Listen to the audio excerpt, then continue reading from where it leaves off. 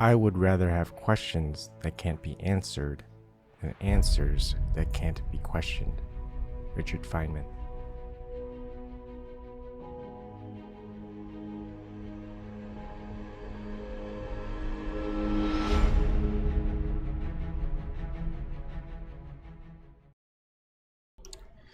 Good evening, everybody. Feels like it's been a long time. That's probably because it has been. Just a lot of stuff I have to deal with. But now that it's over, I can go back to doing some things that I would rather do. But before I get on to today's topic, first thing, this video is most likely going to be blocked on YouTube. It's going to be copyright struck. It doesn't matter if the material I'm presenting, is to be talked about, scrutinized, fair use, whatever. It doesn't matter. YouTube's probably going to stop the stream. Probably going to block the video from going on. So, in order to watch it, and I'm not leaving YouTube until YouTube pretty much terminates my channels, my main channel, my backup channel. They've copyright struck me where I couldn't live stream before many times. So I know what's up, man. Things are not getting better, they're getting worse. That's why a lot of people are leaving YouTube. But I'll probably be the only last person willingly to leave YouTube to go to other platforms that's a flat earther, because, well, someone has to stay. And of course, just kind of count all the times that YouTube wants to kick us out. Even if they shadow ban, they want us to leave. They don't want to actively terminate our channels, and that's why they're doing all of this stuff. So I'm not gonna leave, even though you're gonna still be able to see me on. So if you want to watch my live streams and videos without any post-production edits, just so I can put the channel and my content on that platform, then you might want to go ahead and watch my live streams on DLive. If you miss those live streams, it'll upload uncensored at LBRY. So far, Twitch hasn't done any censorship for my stuff yet, even though I haven't been on it very much. Go ahead and go there if you want to watch my live streams and my uploads. If you don't want to go to so many different places to watch, you can still find my stuff on Periscope. If it's there, you can find my stuff on vim.tv. As far as live streaming, I don't upload to BitChute. BitChute is a good place to watch a lot of my uploads, but sometimes they may have the censored stuff that is uploaded on YouTube, not my live streams. And through vim.tv, Steam it. Unfortunately, Steam it doesn't have all my archive collections. I'm not using DTube in order to upload. So I know that's a lot of stuff for you guys to tackle, especially if you're a new listener or new watcher, whatever. So I'm just going to go on and do my usual bit. It might take a few minutes, so bear with me because support is needed. I'm supporting everyone, but I don't get many support. There are a few, and I really appreciate that. And that's why I ask. If I don't ask, well, people don't know. I could use some help. Donations would be great. You can I prefer cryptocurrency, so anyone can look at the blockchain explorer. I know people are not wanting to do any of that stuff, so you can donate via Bitcoin or Vertcoin. That's the address. I've had that address up for over 18 months, $0 in cryptocoin donations. I've actually donated my cryptocurrency that I've taken out from Patreon when I used to have Patreon, but now I realized, I don't want Patreon. I withdrew what I had from what people gave me, and I thank them a lot for supporting me. But I gave it to Susie Dawson when she needed it. And as far as Vertcoin, well, nothing there yet. People have donated via Google Super Chat, but since people aren't really watching any of my stuff live, and Google would end up getting a big chunk of it anyways, I set up a PayPal.me account. You can donate to me there. It's a little bit better. They don't take a bigger chunk, but I pretty much have to show you by logging into Google, but I do that at the first video of the month. So every first video of the month, I disclose how much money I've received, both from PayPal and Google Super Chat, for the previous month, and also in total. It's not a lot. One person has donated very much. Mir, you know who you are, and I thank her for that. None of my stuff is ever like, I don't post-production edit to get rid of content. I only do it so I can put my content up on a platform that censors or blocks it. So if you want to see any of my uncensored content, you're going to have to go elsewhere other than YouTube. But I still use YouTube because there's a reason for it. People still use it. And there needs to be people talking on it, and not just outright leaving. But yeah, if you don't have any money to donate, please prove Globe Earth. If you don't want me making flat Earth videos, prove Globe Earth. You'll probably have me stop making Globe Earth videos or flat Earth videos, and you'll get $15,000. Zen Garcia, flat earther. I interviewed him. A good person.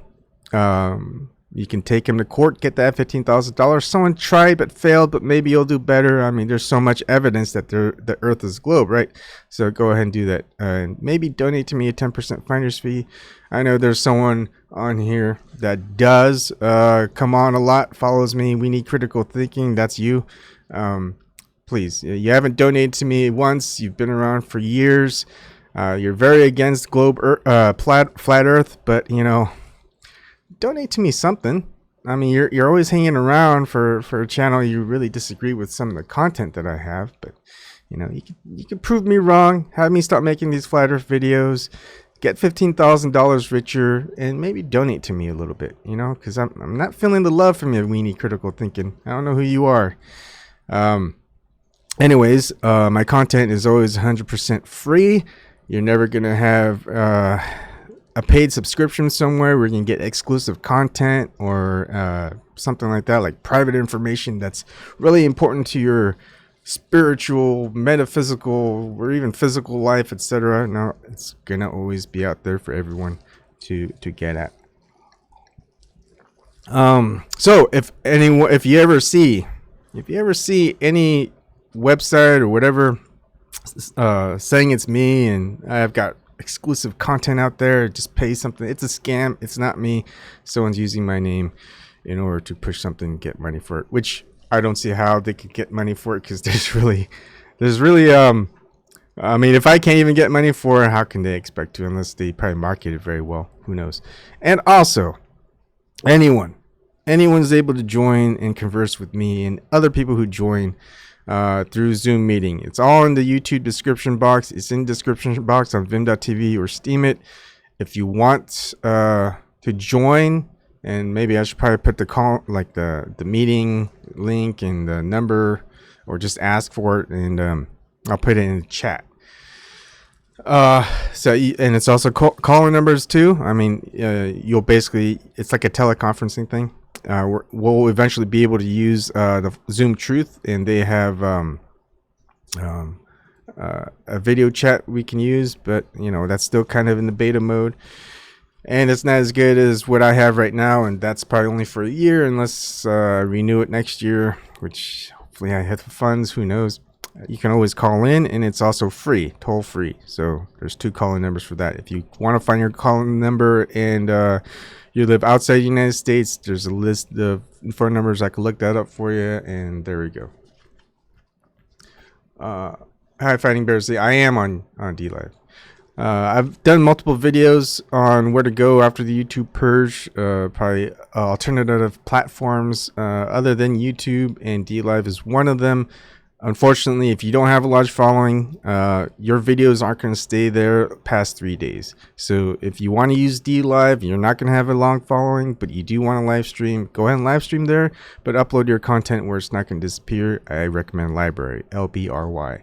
All that information is in the description box, and a couple of drawbacks to, well, good thing about LBRY is they do have a space for description, so you can find all my description on LBRY as well for all the links that I provide here in case you want to look for it, because I am going to go over a couple of these.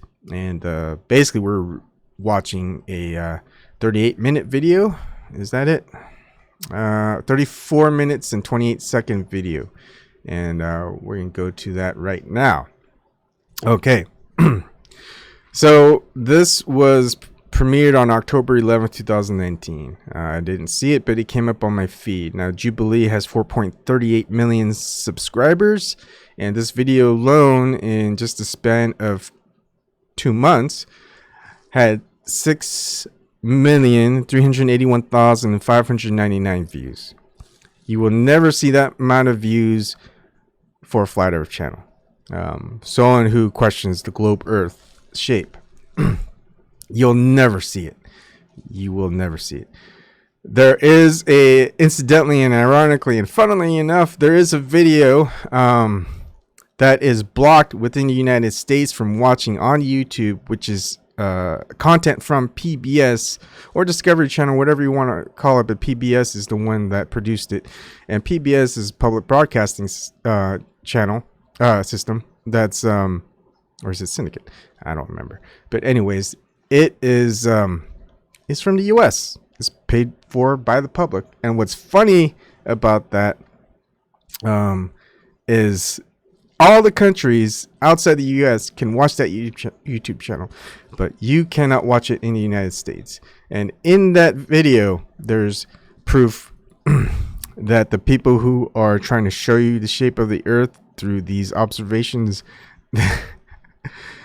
they are editing the footage. They're editing the results. I still have that video up. They haven't blocked me. It's a small number of views, but the number of views on that one is tremendous. Let's look it up even. Flat Earth crushed by Discovery Channel. Where is it? Alex Shurtnick is the name. Oh, this is someone else. They use the same thing. What happened to it? Where did it go? Alex Shurtnick. Good thing I remember his name. And oh my goodness, where did it go? They must no. All right, here it is. This is a video I did on it. This was the live stream, but it cut out, but I know I've got the link in there. Here it is, by Alex Shurtnick. It's got 3.8 million views. August 23rd, 2016. Flat Earth crushed by Discovery Channel. Video unavailable. This video contains content from PBS, who has blocked it in your country on copyright grounds. Copyright grounds in your own country. You can't see it. United States. Everyone outside of the country can see this video. Video that was produced in the United States by I think it's a public company, paid for by the public, and some private entities, corporations as well, paid for probably also by probably has some money from the government as well. But the US United States people cannot watch this video that's on YouTube for free, but everyone outside the country can. And I verified this. Pretty easy. And this is pretty much the same video content that's showed on here. Flat Earth crushed by Discovery Channel, except unfortunately it's not. It's easily proved that the people who made this series on PBS, which Discovery Channel aired it as well, that they doctored the video. Fighting Bear, what's your account name? Unless you had a lot of people who I know will love you. It's just Ebon Kim. EBONKIM. Same name as D-Life. I use the same name everywhere. That's the first way to look, Fighting Bear. Alright, so let's get to... We're going to get to this later. Because there's a lot of videos that you'll want to see. Okay, so let's start. Let's start with this Jubilee. It's not all bad. It's actually not bad. I don't know how many parts that they made like censored out, but I kind of want to also stop and just give a couple of remarks as well, because they just kind of push on to the next thing, just trying to get as much material out as possible, and then we'll look at the comments. Hey guys, welcome back to Middle Ground. Before we jump in, we've got a huge announcement. A lot of folks have been asking for this for years. We're finally giving you the first ever Jubilee podcast called Radical Empathy. That's right, we are really proud and excited to share it with you guys. It actually features an interview with somebody in this episode, so stick around until the end and we'll tell you more about it. For now, enjoy the episode. The one on my right, sphere, if you think that is the shape of the Earth, point to it now. If you think the other model is the shape of the Earth, point to it now. 2, 1, 0, all engine running. Liftoff, we have a liftoff, 32 minutes past the hour. Liftoff on Apollo 11. One small step for man, one giant leap for mankind. What do you think the shape of the Earth is? Hey, Negatorex. See, anyways, I just want to show you the chat. Great one. I like that. Negatorex. You know what you could do? I mean, for someone who doesn't have a big following like me, I mean, you are one of 10 people watching my channel right now on YouTube, which I don't know why. Prove flat Earth and get $15,000 from Zenny Garcia. $15,000, that should be easy for you. And, you know, maybe just that would get me to start making videos of flat Earth. And maybe you could give me a little bit of that in donations. I mean, because you do like my content, because you are here, one of 10 people. I mean, it must be good content. Oh, one of 7 people. It went down. All right. I don't think. Let me go back. I know for a fact it's a globe. The Earth is flat. It's like we have this picture of reality that's a big puzzle piece, and then one of those pieces just wasn't fitting. I'm always open to having a discussion with someone who is holding a wrong. Oh, you know what? You should come in here, Negatorex. Like I said in the beginning, if you've ever listened to it, basically you can come on in at any time and talk to me. You got that Zoom link. You can show yourself. You can provide your name, where you live, details that I provide to people. You could call in even if you don't want to show your face. That's pretty much what most globe earthers do. I don't need to prove flat Earth, because globe Earth hasn't been proven. Plus, you can't prove anything in science.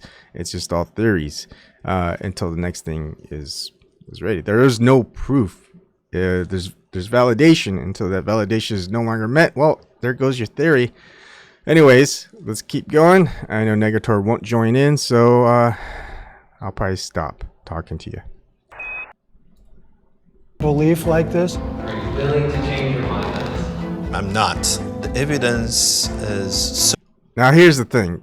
Not willing to change his mind. That's Ali. I want to... You'll see a lot of Ali, and he's probably one of the only people, I think, that says, yeah, he's not willing to change his mind. So he's pretty much adamant. It doesn't matter if he finds out it's all lies. It doesn't matter if there's evidence against globe, Earth, model, whatever. He's not going to change his mind. Never. Ever. I mean, basically the only way you change your mind is actually being a real scientist. You don't run tests and you get those results, and then someone else gets different results, and you say, well, my results are more valid than yours, and then someone else runs it and they get the same results as the other person, and you stick to your results. You are not a scientist. You are a failed scientist, fella. I'm sorry. But yeah, I don't know how anyone won't change their mind if they are a scientist. Science is all about changing your mind, and when there's something better out there, when there's improvements in procedures, in tests, in technology, and whatever, to help test out certain natural phenomena. Well, like if we go back a couple of decades and all the scientists have reached a consensus that asbestos is safe for you, you will not be harmed. Well, where's all that data now? Oh, well, obviously we have better technology. We've ran more tests. There's a lot more procedures we could do. So yeah, all of our experiments and data is a lot better than it was a couple of decades ago. Well, you're not going to go and say, oh, well, I don't change my mind. Asbestos is safe. So much. Nobody wants to be a flat earther, but if you showed me incontrovertible evidence, I would definitely go back. Yep, I share the same. I share the same thoughts as this fella. I agree. Show me some evidence, but I don't think that's there. I mean, NASA had 60 years to do it. U.S. government had 60 years to do it. Whatever. Science itself, since the scientific method was starting to be developed back in the 1600s, they had a couple of centuries to do it. Unfortunately not. And if you want to go all the way back to Pythagoras, back in 5th century BC, well, you could say that they had over 2,000, if not 2,500 years to do it. But of course, that didn't happen. Wants the ridicule. Where are you hoping to get from the discussion with the other side? And yeah, ridiculed. We get ridiculed all the time. Ad hominems. We just find that with Negator X. You know, I just stopped talking with Negator X. Let's see. Look how many ad hominems. Well, not much, actually. It gets destroyed. Mountain of evidence, etc. $15,000 Negator X. That's all I have to say. And hey, if you do get it, all I ask is $1. Just give me $1. Donate to me $1. Just donate to me $1. It's not much. I mean, how much of a Scrooge do you have to be and not donate $1 when I just told you could get $15,000 so easily? Zen Garcia proved the globe Earth. $15,000. That's all yours, Negator X. And this is what we had to deal with, fellas. You know, I don't get that 6.381,599 views. You know, I'm sticking with what? Barely double digits here. I have to deal with the troll who won't say his name. We won't ever see his face ever. We don't even know if it's he or she. And he won't ever take that $15,000 offer. That should be so simple for him because there's mountains of evidence. Mountains! Mount Everest sized mountains of evidence. And he won't go for $15,000. He must be really rich, but he can't be really rich because he won't even donate anything to me. So I don't get it. And he watches. Who watches an Asian guy talking about flat earth on a channel that barely has 2,000 subscribers, barely has double-digit people viewing on a live stream, but sticks around? Doesn't that ever, like, make you go, what? I mean, why don't you go and watch someone live streaming on Instagram stuff? You know, why don't you go watch Red's Rhetoric or some globe earther? You know, why are you sticking with me? Unless you're paid to stick with me and watch what I'm doing and comment on my stuff. It's like, that seems more likely, isn't it? I mean, it sounds paranoid, but it doesn't make sense otherwise. I mean, there's plenty of people to watch. That's more entertaining than me because I really don't have much ego. You know, I just try to think things out and present what's presented and just think about it for a second. I just think about it and question it. I'm not just going to go, It's not like I'm watching a reaction video to a movie trailer and I'm going, oh, yeah, that's cool. Yeah. I mean, pretty much anyone who thinks a certain scene in a trailer is cool, they're going to react. But yeah, this isn't one of those channels. But those channels still are more entertaining because you get to watch a trailer with action and suspense. Yeah, you're not going to get that here. All right, here we go. I'd like to tear them to pieces.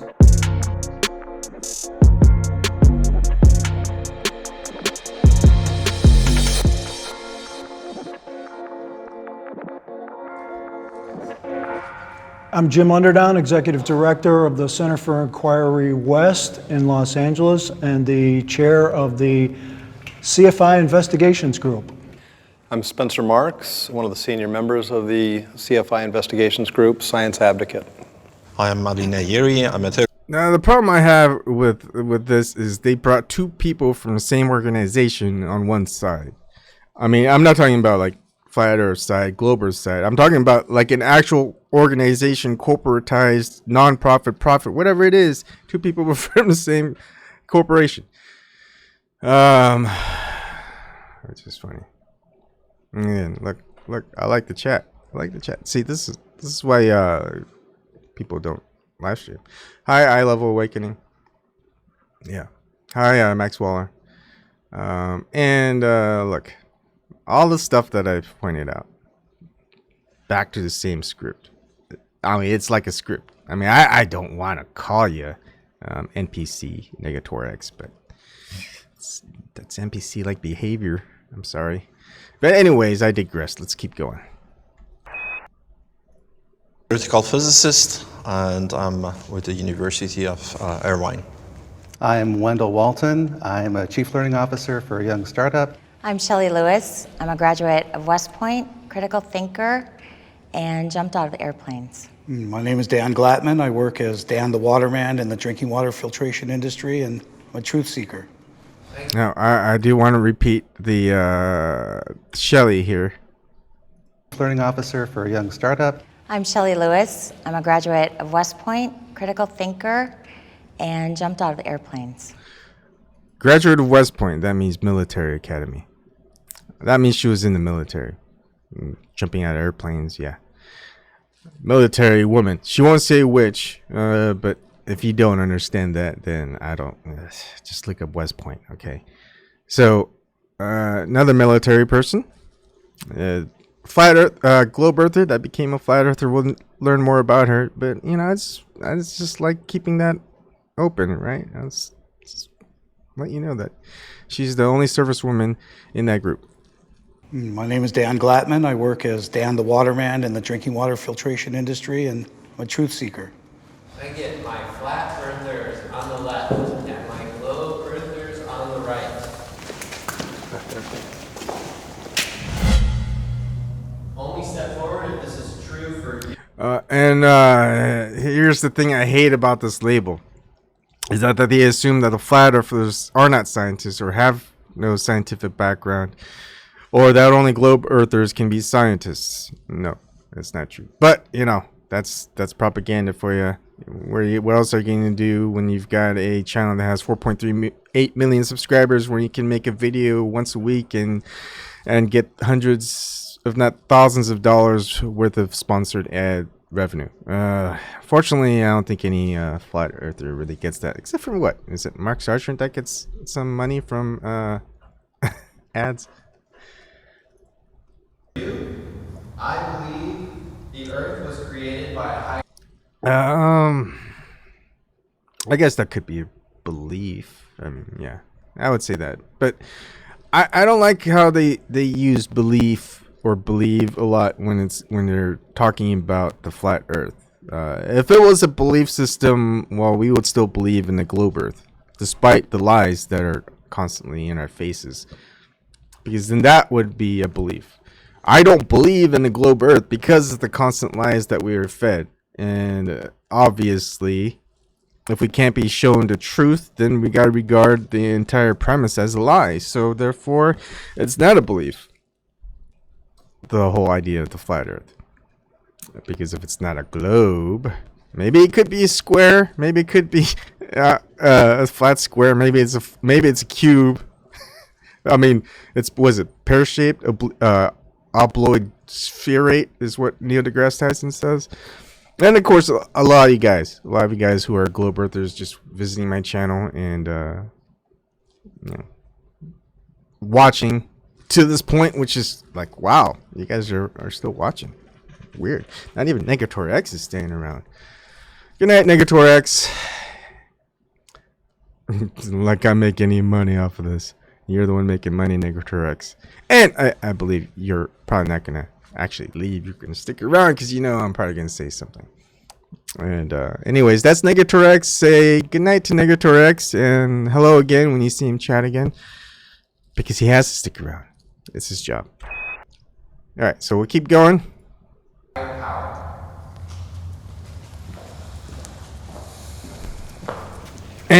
And here's the thing.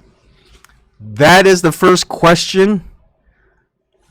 Let me go back. I believe the earth was created by a higher power. That is the first question.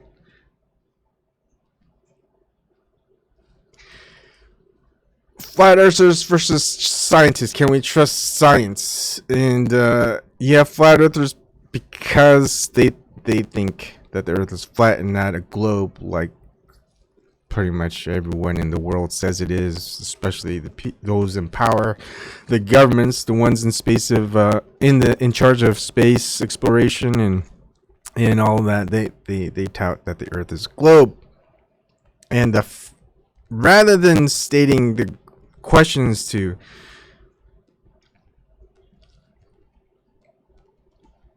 what is the most important evidence that suggests that earth is a globe, that could be some question that's formed, like, do you believe that ships over the horizon disappear because of the curve of the earth? That would be the best question, because that's the number one question. And now, I don't know if I want to segue now or later, because this is only 2 minutes and 42 seconds in. So, but yeah, this is the first question is going to already introduce people who are viewing it to going, oh, look at that. These people are believers of something that might be that the earth was created by a higher power. But that doesn't say that, hey, what do the other people believe? I believe that it was created by inertia, or they're created by a lesser power, that it was always existed, etc. High ego plane in Anchor, yeah. So, yeah, right off. You're probably going to get the two people who are here you're just not going to accept anything they say after this, because they've already established that they have a belief system that has no proof.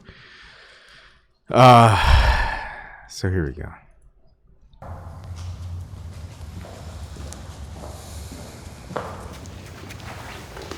Well, I've been a Christian for 30 years, so the Bible is a flat earth book. You have to take it literally. Like, for example, in Isaiah, when it talks about how the earth is like a clay wax seal that's stamped with upturned edges, that's just not some fancy story. I will have to disagree with this fella. I do agree that the Bible is a flat earth book, but you should not take it literally. Some things literally, of course, but not a lot of the stories in there should be taken literally. But he is correct. That is a flat earth book. And Shelley, who has studied many other religions and mythologies out there, which I have too, and of course, if you are joining me now, you know probably as well, just based on the content of my videos in the past, plenty, and of your own research, of course, that many mythologies presented the earth as being flat and not a globe. Even the Greeks, even the ancient Greeks, majority of them knew, I guess, the earth was flat. And then there's a few that kind of go, no. I want to start my own mystery school. We can't have people thinking that the earth is flat. We got to change it up a little bit. We got to have them believe in things that aren't correct. Therefore, they join my school. Because otherwise, if I tell the truth, I mean, they can find the truth on their own. No. We're going to hide the truth, and we're going to make up lies so they believe in other lies, so they are under our control. Mystery schools, you can thank Pythagoras for that. Oh, we'll get to Pythagoras in just a couple of minutes here. A simile, it is like. Right, absolutely. And in Isaiah it talks about too, and I'm a Christian, he who sits upon the circle of the earth. There's a difference between a circle and a ball. Well, exactly. Yeah. If you look at the original Hebrew, it means disc. There's over 200 scriptures in the Bible that point to a flat earth.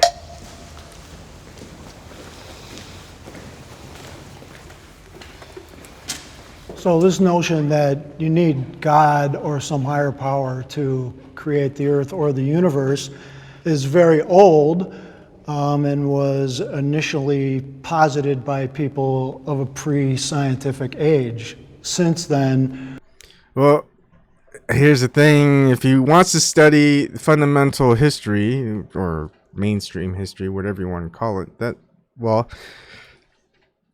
fundamental science didn't really start until 1600. So everyone pretty much before that, yeah.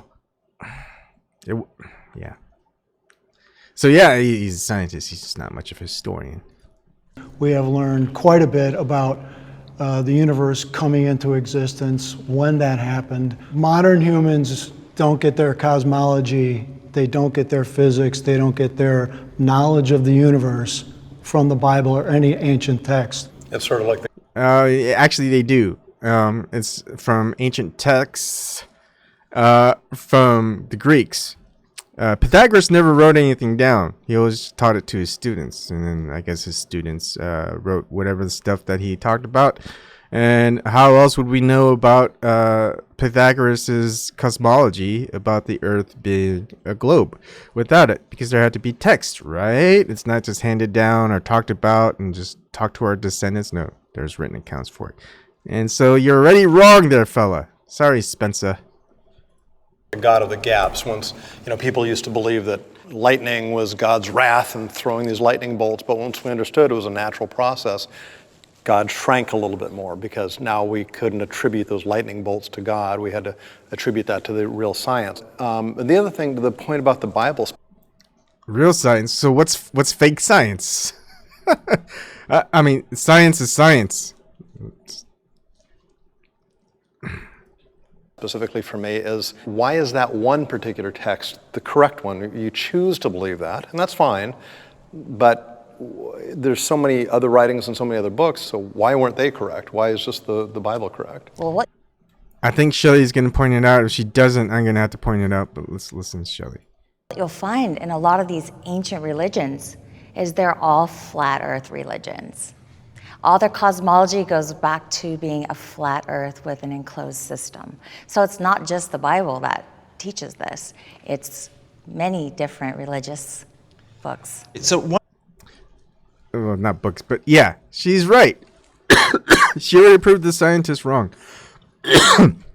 Who, again, both the people who are both considered these scientists within the show, who are from the same corporate organization, they both don't know their history. I mean, shouldn't they know their history? Why talk about something as a certainty where it's only in the Bible, when it's not just in the Bible, it's in a lot of mythologies and religions. one problem I have is to trying to explain phenomena happen in nature. Give me a second here, I gotta.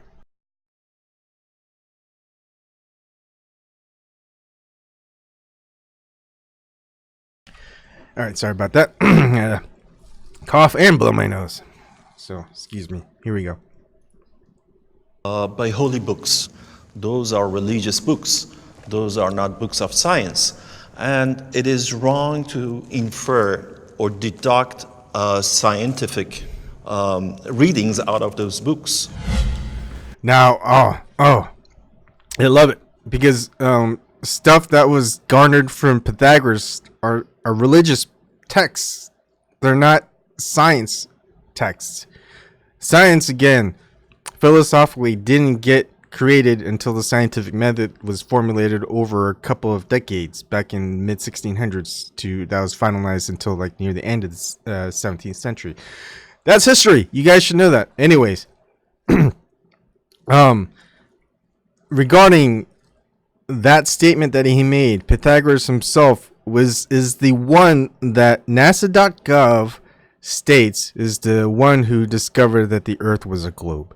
And this person was a mystery school leader. He was a big mythological figure as well, you could say. No one knows if he truly exists or not. We just have secondhand accounts of him because there's never anything written about Pythagoras. Just a lot written about Pythagoras from others around at that time. The historicity is there, but whether people truly knew him and what he taught and stuff like that is basically based off of secondhand accounts, biographies, if not autobiographies. But still, yeah, that would still be pre-science. It's not scientific accounts. But basically, NASA.gov, Neil deGrasse Tyson and Carl Sagan, both big science astrophysicists, physicists, and whatnot, tout all of that stuff as being the originator of Earth being proven as a globe based on this one figure alone. Yes, Tom. If you want to know more about Pythagoras, I did a video of Pythagoras versus Heraclitus, and go check that out. You could even look at your own stuff as far as Pythagoras. You're going to notice a lot of things that I'm saying is basically touted from the mainstream media that you'll find out there. Heck, even some alternative and also university stuff. Because I looked. Again, if you are new, I take stuff that's from the mainstream. I take stuff, especially that's from the establishment. If it has .gov in it, and you'll see Shelly saying it, if it has .gov in it, if it has if it has a, what is that, .edu, I'll take those into more accounts than just a normal.com or .org, whatever, because or if it's from some big established corporate multimedia channel that hundreds of millions or if not billions of people view, I'll take it from there, because that's what the majority of people are going to look at. They're not going to look at some obscure text written back in the 1905 era, talking about certain types of things written about older texts that was. Anyways, I'm not gonna go on. Anyways, yeah, they're gonna talk more about internet people like me in a bit. My name is Wendell. I am a logical, biblically based, and scientific flat earther. I didn't start out, and no one starts out as a flat earther, but I had a lot of questions. So I actually got to the point where I had to go out and put my own eyeballs on it. So we went out to an observation at Salton Sea, and things just didn't add up down there. So we've gone back probably a dozen times, and I can guarantee you that there is no curvature over distance.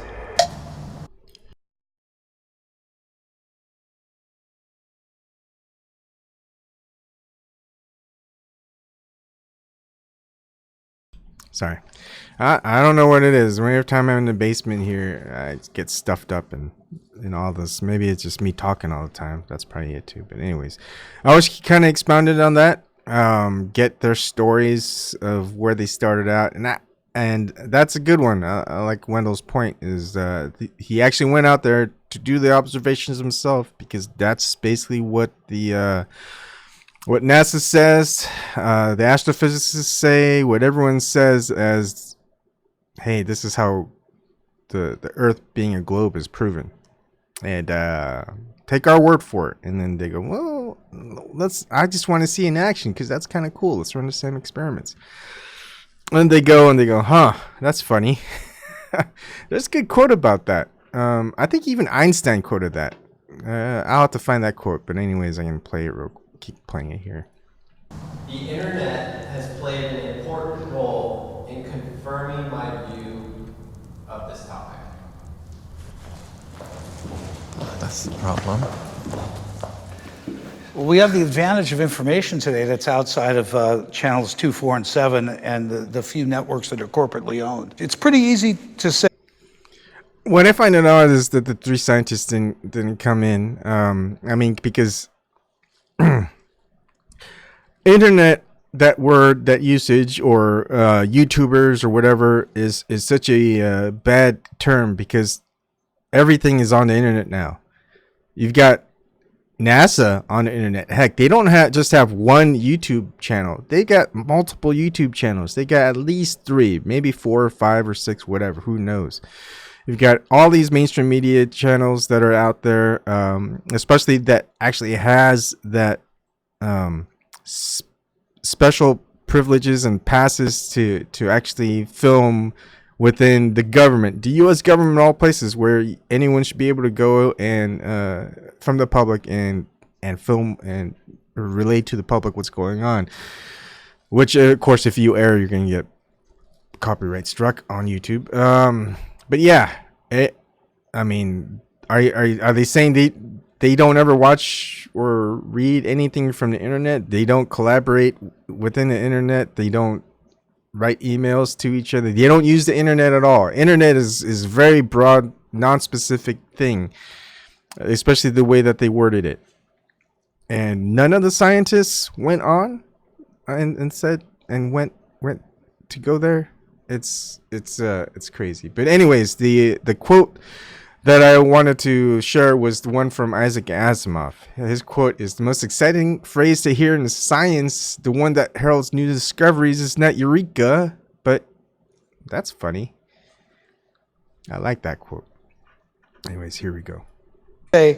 YouTube isn't research, but when you spend enough time, you're picking up quite a bit. And with the discussion groups, panels, we've gone against opposition. We've opposed ourselves. Surprisingly enough, flat Earth is its own worst enemy.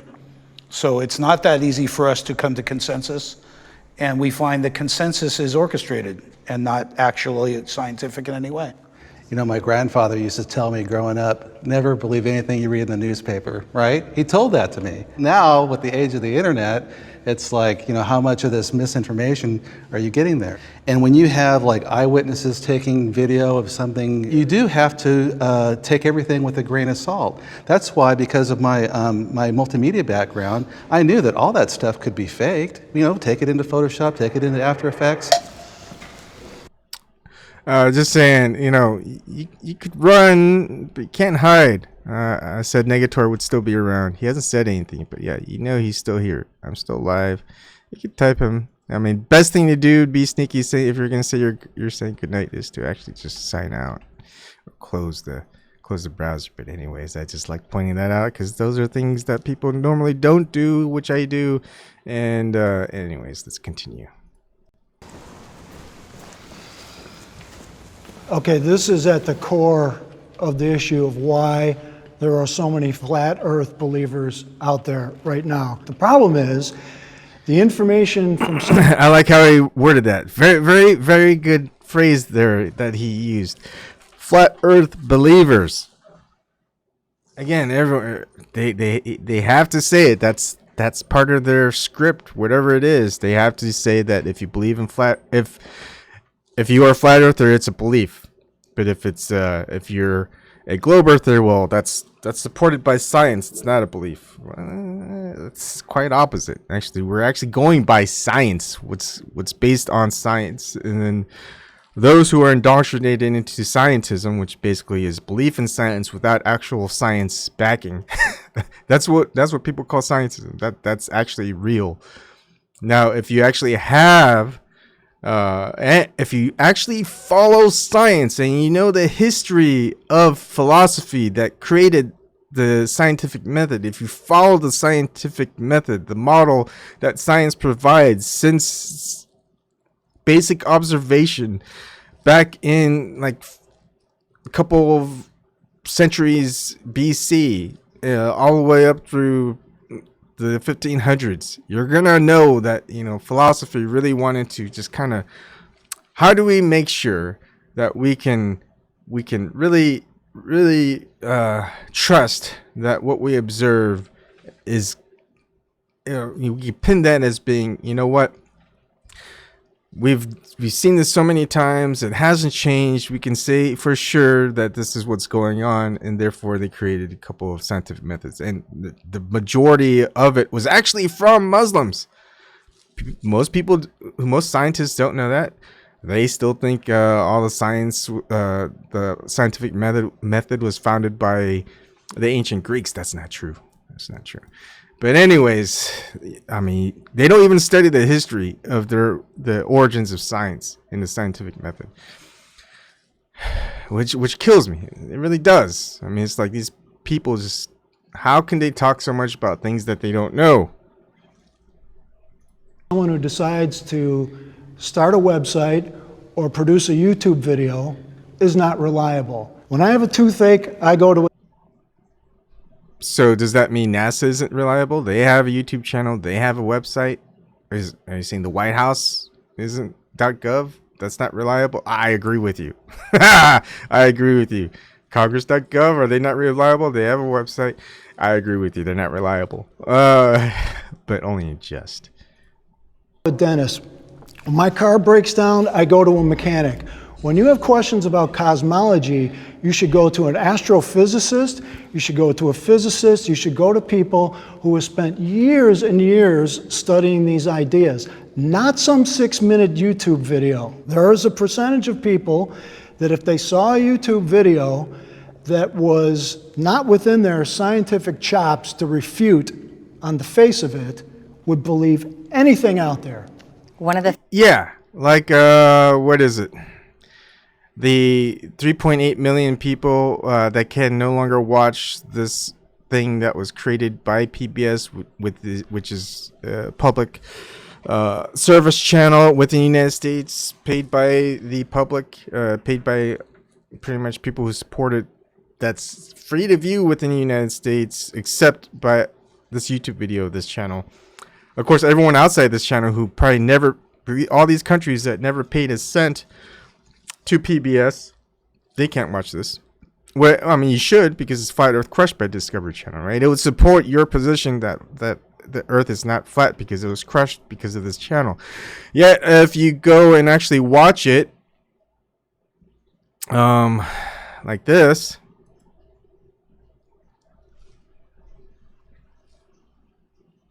Yeah, I have you on the telescope. Go ahead and land.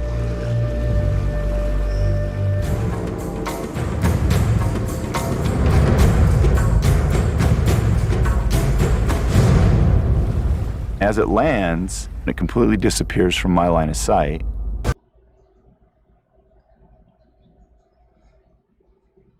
Let me know when you can see us on spot of the horizon.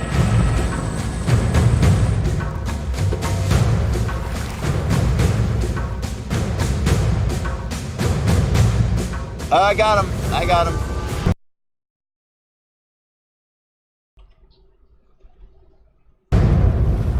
As it lands,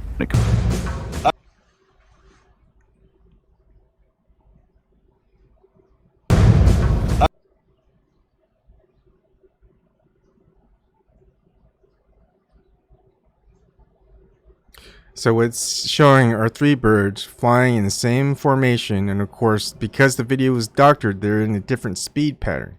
But if you look at the water, you look at the birds, other people have scrutinized that, they looked into it, especially globe earthers.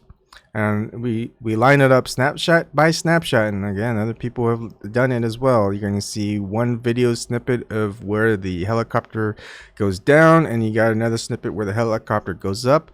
That is the easily doctored video right here. Proof of it is because of 3 birds, which the video editor did not take into account. They could probably use any part of that video snippet, but mistakenly, you know, even though it was a half second long actual video footage, and people who are actually paying attention caught this scene. And it's all proven by 3 birds that this video has been doctored, that the result of this observation was faked, and therefore, why would you fake it unless there's a reason for it? Well, if you can't prove globe Earth, might as well fake it. If you can't fly to the moon, might as well fake it. If you can't do it, you fake it. And that's just the human condition, unfortunately. So, the 3.8 million people of that PBS channel by Alex Churtnick, Flat Earth Crushed by Discovery Channel, the one that people can't view inside the United States on YouTube, but every other country can. Well, those 3.8 million people all think that the flat Earth was crushed by this simple observation, except the ones who are flat earthers looking into this are going, well, this is obviously doctored footage, so this actually proves against it.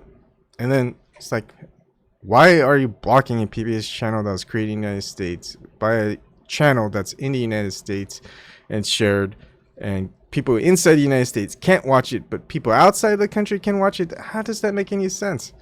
You know, it's one of those things, I guess.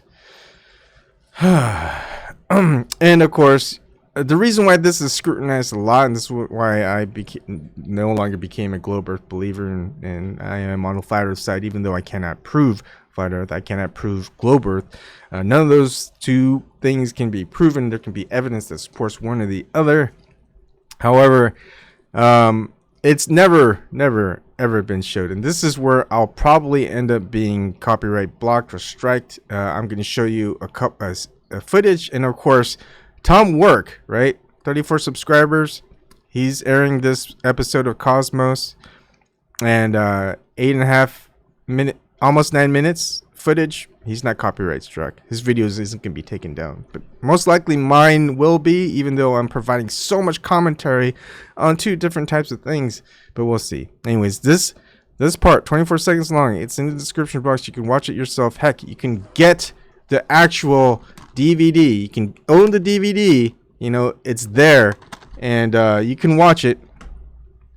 You don't have to believe this channel, but do you think Carl Sagan with the show Cosmos is going to show ships going over the horizon?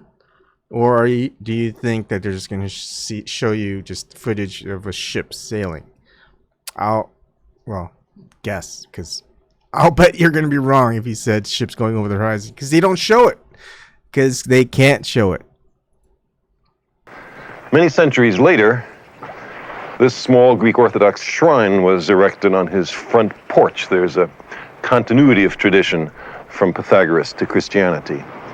Pythagoras seems to have been the first person in the history of the world to decide that the earth was a sphere. Perhaps he argued by analogy with the moon or the sun. Maybe he noticed the curved shadow of the earth on the moon during a lunar eclipse. Or maybe he recognized that when ships leave Samos, their masts disappear last.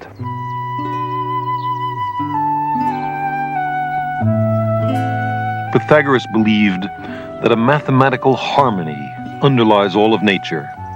The modern tradition of mathematical argument, essential in all of science, owes much to him. So, rather than doing a zoom in and zoom out on the horizon of a ship that's sailing on water, well, they take it from a high elevation and they show that. Well, that's not going to obviously prove anything. Yet again, Carl Sagan, Discovery Channel, or NASA.gov, plenty of other astrophysicists, historians will tout Pythagoras as being the founder of proving that the Earth was a globe. Anyways, let's keep going. Things I will say is NASA.gov has their own documents out there that we get to vet, which is through the Freedom of Information Act. And would you agree that NASA documents, if they're on display, that we should be able to go and research inside there? NASA is not proving that the Earth is flat. Well, they say it in 14 of the documents. You should read what NASA says, and you should listen to what I NASA would says. love to see your NASA evidence that the Earth is It's flat. only their contradictory issues Okay, that let's bring see. us here. We're all familiar with the Earthrise photo, right? The Earth is rising over the moon. We're all familiar with it. That's NASA. You can go out to NASA's site. You can download the original, right? I already know what you're going to ask. So you bring up the luminance on it, and you can see where it's cut out and pasted there. They're showing us doctored images that are clearly doctored. The blue mark. Ooh, doctored images? And of course, they're going to talk a lot about that. But yeah, we've seen doctored images before, haven't we? And it's not just NASA. It's pretty much everything. And hey, they use people's names, very highly regarded in science, in order to distribute it. Stephen Hawking, anybody? Does anyone know Stephen Hawking? Does anyone not know Stephen Hawking? If anyone doesn't know Stephen Hawking, they claim that they understand no science and use scientific method and stuff like that. Well, you better know Stephen Hawking.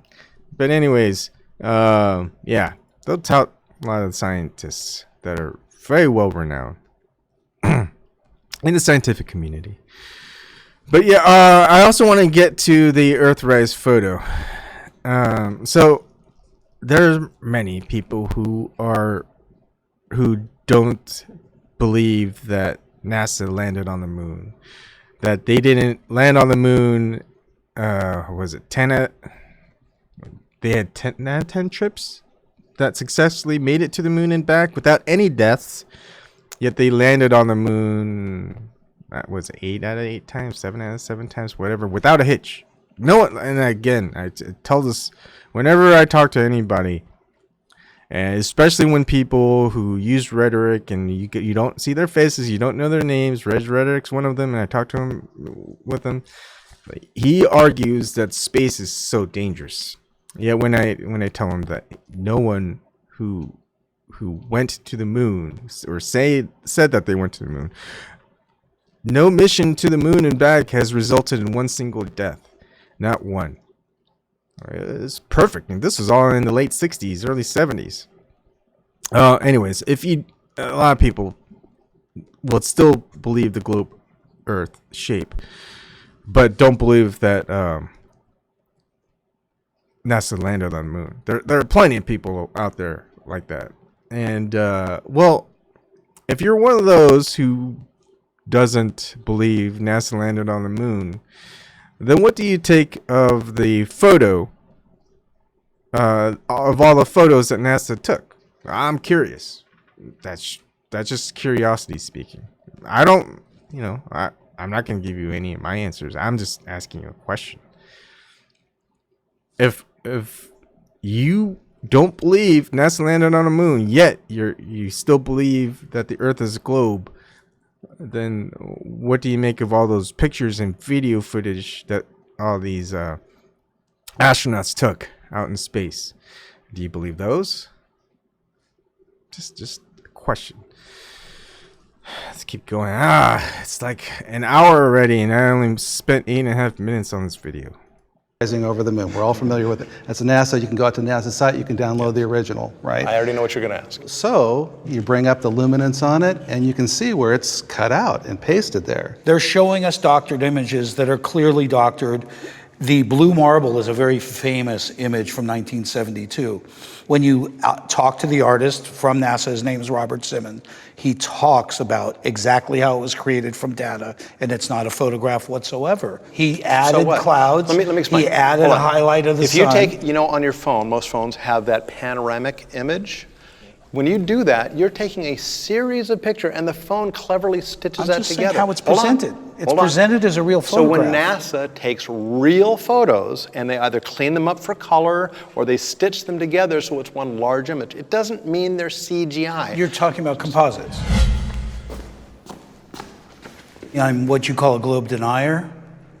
You could even get me into a virtual construct if I can't find the borders myself. What shape would you say you think the Earth is? It appears to me to be a stationary plane, as opposed to the vastness of infinity of space. I would find it to be an ice plane where we have a localized sun and our environment thrives there. These particular people have misled us on television. This is a brilliant opportunity to speak. We've been suppressed, censored by mainstream media. And we still are. You look at flat Earth, just even on Google, you're gonna first get everything that's mainstream. You're gonna get everything that's mainstream. You're gonna probably get to what majority of flat earthers say is controlled opposition, which is flat Earth society, right? That's what a lot of flat earthers say, is that's just controlled opposition website. It's true, most likely. And then if you actually go to YouTube and you type in flat Earth, you can get mainstream again. Maybe you'll get one well-known flat earther, which we don't know for sure is a shill or not, but yeah. You can look up Flat Earth on YouTube. You're going to get Vice, National Geographic, ABC News, The Guardian, Tech Insider, CBS News, Tony Fisher, who the hell is that? Engineering Explained, ABC News, DFA Records, Ars Technica, BuzzFeed. People who aren't Flat Earthers, people who still believe the Earth is a globe, the people who just say BuzzFeed is a piece of shit. It's a piece of shoddy mainstream propaganda corporation network, and the same thing with all those others that I mentioned. Well, you know what? they'll agree with flat earthers on that, you know? Yeah. They're all liars. But yeah, isn't that weird? Ebon's got a point. A lot of these flat earthers have a point. It's like, how come whenever you search flat earth, you get mainstream results and you don't get any of the big names of the flat earth? You don't get, Globe Earth is one of the biggest names out there. I think they have the most views now, subscribers. I think before Globe Busters got big and Mark Sargent got big and D Marble got big. It was a couple of other people. Why am I forgetting his name right now? I'm even subscribed to him on LBRY. But yeah, let's see. I don't want to forget him. People who have been doing it for such a long time, they're not in those results. Eric DeBay. Why am I forgetting Eric DeBay? There are many people who are big names within Flat Earth that have got thousands, tens of thousands, and some were bordering on 100,000 at least. And then, of course, shadow banning and unsubscribing and termination of accounts and stuff like that occurred. So yeah, they're not very big anymore. But yeah, you've even got Google or YouTube saying that they're going to censor stuff or do stuff where they don't want flat earth. So we can even look Google flat earth policy. Let's see. I wish I could find it.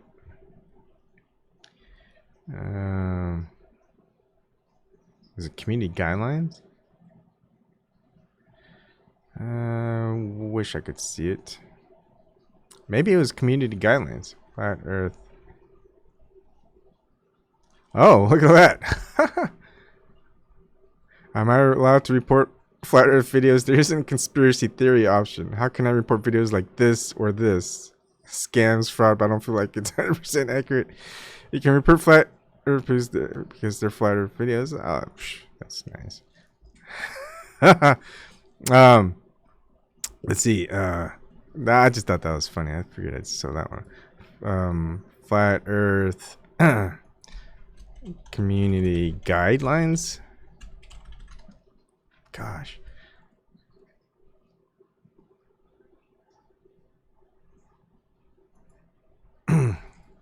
Let's see. Okay, YouTubeblog.com 2019-01. New policy. Oh, actually, January 25th. Continue to work to improve. We'll continue that work this year, including taking a closer look at how we reduce the spreading of content that comes close to but doesn't quite cross the line of violating our community guidelines. To that end, we'll begin in reducing recommendations of borderline content and content that can misinform users in harmful ways, such as videos promoting a phony miracle cure for a serious illness, claiming the earth is flat, or making blatantly false claims about historic events like 9/11. That actually works against them, unfortunately. They don't understand that, but the censorship makes people look at, hey, why are they censoring these guys? Things didn't quite add up to 9/11. Current medicine doesn't seem to have any cures for serious illnesses. So if we want to look for alternative views and viewpoints, and there's any merit to them, it's worth taking a look, right? Even if they're wrong, even if they have a 0.0001% chance of being correct, we should at least look into it, right? That should be the mindset of any scientist. Unfortunately, that's not the case. Anyways, that's in regards to the fellow that was talking about that with censorship. Alternative media is just a hold on. thing of beauty for me. I view the other side as uneducated. I'm running. They think we are I'm uneducated? running for this.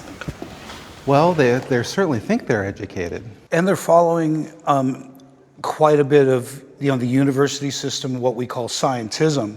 Right, scientism. Obviously, is the belief in what's written, where we tend to be exploring in the field with physical properties, not theories of any kind. We're using actual measurements that are calculated not by our guidelines, but the guidelines of science as we know it. I can only hope they're uneducated as opposed to disingenuous.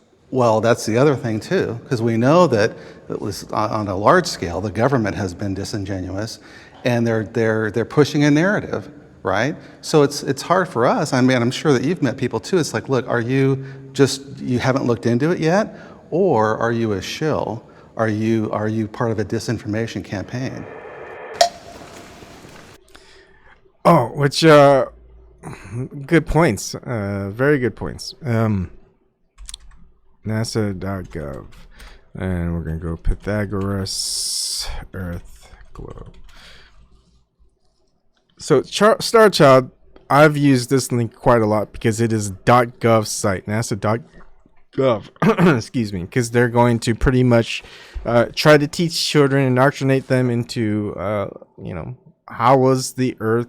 Who figured out the Earth is round? Of course, it should be more who figured out the Earth is a sphere. But of course, you're not going to say that. And of course, it attributes to Pythagoras.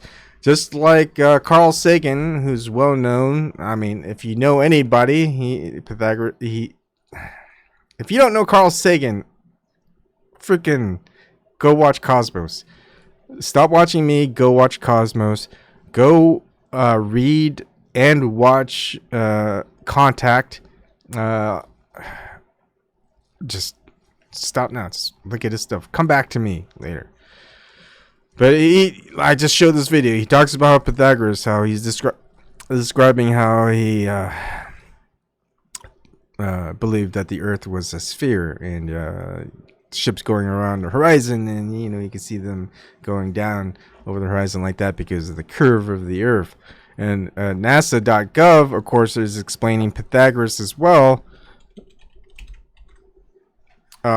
As the first, and Pythagoras is going to be pitched around quite a lot, and yeah.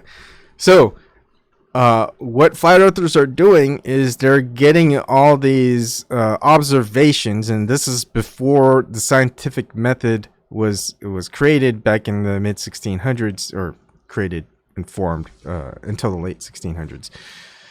That all these observations proved that the Earth was a sphere, and NASA.gov says it, Carl Sagan says it, Neil deGrasse Tyson says it. Pretty much every person of science, figure in science, especially those really in the public eye for scientists, will say it, and they know for sure because it's been proven before the scientific method was formed. It was proven just by observations. Of course, you can't prove it with just observations. But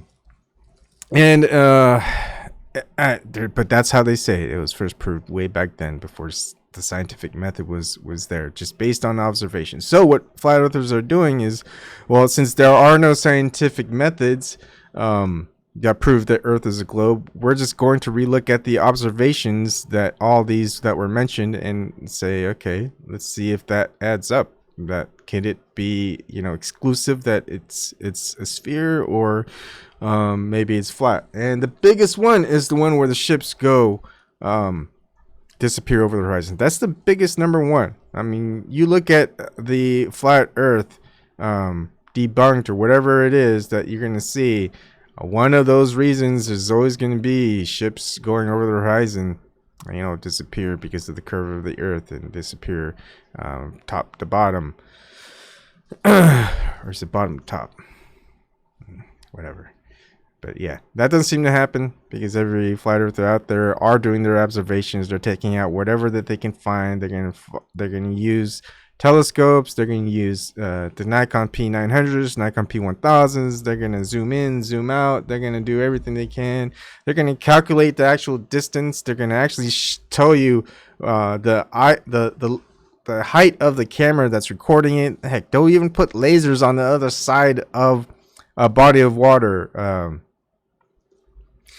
they're repeating these experiments that these scientists are not doing. If the scientists actually went out there and did it, they might have a different outlook. It's like, huh, I repeated an observation, which science books and every person of science would say you would see that the curvature would hide that object.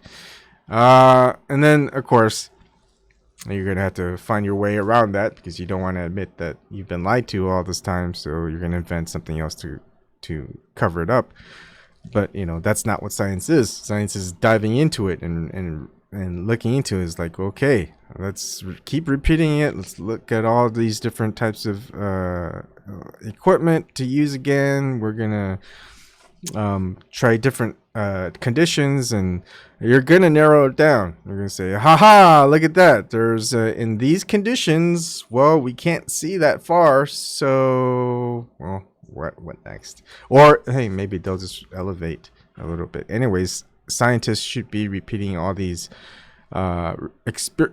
observations. I keep saying experiments, but they're not experiments, they're observations, because this is way before the scientific method was formed. So they should be repeating all these experiments with the latest technology. You're not going to just go ahead and just use outdated technology, because you might not find something different. And what you want to do is use something that's going to be more useful as a measuring tool or guidance tool or whatever tool it is, in order to see if there's any changes in the result of whatever that you're observing. But anyways, I digress. Let's keep going. I don't think you guys are uneducated. I think you're wrongly educated. I think the problem with what I've seen in the flat Earth crowd is that it's not that they're under. He's talking about Shelley, who graduated from West Point Academy. So just think about that one.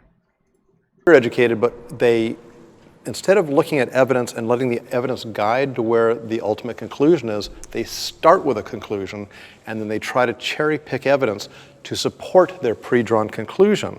They cast away all the bits of evidence that actually is contrary to their belief system. I think, again, they won't go out and do these observations themselves. They're going to say, this was observed a long time ago, multiple times throughout centuries, and it's always been this way. You know, I'm not going to go out there and use a Nikon P900 and Nikon P1000, zoom in, zoom out over the over flat bodies of water where to you know what, 50, 60, 100 miles, and where there should be a supposed drop in curvature. You know, I'm not going to do that. They're not going to do that. They're not. They're going to take the evidence that was written down and they're going to say, this is evidence. They're not. If they read a scientific paper back in the 40s and 50s talking about, again, asbestos or lead and whatever, saying it's been proven scientifically, all these studies, you know, it's safe, that there will be no harm to humans. And I think it was all that way until like the 2000s or something like that. They go, okay, yeah, you might want to get rid of asbestos. It'll kill you. Because yeah, there's a lot more testing. There's a lot more tools to research. Right? There's just technology advances, so you use the latest technology you have to make things easier, better, etc. People who are still using the tools of like the ancient Greeks. I mean, we still do. I mean, if you look at the aqueduct system, we're still using that from the Roman times. But anyways. I don't need to be your history teacher. I think that you're very well educated, as well as you are, Jim. But, certainly Ali is. He's probably got the best education of all of us. Exactly, and he paid for it too.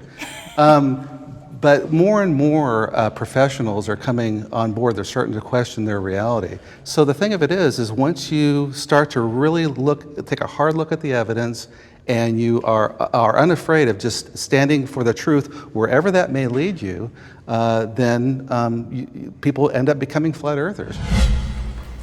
What are you hoping to get from the discussion today? I'm hoping to be able to tell our side of the story from the inside out. So many times, flat earthers are depicted from the outside in, and I want to be able to share with others empirical data that proves the earth is not what we've been told. Very well put. That was very well said. She didn't state that it was flat. She said, not what we've been told. Very good. I like Shelley. Change my mind at some point about this topic. And again, there are very, very small minority of flat earthers who started as flat earthers. Majority of flat earthers today that you talk and see and who have YouTube videos who keep talking about it and stating these are some liars, someone's not telling the truth, etc. Look at this. We were all you globe earthers that refused, that continued to refuse it. We just can't believe in a lie anymore. We just can't. We can't. You'll see globe earthers becoming flat earthers, but you really won't see many flat earthers becoming globe earthers. I have an inkling that the ones who are flat earthers becoming globe earthers, that they're kind of iffy, right? So when I was 12 years old, I went to space camp and I met Alan B. Shepard. Oh, nice. Yep. And I wanted to be an astronaut and I wanted to be the first woman to walk the moon. Oh. So for me, I'm a glober. I went into this completely wanting it to be true. And my husband told me, he saw this thing about the fake moon landing. And I was like, you're absolutely crazy. There's no way that the moon landings are fake. And then in 2010, my husband was killed. And so I never really developed that until around 2014 when Flat Earth kind of came back up.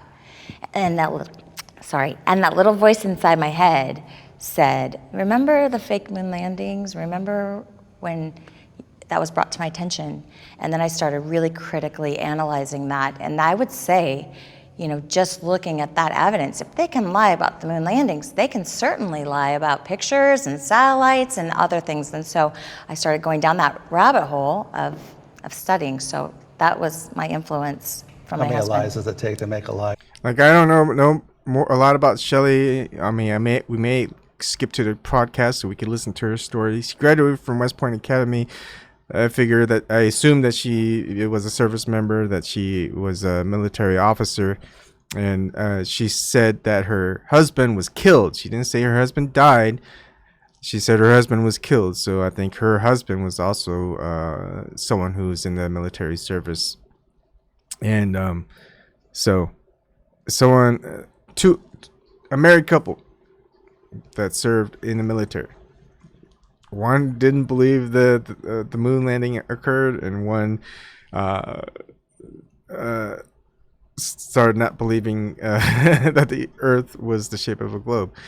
Just think that's just something you guys got to think about. I mean, we come from all different backgrounds, and almost every flat earther who's a globe earther who really did their research will tell you so many things about what the globe earth model is and what things should be that even you globe earthers that are watching won't know. And which is funny. It's like, you would think that someone who believes that the earth is a globe would know more about why that the earth is supposedly a globe than a flat earther should. Right. And being ridiculed for being inquisitive is pretty tough on us. I wouldn't say that I've changed my mind because my mind isn't set. Again, my favorite quote of all, again, from a scientist, Richard Feynman. If you don't know who Richard Feynman is, stop watching. Go read his books.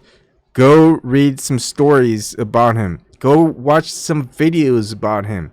Stop watching me. Find out who Richard Feynman is. If you know who Richard Feynman is, he's just one of these great mathematicians, physicists out there, scientists. My favorite quote, there's a lot of quotes from him. I think there's at least 5 quotes that I really like and I've used in the past. But the one that I like probably the most is, I would rather have questions that can't be answered than answers that can't be questioned. And that's what this person's alluding to. You question it, you start being ridiculed. You question it, you start being censored. You question it, not many good things happen. And we're getting to the point when you question things, you're not supposed to. They tell you you're not. I would rather have questions that can't be answered, which is basically the true scientific mind right there. than answers that can't be questioned. And we're given answers. We want to question it. We want to make sure that it's correct, and therefore we test it. What would you prefer? Would you rather have a car? Would you rather have a HVAC system? Would you rather ride in a plane that hasn't been tested? All those things that haven't been tested, or would you have one that's been tested and they passed muster? You would rather have something that's been tested, right? You don't want to be given a car and saying, yeah, it's safe, go ride it, it's yours, $10,000 please. And you go, no, wait, can we test it out, make sure it's in good working order first? I said, what are you talking about? I'm the government, I'm selling you this car, everything's good, you buy it now, or we're gonna give it to someone else. I go, okay, give it to someone else. No, you're gonna buy it now. Right? You want something that's tested. That's what questioning is. You're looking at usually there's paperwork, and sometimes heck, paperwork can be forged, it could be lies, whatever, but still. You want to question because you don't want to be well, let's just say that the human condition, there's always been liars, people seeking opportunity from others, goodwill and stuff like that. So yeah. Regardless, you want to make sure things have been properly tested. I mean, would you want to play? I would say many of you guys are video gamers or movies, whatever. Would you rather watch something, a movie where they didn't edit it at all? Basically, they filmed everything. They put it all out there. It's like a 4.5-hour movie. Would you want to play a game where they didn't have a team of software testers to test the game to see if there's any things that break or whatever? I mean, I'm pretty sure if you're a gamer, you bought a game, and especially a game early with all those nice little perks. You got the gold edition, the platinum edition, the special edition where you pay $100 and you get this with this and this, instead of buying the $60 retail version. And then the game comes out and you play it and it's like, well, I can't connect. It's a multiplayer activation game and I can't play. It's been 3 days. It's been a week. And I play it. It crashes. I can't play. Something's wrong. Is it my computer? Should it be my computer? Maybe it's my console. How come I can't get past this level? That's because they weren't tested. So then and people gripe about it. And there's reason to it because you buy it for a product, then you can't use it. And so that's what it is. If you accept everything that goes and you don't complain about it, well, they'll keep doing it to you and you're going to just accept it. And you're going to buy broken products left and right. And well, sucks for you. But plenty of us, we still don't want to do that. Many of us, I won't ever buy a game early. I don't care if you get all these little perks and whatever. And they aren't really worth anything anyways. Basically, a lot of real true gamers, we actually wait for the price reduction when the game is like $10 to $15, because when a game comes out, it's like $60 to $100. It's buggy, but you wait until a couple of months, maybe even a couple of years. The game is really cheap. There's still a big community, and all the bugs have been worked out. It's just the way it is. So yeah, that's where we're at. NASA is solely designed to change my mind. It is, from its inception, from its discovery, has been a television program. It's been a space program to sell us on something that they've yet to actually show us. Show me a globe spinning with clouds and a moon. Show me home, and I think I could shut up easily. I think I could shut up. The timing of your conversions is... And let's see. Let's go to a NASA channel. There's plenty of NASA channels. I like watching NASA channels. I mean, don't you like watching NASA channels? Let's look at some NASA channels. They have some live streams going on, right? Or maybe we'll just look at the... all right, here's NASA Live Official. Let's see what NASA's live streaming. That we are only capable of looking at what's happening today and tomorrow. So basically, NASA is live streaming an astronaut talking within the International Space Station. I haven't seen that. I've never seen that. I mean, every time I go to NASA, it's always something different. It's never some astronaut talking in an International Space Station. I mean, every time I go to a NASA channel, it's always something cool. Like we get to see a satellite that's sending back photos of Jupiter's moon Io or something like that, right? You know, we see scientific experiments being conducted in zero gravity. We get to see damage from all these destroyed satellites that are within Earth's orbit, which the astronauts have to repair with duct tape or whatever. You know, it's right there. Those are the things that, you know, I usually see on NASA live streams. And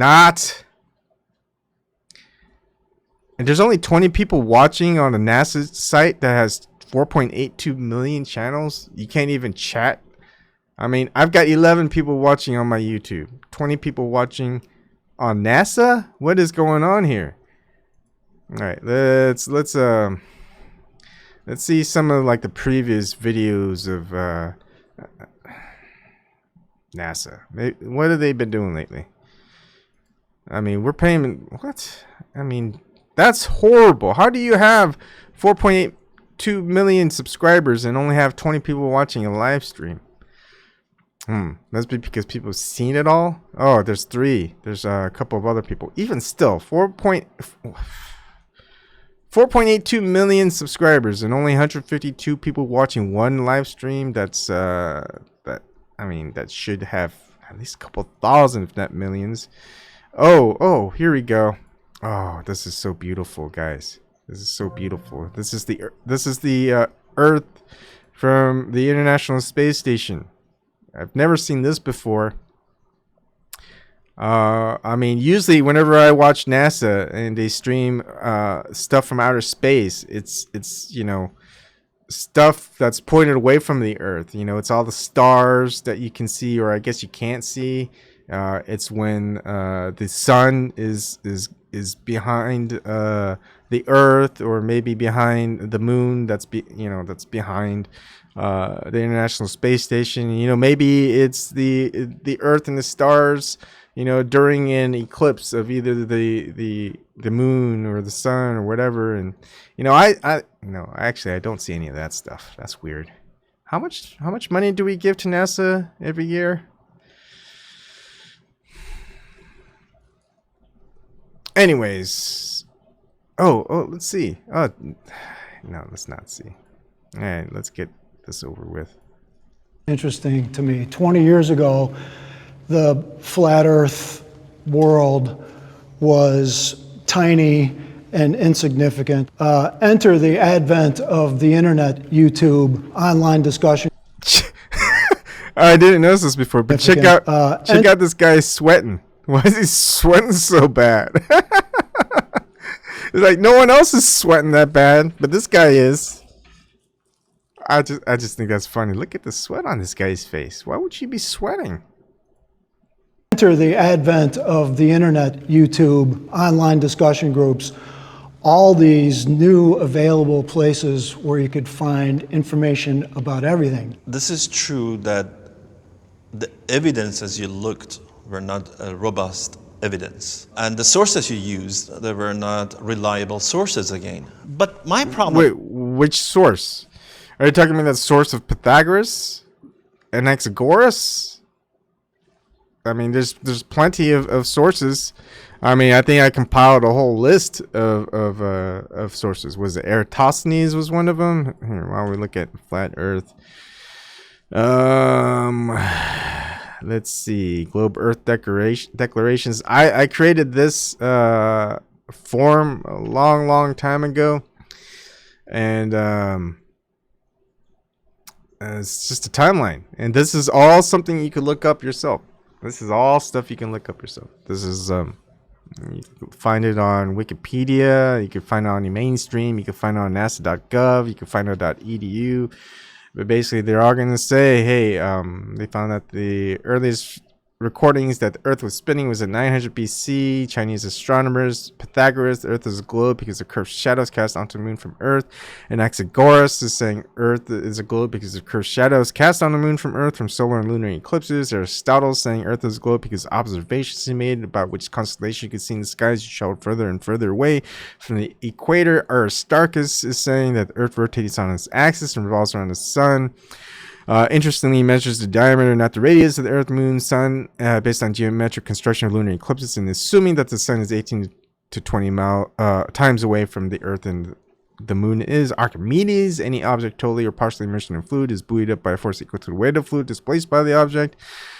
And where he starts incorporating within, look, this is 250 BCs, and he's got he can easily have figured out gravity by with his equation of this displacement, but of course that gravity doesn't come to effect until much later, which we'll see given the exact days. Eratosthenes, Earth is a globe because Eratosthenes calculated the Earth's circumference without leaving Alexandria, without leaving his own city. He knew he calculated the Earth's circumference, but he needed to make 5 important assumptions. One of that Earth is a perfect sphere. He had to assume that. So his assumption that the Earth was a globe, because he had to assume that the Earth was a globe, was weird, right? Christopher Columbus landed on a new world. He's the one that everyone touts as saying, "Hey, the Earth is a globe. So if I keep sailing, I'll reach India, etc." Johannes Kepler, law of ellipses. Francis Bacon was the first to formalize the concept of the true scientific method. Christian Huygens, astronomer who calculated distance from Earth to the Sun. Gian Domenico Cassini, and of course you're going to hear a lot of these names pop up at NASA. The astronomical unit, he's the one who calculated that with parallax. Isaac Newton, of course, started to use gravity in using a universal gravity constant in his equation. Of course, with you can see that was in 1687. Of course, Archimedes could have figured that out because he already had the calculations available to it with fluid displacement.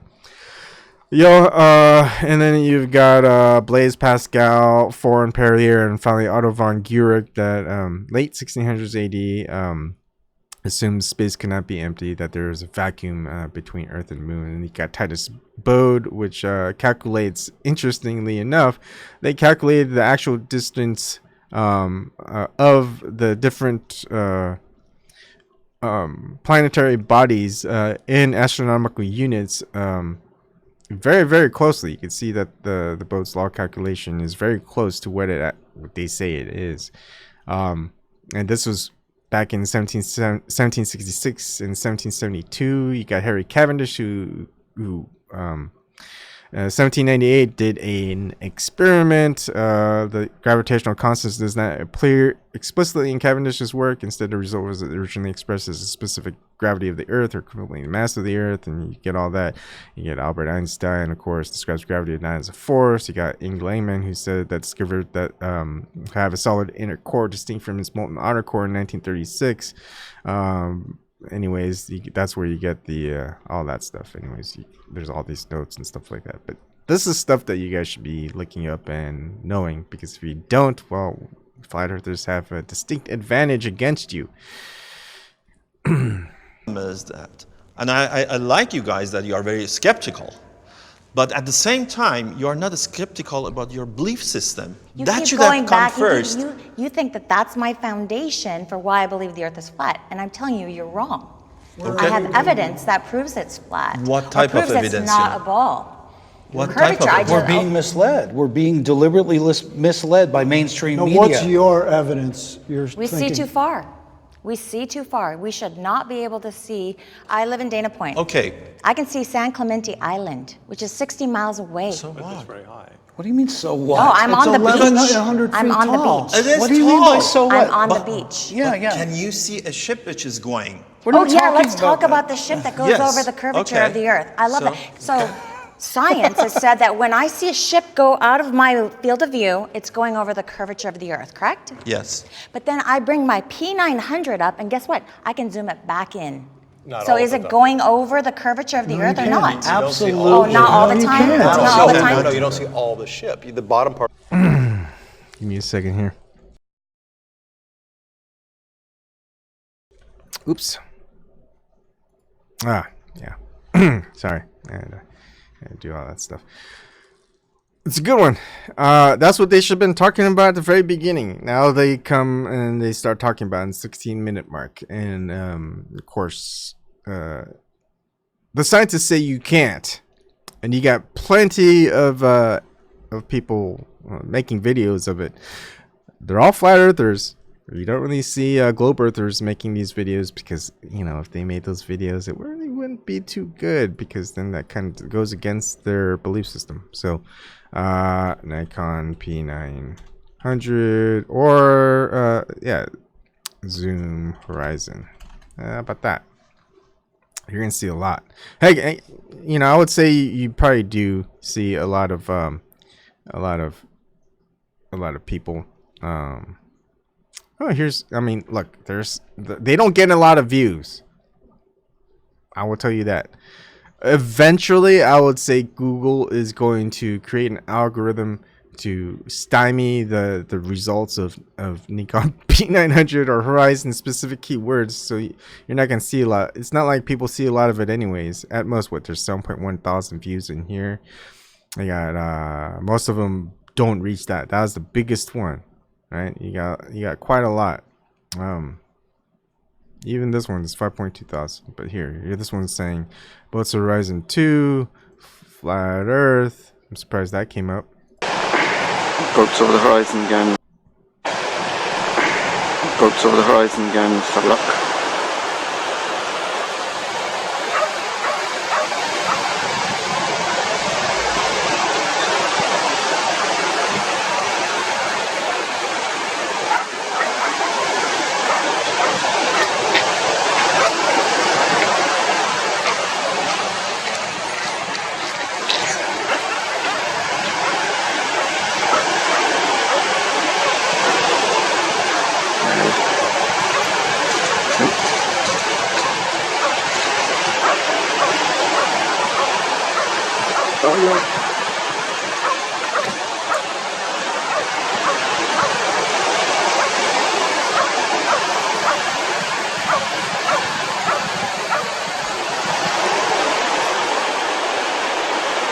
And that's it. Those scientists will refuse to watch any of that because it's on the internet. But, you know, if it was on mainstream news or something, they probably would watch it. Or if the government did it, or if there was a video which uses Stephen Hawking's name on it, you know, they'll watch that video. But unfortunately, they might miss, you know, the half-second snippet where three birds appear in synchronicity.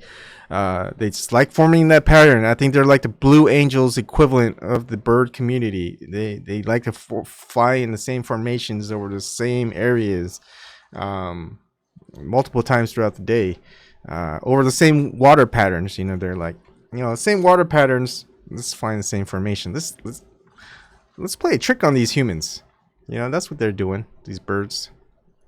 Part of the ship is hidden by the At curvature. that distance, you shouldn't see the top At of it all. either. If the Earth were truly flat, there would be really hardly any limit. You would be able to stand at the top of the Empire State Building and look towards Chicago. As a scientist, he's saying that there wouldn't be any limit. Okay, let's just get this straight. This is one of the three scientists. The scientist saying if the Earth was flat, there would be no limit of what he could see. No limit. You can see infinitely? Is that what the scientist is saying? Think about this. This is a scientist saying this. If the Earth was flat, this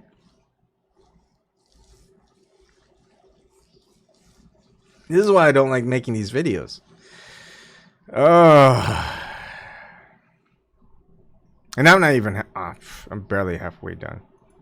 A mere 1,000 miles away and see the lights of Chicago at night. No, Why wouldn't no, because you? you have an atmospheric disturbance. Very thick. I've been water into alone. astronomy since I was 10. It's faulty logic. It's complete. He's okay. Not only is a scientist, he's been an astronomer since he was 10.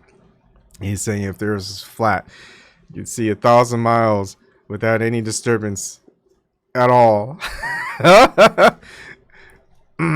Flat earthers won't even agree with that.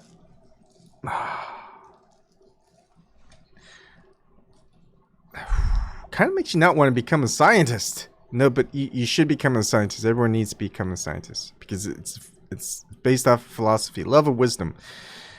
Because if you the premise is great, you know, nothing's proven. It's basically, you know, you get the same results over and over again, repeating the same thing. Multiple people are doing it, different places, using the same ideas. They change one tool, one object, one measurement, whatever, etc. It should have an equivalence to it. If it's different, then you gotta look into it and why. Maybe it was run incorrectly. Maybe that there's something that someone overlooked who ran it originally. Someone else repeated the experiment. Maybe they run it the same way as the other person who changed one little metric onto it, etc. Be scientific. Be logical. It's all based on logic. Anyways, this guy isn't quite being logical. Completely faulty logic. Let's reset, and then I have a more interesting. Okay.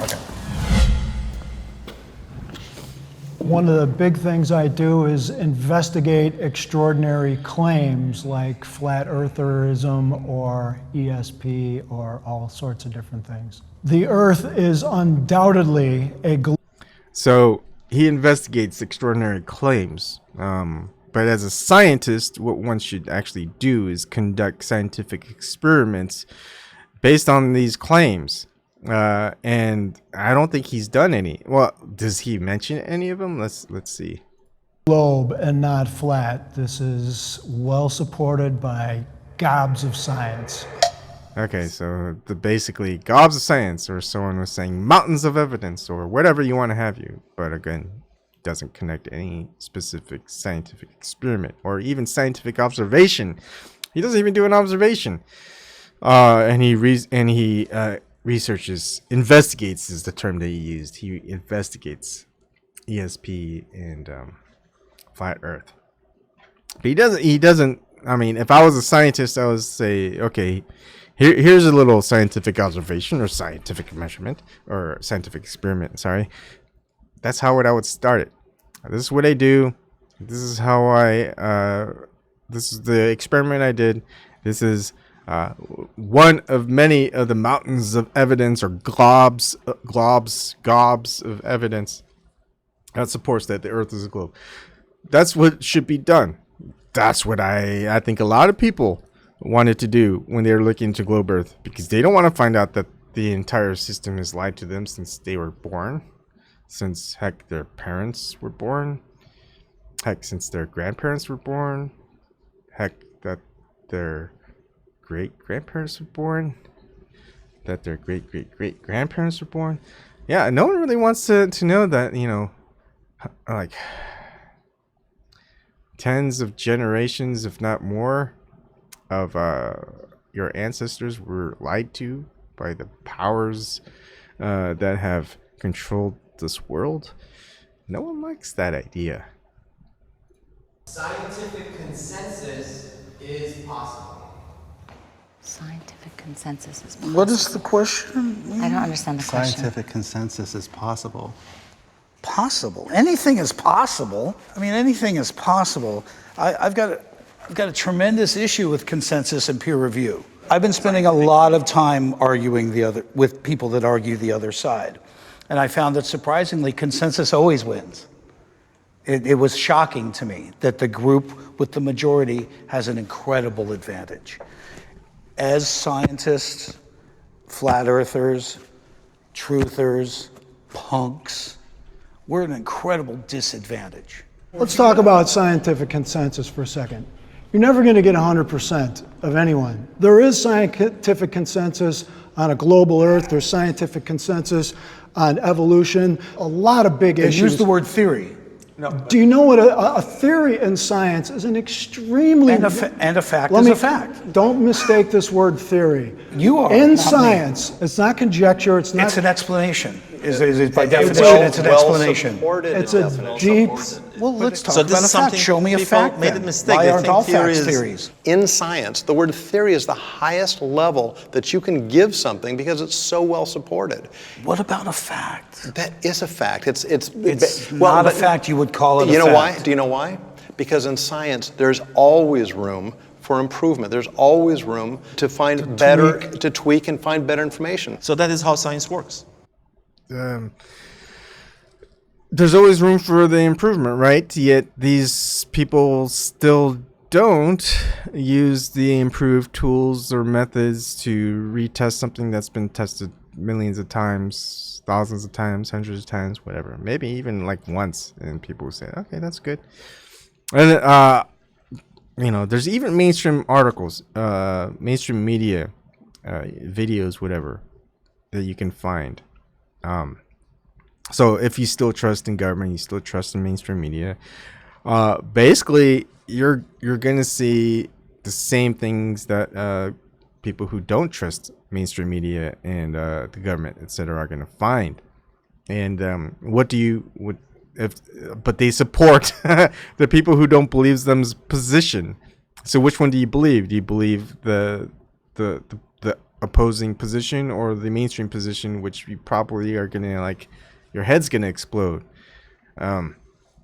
So, I mean, there's been throughout history scientific consensus of something being okay, something being safe, something being unsafe, something being, this is good for you, this is unhealthy for you, this is bad for you, this is healthy for you, this is what you need, this is what you don't need. And then all of a sudden, like a few years later, it's like, no, actually it's good for you. Oh wait, no, actually it's bad for you. Oh wait, actually this will kill you. Or actually, no, this will cure this. No, this will cure this. No. Wrong. Throughout history, science has improved because of extensive testing. And now things don't improve. We don't find cures. We don't really get a lot of materials that are safe. And you can have all these stamps on it saying this is FDA approved, this is safe, this doesn't leach, this doesn't do this, and then you get people who are on the contrary say, hey, no, this is happening. People are getting sued, governments are getting sued, they're winning. You can see that even in mainstream articles, mainstream media. And it's like, what happened to the science then? Oh wait, well, see, that time science, it was bought out by government. It was bought out by corporations. Like, wait, are you saying that? Wow, are you saying that science could be bought out by government and special interest groups, corporations? Is that what you're saying? My goodness, you are a conspiracy theorist. Or are you saying, wait, maybe just science can just be in general wrong? They can make mistakes. It wasn't the experiment wasn't peer reviewed very well. It wasn't experimented on just multiple levels. It wasn't redundant.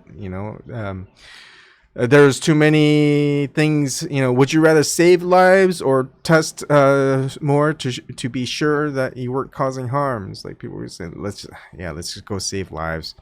And then they go, oh, wait a second. The side effects are actually worse than the actual, like the original thing that we wanted to cure. Oh, shit.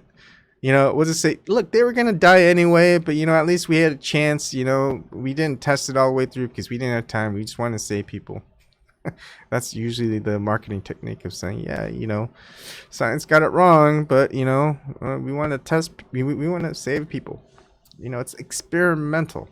So if it's experimental, what are the experiments done on it? Well, I'm sorry, that's private information. We can't reveal that to you. So many things, people, so many things. It gets better refined over time, as opposed to flat earth theory, which never gets refined. It simply is what it is. New ideas have limited access to media and limited exposure. Until we're in university curriculums, we will continue to appear uneducated. Well, that's not true. I like that. It is nice. I mean, He could tout the censorship that actively occurs, especially on YouTube, the biggest video platform in the world.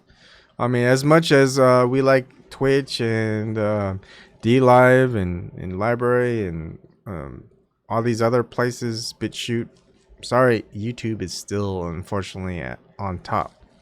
And then of course you got search algorithms that always point out to the mainstream and not to individual sites. I mean, heck, don't you love how you got 281,000 results? I'm sorry, not even 280,000. You got 281 million results in 0.33 seconds. Like, wow, Google's fast. They got that many results. Let's look at the 281 millionth result. 10, 14, 18. Wait. In order to show you the most relevant results, we have omitted some entries very similar to the 180 already displayed. If you like, you can repeat the search with the omitted results included. Oh, yes, that'd be awesome. Oh, wait. Now we got 307 million results in 0.69 seconds. Wait, you only showed 180 results out of...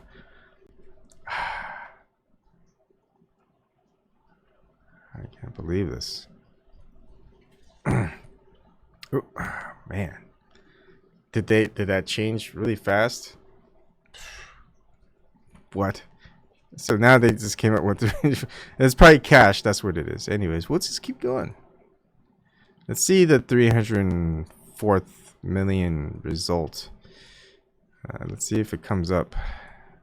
Can we get there? Oh no, it still stops. Oh, maybe I messed up. It's 181 results. Let's get the omitted results. Let's keep going. Let's keep going. I just want to see what the last result is. I mean, that'd be great. We could do this all day. Maybe I'll just make a video of it. Just keep going. And let's see how many people. Oh wow, I got more people viewing. All right, let's keep going. Let's see. You know, wait, this is taking too long. You know, it's wait, what? I thought, what? Now we don't even have that. It's 41. Do you think we went through 307 million results? So it's they're kind of lying. I would say that's a lie, right? If you only get 41 different pages, now they don't even tell you how many results you looked at, but it definitely wasn't 307 million. I mean, like 1, 2, 3, 4, 5, 6, 7, 8, 9, 10 on the 41 page. Let's see how many results are in that. 1, 2, 3, 4, 5, 6, 7, 8, 9, 10. All right, so it looks like consistently you got 10 results per page. 1, 2, 3, 4, 5, 6, 7, 8, 9, 10. Oh, 11. There's 11 that time. But let's just say on average, 1, 2, 3, 4, 5, 6, 7, 8, 9, 10. Let's just say average, there's 10. You get 41. That's 410 results at the most. Nowhere near 307 million results. So Google's lying about that. So you can't find the 307th million result even if you wanted to. A little iffy. In the history of science, we had many occasions that the ideas it was not welcomed by the society. Einstein was one of them. Galileo was one of them. But if your theory is an authentic one, and it can go through this hardship of scientific method, eventually will win. I used to believe that science was after the truth, right? We all just want to know what the truth is. Science has been trying so hard to divorce itself from the idea of a creator when God's intent was to create science to lead you to Him. You know, sometimes things seem supernatural that we are able to explain later through, science. Okay, I understand. But there are other things as well that are supernatural, that go beyond the natural, that we can only explain through believing in a creator, right? This is my big issue. I don't quite agree with that guy, but he had some points there. Anyways, if you watch any of my other videos, maybe you'll find out my stance on that. With science, scientific approach and non-scientific approach. You are absolutely right. In science, we are after the truth.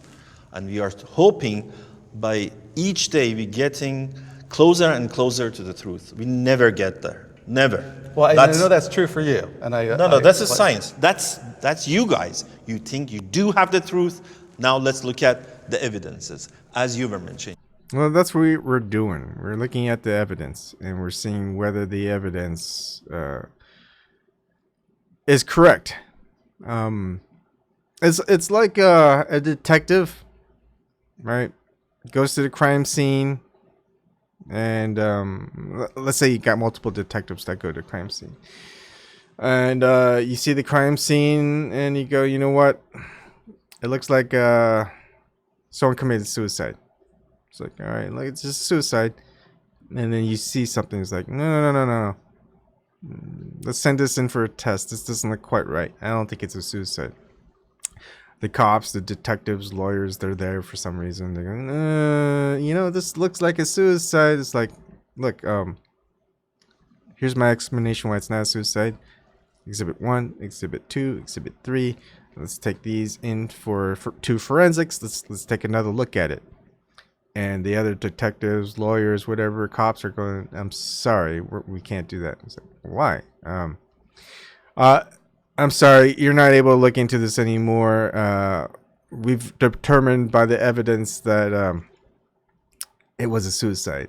It's like, did you even listen to any of my exhibits? Let's take it to forensics. They'll determine whether or not it's the case or not, and we'll know for sure.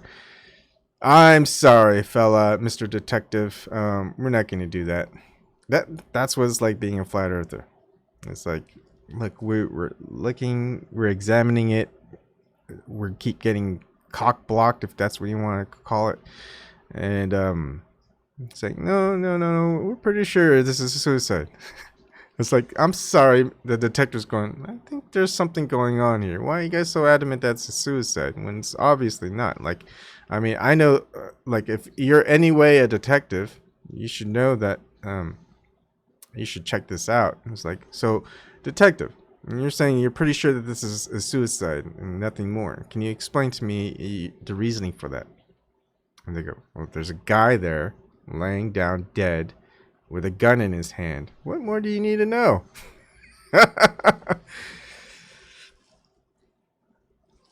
I think face palming is what gives me these pimples on my forehead. Who knows?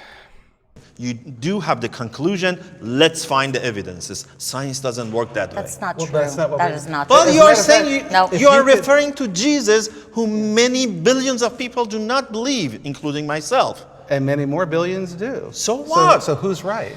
Of course I can. When you say that we start with a conclusion and then try to match everything to make it work, like that to me is complete dishonesty. That is not true at all. That is what I agree with Shelley. You are doing no, right you're now. not. You're making that assumption, which it's I not think my science does a assumption. lot of. Yeah, it is an assumption. So do you make assumptions or not? Does science make assumptions? Does science make assumptions? Yeah, Okay. we do make assumptions. Good. At least he admits that. Based on things that are well supported and proven and No. This guy's a scientist, and he's saying you just make assumptions based on what's proven or whatever. No. You have to make an assumption, right? You see a natural phenomenon, you observe it. You question, how does that natural phenomena occur? How can you recreate that natural phenomena? What conditions is it? Whatever. And then you're gonna assume why or how that natural phenomena occurs. You have to assume it. You're not basing it off of what evidence has been found before. No. You're assuming, you're recreating it. You got to assume yourself. You got to assume these are probably the conditions that cause that natural phenomena to occur. And therefore, I'm going to create this scientific experiment to recreate it using the assumptions that I have. And if my assumption is correct, we will get that outcome of the natural phenomena appearing. You take those conditions away one by one, and do you still get that? Well, if you do, then you know that the other conditions weren't needed until you get to the point where, you know, if any one part of your conditions are removed, then you don't get that natural phenomena to occur. If basically you're assuming the conditions are gonna what enable the natural phenomena to occur. So, yeah, the scientist needs to brush up on his science. Proven.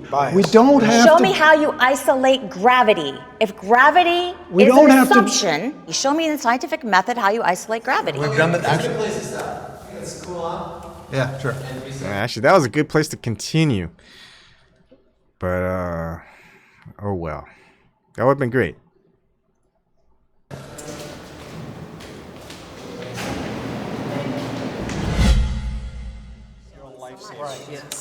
You're like a round hard candy. Conclusions require I just want to check in.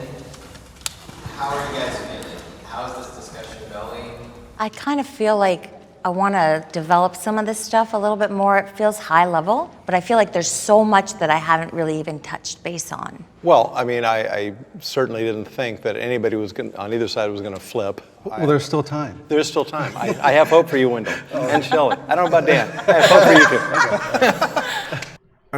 The unfortunate part is, yeah, all those three who are flat earthers, they already flipped. They're probably not going to flip back.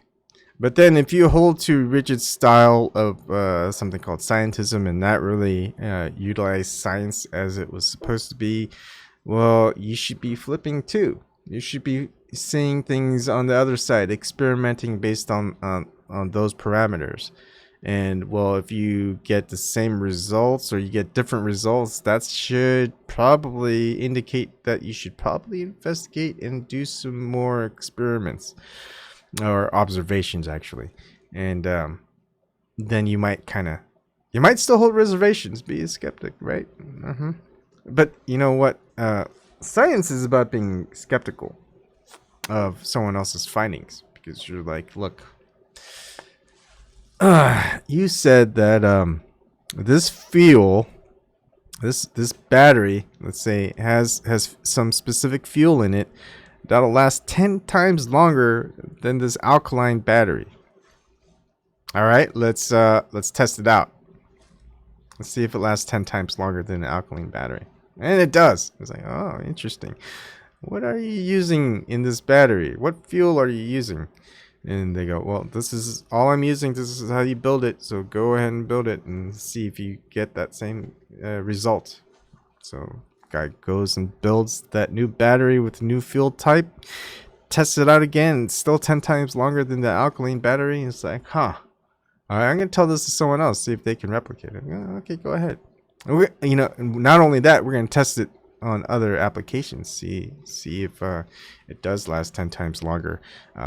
You know, maybe instead of this amount of current, we'll apply this amount of current, or, you know, wattage, whatever you want to use.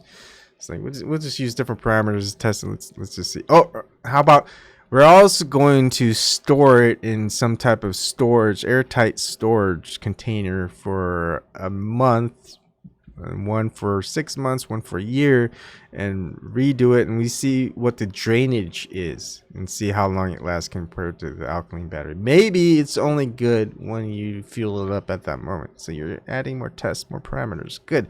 You're applying some logic to it and different types of tests. And it's science. But, you know, it's certainly, I'm glad it's a civil discussion, certainly. Oh, yeah. Put your waters to the side, and let's do another round. Hey, what was I? Good. He flipped! Wendell, welcome aboard. Welcome. The greatest moment in television history right there. Good. All right. NASA is trustworthy.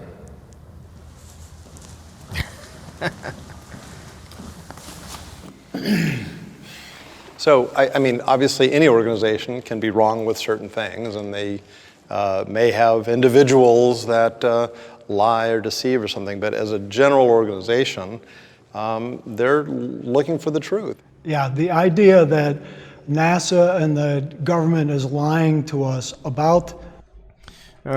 Quickly, we're going to switch over. Earth is seriously flat. Help ND, Globe, Zombie, Animal Mind, Flat Earth Street activism Sunday, December 15th and 29th, 10 a.m. till the sun goes behind the vanishing point. Hilltop Park, 2351 Dawson Ave, Signal Hill, California, 90755. That's from Earth is seriously flat, and we'll go back. This is much longer than I thought it was going to be. It's 2 hours, 11 minutes, but we're almost done. I think most of the end is kind of like nothing important. The shape of the Earth is the height of conspiracy theories. In order for this to be true, the literally hundreds of thousands of people who at some point over the last 50 or 60 years would had to be somewhat complicit in this, and nobody spills the beans at all, is on the face of it completely unbelievable. I guess he doesn't think that there's any such thing as a whistleblower, and that there have been times where no one knew what was going on until someone blew the whistle. And what happened to these whistleblowers? Oh yeah, they got sent to prison, or they exiled.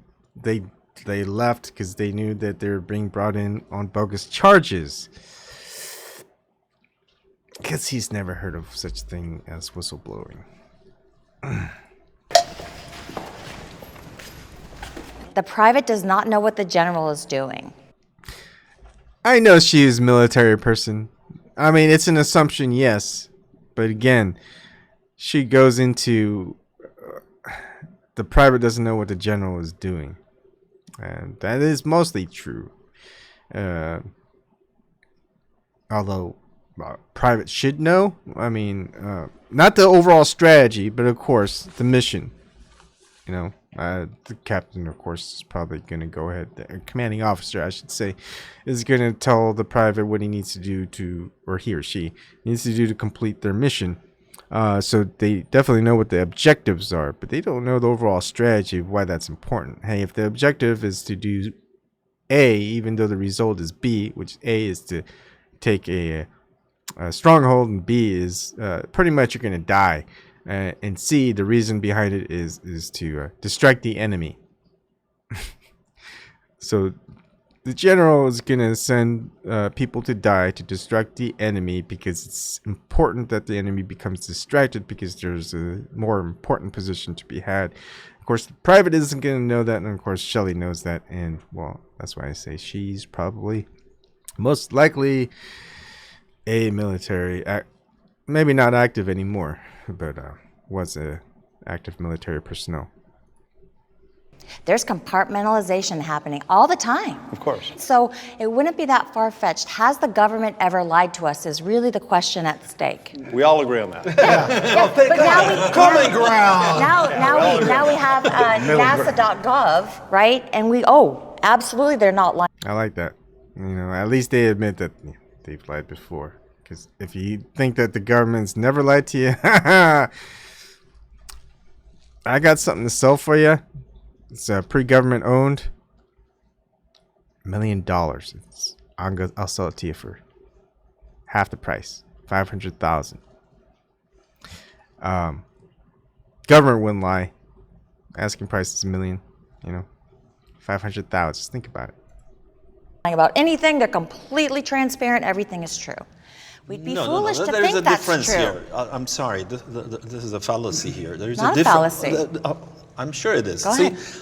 you were talking about a government. Now you're talking about an agency of the NASA.gov. government. But this agency is scrutinized by He calls it an agency now, not government. thousands and thousands of scientists around the globe. You are dealing with smart people, believe me. Oh, I just need to introduce the trolls that do show up. Hi there, Flatfish. Someone I probably presume doesn't have videos on their channel, or if you do, we don't see your face, we don't know your name. Why don't we go and look that up? Because, you know, that does seem to occur quite often. Let's see, Flatfish. Oh, 5 subscribers, no content. Hi. Welcome to the channel. I called you out too. You are I dealing don't with deny. smart It's pretty easy. I don't deny that. So it is very hard to do that. Oh wait, you guys didn't see it. Let me double do it. All right, here's Flatfish. Another troll. No videos. It's got 5 subscribers with no videos. Isn't that odd? No name, no face. Talking about globe Earth. This is basically what flat earthers have to deal with whenever we talk about flat earth content. Anyways, let's oh, there's an ad hominem. Hi.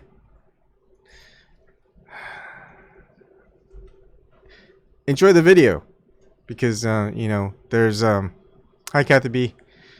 There's 12 people watching, and you're one of them, and you're listening to an idiot that's been going on for 2 hours and 15 minutes, and you have no name, you have no face, and you know, all you do is just do ad hominems and troll. Yeah. Typical. Once or twice, maybe. Not for the all time. Raise your hand if you think we went to the moon. What is the proof? Hundreds. See how he said that? Think we went to the moon. But they would never say, raise your hand if you believe we went to the moon. They'll say, raise your hand if you believe the earth is flat. They'll say, raise your hand if you think the earth is a globe. You see how that they word things? But it's reversed. Hundreds and hundreds of pounds of moon rocks and dust.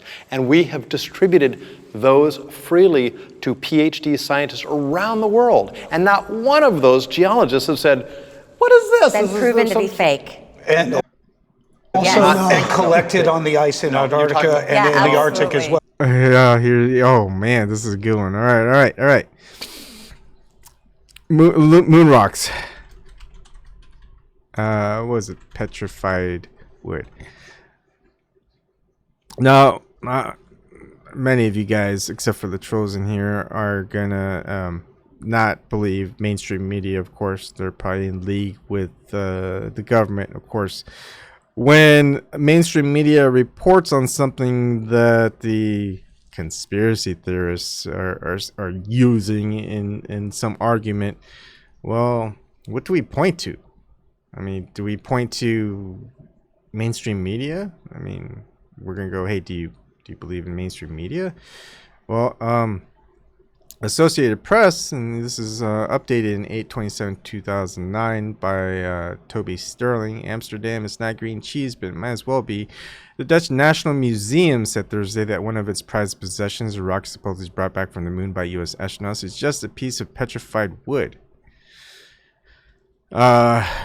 Rijksmuseum spokeswoman Zandra van Gilder, who oversaw the investigation that proved the piece was a fake, said the museum will keep it anyways as a curiosity.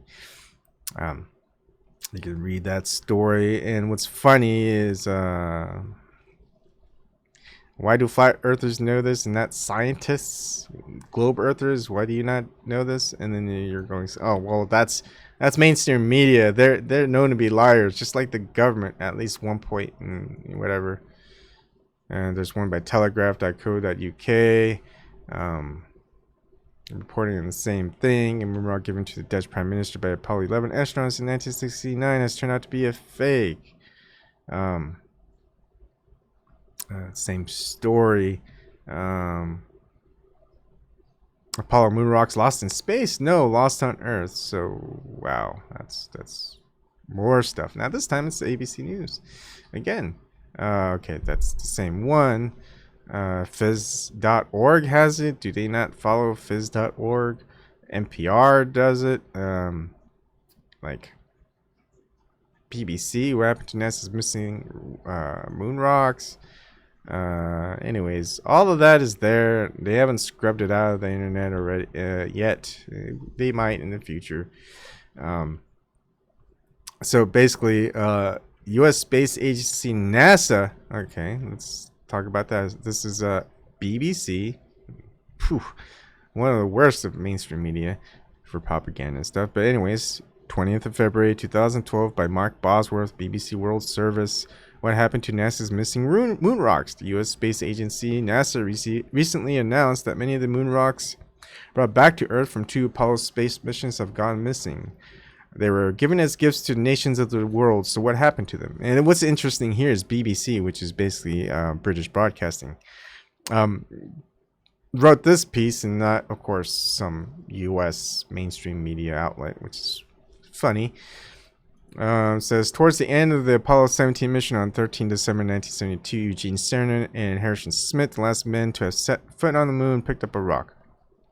Cernan announced, we'd like to share a piece of this rock. So many of the countries throughout the world. His wish was fulfilled.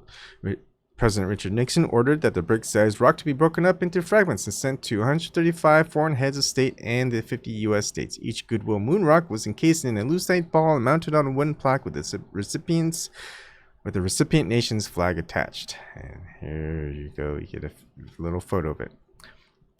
Moon rock collected during the Apollo 11 mission in 1969 was also distributed to the same nations and U.S. states. There are 370 pieces gathered for this purpose from the 2 missions. 270 were given to nations of the world and 100 to the 50 U.S. states. But 184 of these are lost, stolen, or unaccounted for. 160 around the world and 24 in the U.S. Yeah, one of the most prized possessions. Like, how many people get to have moon rocks? Not many. Yet they go missing. Or they just turn out to be petrified wood. Anyways, there is that. Those are collected. You don't have to go to the moon to get moon rocks. As a matter of fact, all U.S. Air Force photography prior to 1958 shows a flat Earth. Only NASA shows That's a not sphere. true. That's absolutely absolutely not true, true. Jim. I wouldn't lie to you. And the other NASA's lying to you, my friend. The other bit of proof Not myself. is we have a laser retroreflector on the moon. Yeah. That we're using now. We still use to this day. It's sitting there. You can find to the inch how far away the moon is. No pictures of home. That only is there. By the way, there are not. My question to you is, why? Why would all these honest, hardworking people perpetuate this massive fraud? Why would they do this? What's the benefit of doing Okay, that? the benefit of it. They make $52 million a day. Follow the money. No, the little... I like that. She's smart. She's on her toes. Follow the money. The little guy... That's what, then when you say all, okay? But it didn't start out that way. And NASA was not founded to prove the Earth was a globe. It had nothing to do with the way they were founded. Well, if you go and study Are you sure? Yeah, positive. Really? Yes. Again, another scientist who's positive. And that guy has been wrong at least twice, maybe 3 times. Pretty badly wrong already. And then, man, I don't know what kind of scientists these people of Jubilee are picking. Somebody has to be a voice for reason, and somebody has to be a voice for truth. It would be a fantasy to believe that I would change anybody's mind from the other 3. However, if there's somebody sitting on the fence, and this is the first introduction to this debate, perhaps they'll hear the reasonable voice and say, yeah, that makes more sense than having this. I like that. The other side is unreasonable. Rather than just saying, here, there's this is what, of course, this is how I say things, right? This is what mainstream media, this is what the government, this is what NASA, this is what the astrophysicists, this is what pretty much everyone within some power or degree or whatever will tell you. This is what is presented in the media, and when you have them show it, if you see them show it, actual observations or scientific experiments where they say it was proven way back, and why those observations proved the Earth was a globe, and not in like 1968 or something from NASA, but from 500 BC or whatever year that they state. Right. And you go see it and you don't see, hey, how come I don't see this in the mainstream media? How come they don't show any footage of them going out and do it? And when they do go out and do it and show it, then how come like there's doctored video of it, in which you can easily see it's doctored video because you find 3 birds flying over across the waters? Like, why did they have to fake it? I mean, if it was so easy and it was just a half second of a shot that they showed anyway, why couldn't they just show the real results? It's like, why do they keep all these things, you know, all this lying, all this faking, and all this just misdirection, all this ad hominems, all these trolls, all these people who just show up in a live stream where there's 12 people watching, where there's usually less than 10 people watching. But whenever it's a flat earth video, man, these people who don't go anywhere else show up and just start saying, oh, you're an idiot, ad hominem attacks. And you look into these people, they got no videos, they got no name, they got no face, and yet they stick around. It's funny. And then, you know, you do some other videos, they don't show up. But of course, there's one person that always stays around and looks at all my videos. And, you know, they just love watching my stuff. And I think I like being as boring as possible, because I kind of want people not to watch any of my videos because it's so boring. And then the people who have to watch my videos, they have to stick around for the boring for 2.5 hours, 3 hours, 4 hours, for however long I do my live streams for. And I think I get a kick out of it, actually, because it's so boring for them. It's like I'm wondering in their mindset if they really like sticking around, they get a kick out of it. It's like, man, this is so fun. I'm trolling, and it's like he's not even looking at my comments. It's like, man, what kind of bunk live streamer is this? It's like he's going over his material. It's like, no matter how much ad hominems that I have, it's like, hey, he's not responding. Eventually he'll show something and it's like, huh, yeah, I guess I am a troll. I don't have a face. I don't have a name. I don't even have videos. I just come on to people who live stream and troll them. And I think it's fun. And there's 10 other people who are watching that are enjoying my trolling because, I mean, no one else is chatting. I like it. I like it a lot. I mean, I think what I like to do is, you know, if people are forced to watch my stuff and troll and they get paid for it and it's just they have to do it, you know, I would love it if they like donated to me, you know, whatever, like half of what they earn, so I get an idea of how much they earn. Or maybe they would go ahead and, I don't know, troll on some of my other channels, because I would really like it if they followed me on DLive. You know, go ahead and sign up, subscribe to me on DLive and on Twitch, LBRY, whatever. That way you know exactly where I'm uploading my content and live streaming, multi-streaming from. And, you know, I just get more of a following of trolls, because I would love it if I had, I'm serious, We Need Critical Thinking, Flatfish, Negatorex. I would love 1 million of you guys coming on to my live streams and really trolling and just saying so many things on the comments. I would love it. Oh, Elijah Freeman, thank you. $5. Awesome. I was not expecting that, but I mean, thank you. I don't get very many Google super chats because Elijah Freeman, love you, Ebon, gotta run, save to watch later. Thank you. And yeah, can't say thank you enough. I mean, $5 is great. I mean, I'd say the average of money that I've gotten from my live streaming and my videos over at least 3 years and 1,000 videos might be like $5 a year, or maybe like 5 cents a video. I don't know. It's not very much, but every cent counts. Look, I would love for 1 million of you trolls to come on. I'll let you comment. Just keep commenting. I love it. Bring all your friends. Bring all your friends from all your different channels. Bring all of the globe earth over. Ridicule me. Ad hominems. I love it. Just bring me all your love. 100 million, 200 million, a billion. I would love to have you guys watch my content, and I would make it as boring as possible.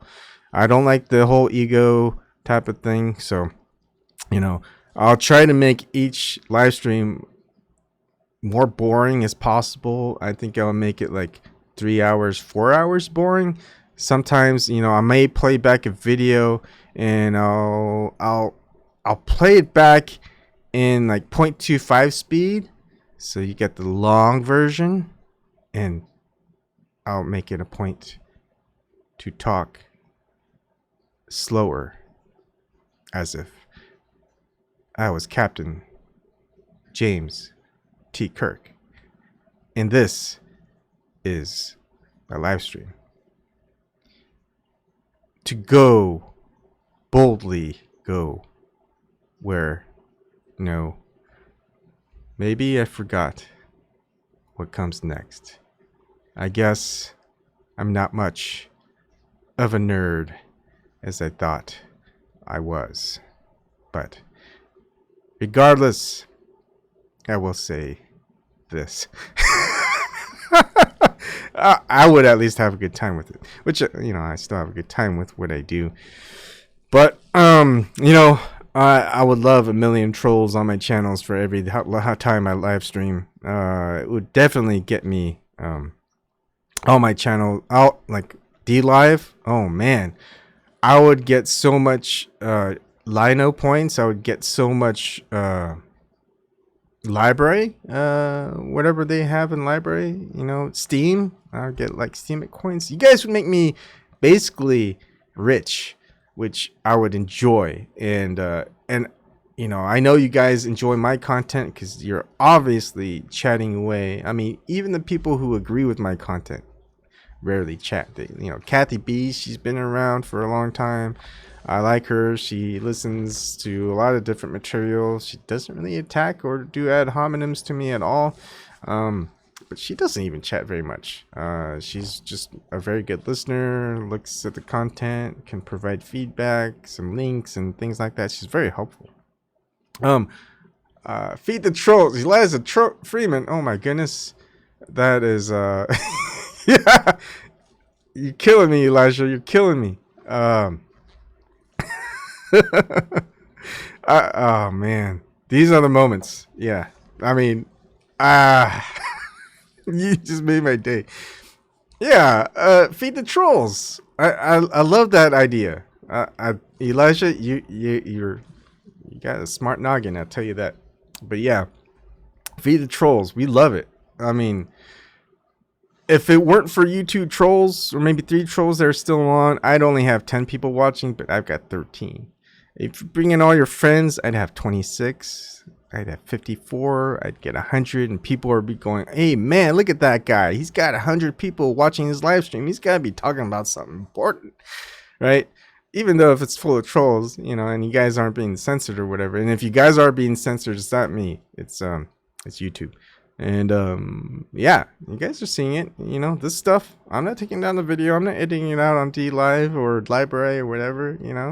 They get to see you exactly for how you are and what you type and what you write. Anyways, I'm gonna keep continuing because it's 2.5 hours and 26 minutes into this video. And again, thank you very much, Elijah. Oh shoot, that's 0.25 mode. Let's go back to normal speed.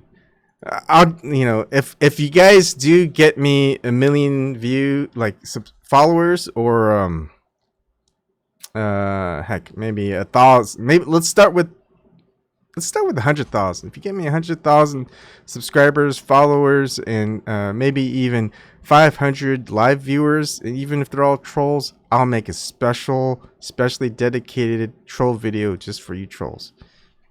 I will. Shaped Earth. I can put myself in the mindset of the other side. That's a good question. Or statement. I used to be a ball earther. Everything you say right now is completely what I used to agree to. So I completely understand where you're coming from. For me, I think the the correct way to do any kind of investigation or to examine things is by literally putting yourself in that mindset of the other person. So I do that. I disagree with your position, but I completely understand from your perspective what you're saying.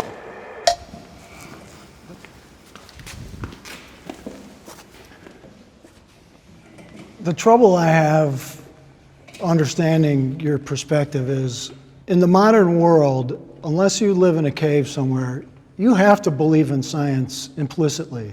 I met a flat earther, a young woman who said, I don't trust anything that science does. And that's a problem because human beings can't replicate the whole body of science every single generation. At some point, you have to trust what's already been discovered and proven and move on to the next thing. Otherwise, we're not going to advance at all. I mean, when... Oh, man. Again, this is the same company guy that's been wrong before in history. And he's going based on proof in science, which science is never about proof. It's weird how this guy thinks and talks. Like you have to trust things in the past which have been proven, which of course in the past it's never been proven. And science is about repeating the experiments in over time, over whatever that, you know. One of the things that scientists should test out are all the things that were tested out 10 years ago, 20, 50, 100, 200, 300, 400, heck, even scientific, philosophical observations, maybe you might call it scientific observations, 500, 600, 700, 1,000, 2,000 years ago. One of the things to do is see if it ever changes. And if it changes, is it because over time? For example, one of the things that you're going to see in mainstream media in science is the poles. They say that the poles will go ahead and reverse. All right, you're going to see science, live science is the one. What if Earth's magnetic poles flip? When was the last pole reversal?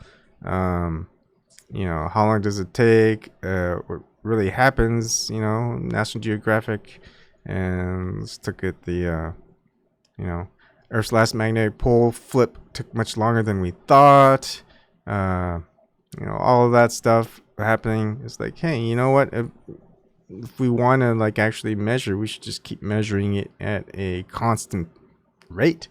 That way we know exactly, you know, any changes that take place within a specific period of time. You know, obviously, measuring something over such a long period of time is going to be a little bit more troublesome. But of course, we do a lot of measurements minute by minute, hour by hour, day by day, etc. And that's just really good data to have. But anyways, excuse me, I digress. It's something science should be doing, and if they aren't, it's like, why aren't you doing it? Do you not have enough funding? Where's that funding going? Oh, military? Should we be spending so much time in science on military and arming stuff and all this other stuff? But you know, if we're gonna be basing on history, on something that's been proved a while ago, it's like, should we be like going off of scientific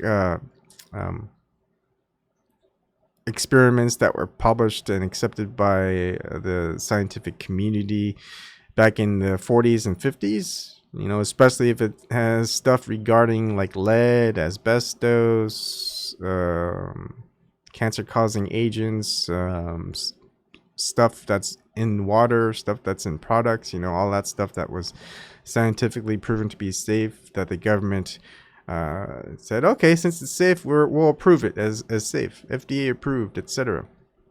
You know, like if corporate scientists say Monsanto products are safe, that, you know, they could go ahead and drink it, that's safe. And you know, that journalist goes, hey, why don't you drink it, you know? I love that video.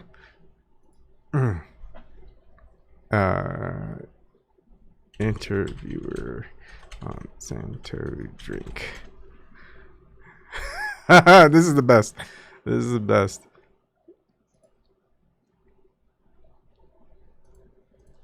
This is bad quality, but yeah, okay. I do not believe that glyphosate in Argentina is causing increases in cancer. You can drink a whole quart of it and it won't hurt you. You want to drink some? We have some here. I'd be happy to, actually, but not really, but not really. I know it wouldn't hurt me. If you say so, I have some glyphosate. No, I'm not stupid. Okay, so you. No, but I know so it's dangerous, I right? know. No, people try to commit suicide with it and fail fairly regularly. Tell the truth. It's not dangerous to humans. No, it's not. So you're ready to drink one glass of No, glyphosate? I'm not an idiot.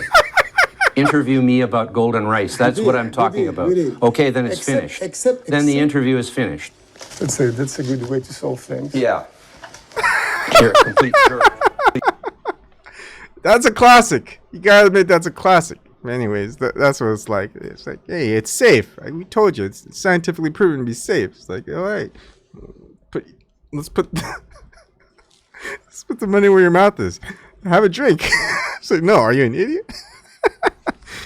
You turn that key ignition in your car, you expect the car to start out. And not blow up. And not blow up, because science puts you in that position. So it's really hard to understand how people would know in their hearts that science achieves wonderful things and then just jumping ship when it comes to this other issue. We're not drawing conclusions. We understand the mechanisms that made that car work.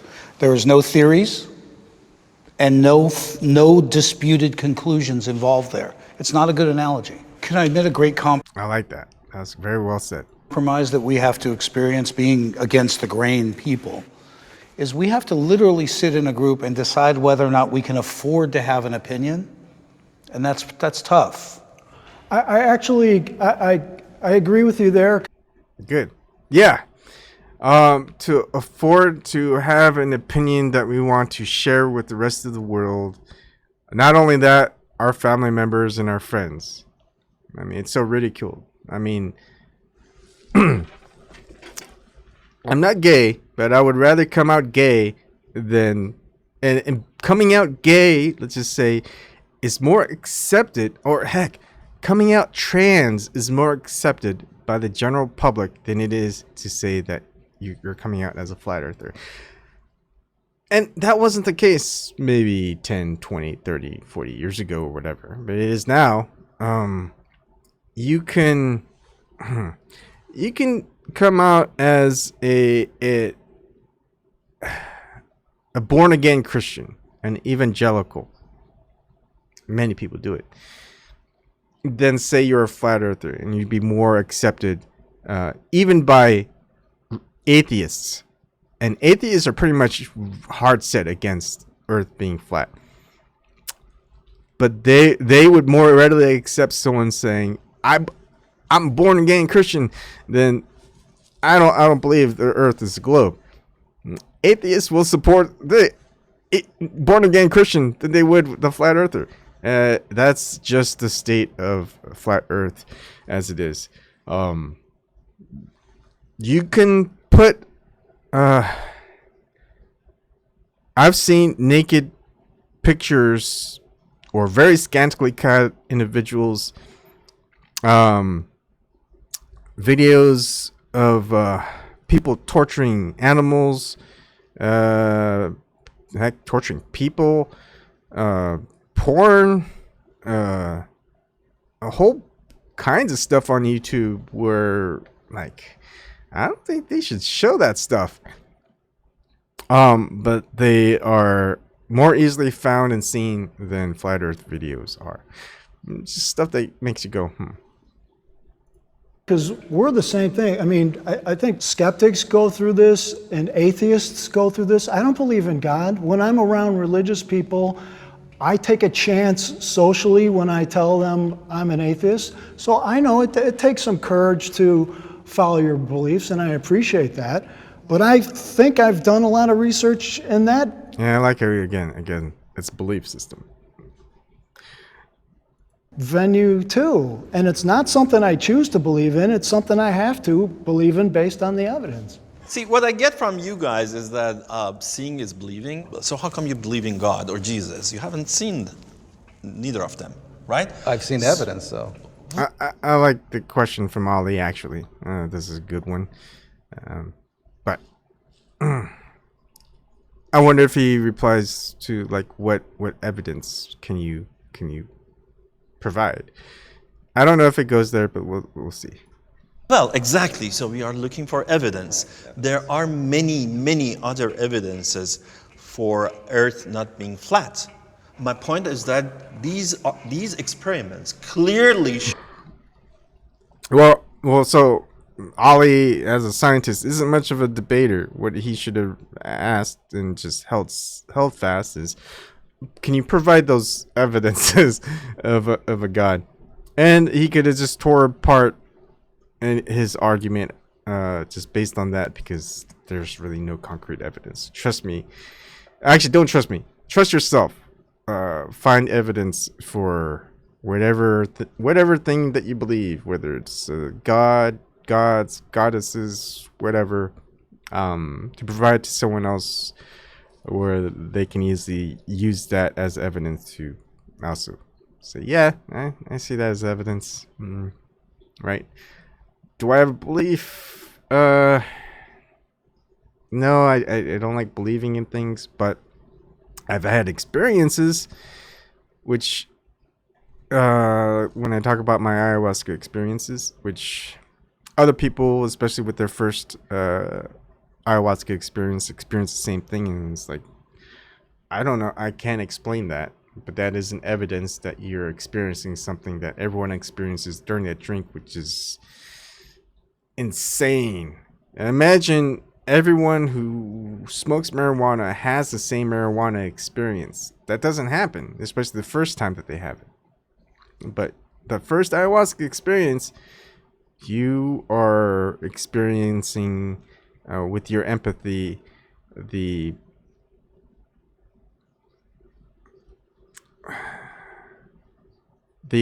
hurt or pain, I guess you could say, of Mother Ayahuasca. Maybe that is or isn't, but anyways, that's just the experience that's common across it. And it's like, what the heck is that? And each of those experiences, each time you take ayahuasca, there's a lesson to be learned.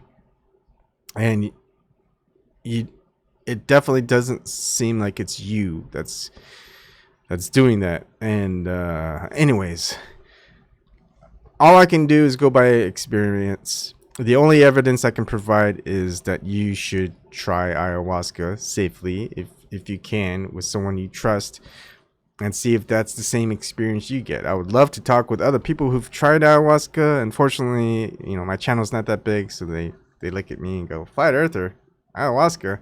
Like, I don't want to talk with this guy. So yeah, there's that.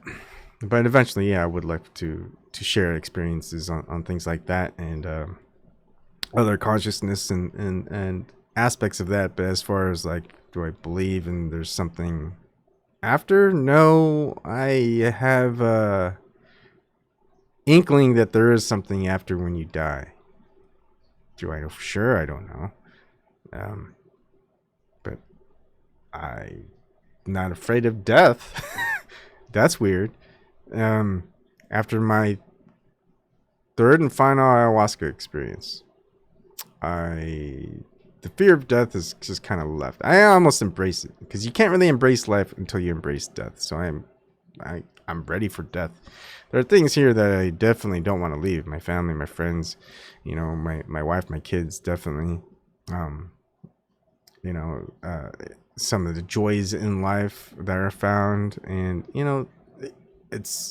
that's the embracing of life, and therefore I embrace death, because that's what I know I'll keep. That's what I'll have. Whether I can provide evidence for it, very scant. I have to be honest and say, look, I can't provide any evidence for it.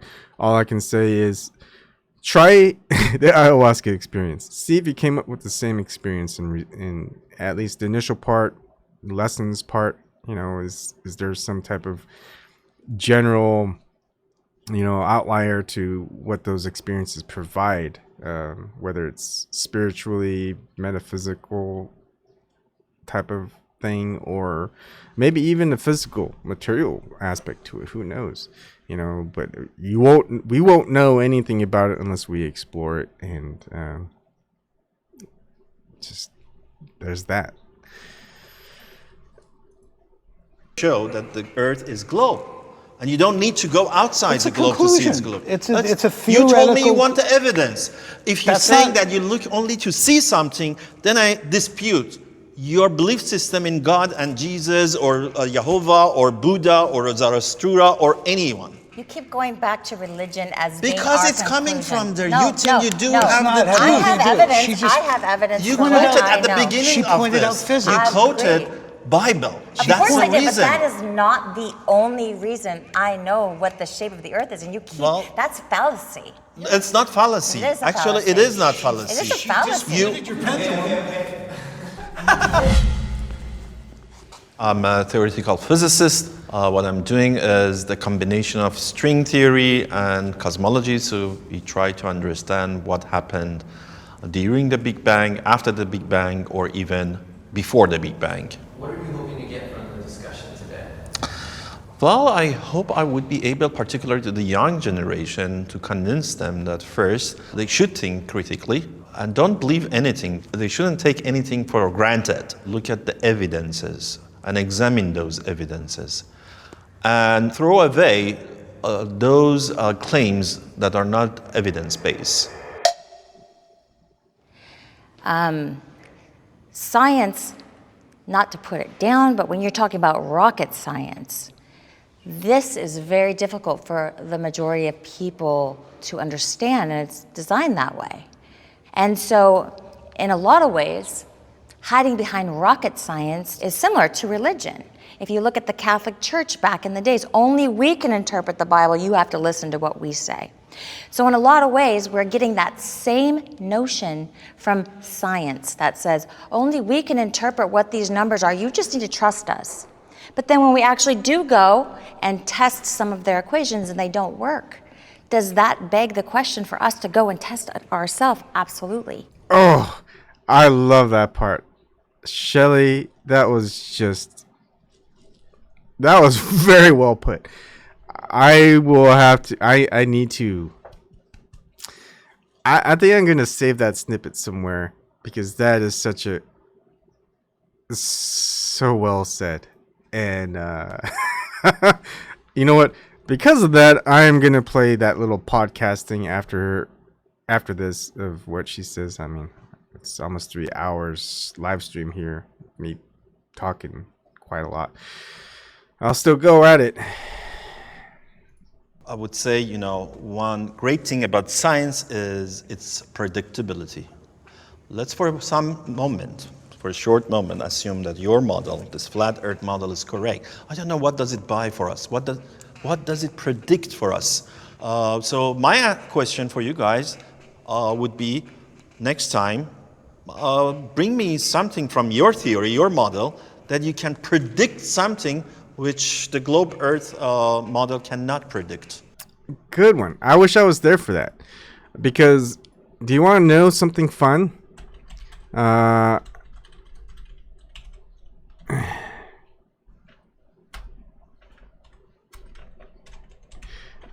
did a couple of videos, maybe at least one. This is again livescience.com. Ancient Maya predicted 1991 solar eclipse. This is mainstream media, mainstream science. This is by Miriam Kramer, January 8th, 2013. Now, if you want to look and find out about the Mayans' belief system, Mayan flat or globe Earth. Now, let's see. Historymuseum.ca. We'll just go ahead. It's the third one. Canada Museum. So, right here. Maya cosmology is not easy to reconstruct from our current knowledge of their civilization. It seems apparent, however, that the Maya believed Earth to be flat and four-cornered. Each corner was located at a cardinal point and had a color value: east, red for east, white for north, black for west, and yellow for south. At the center was the color green. Earth in its flat form was thought by the Maya to be the back of a giant crocodile resting in a pool of water lilies. Anyways, So definitely Canadian Museum of History, and if you're going to disagree with the Canadian Museum of History, you better have a lot of backing on that. But anyways, back to this article by Miriam Kramer, January 8th, 2013, livescience.com, Ancient Maya predicted 1991 solar eclipse. It goes here, Long Beach, California. The Maya, best known these days for the doomsday they never foretold. Of course, that was wrong. If you actually looked into it, may have accurately predicted astronomical phenomena centuries ahead of time.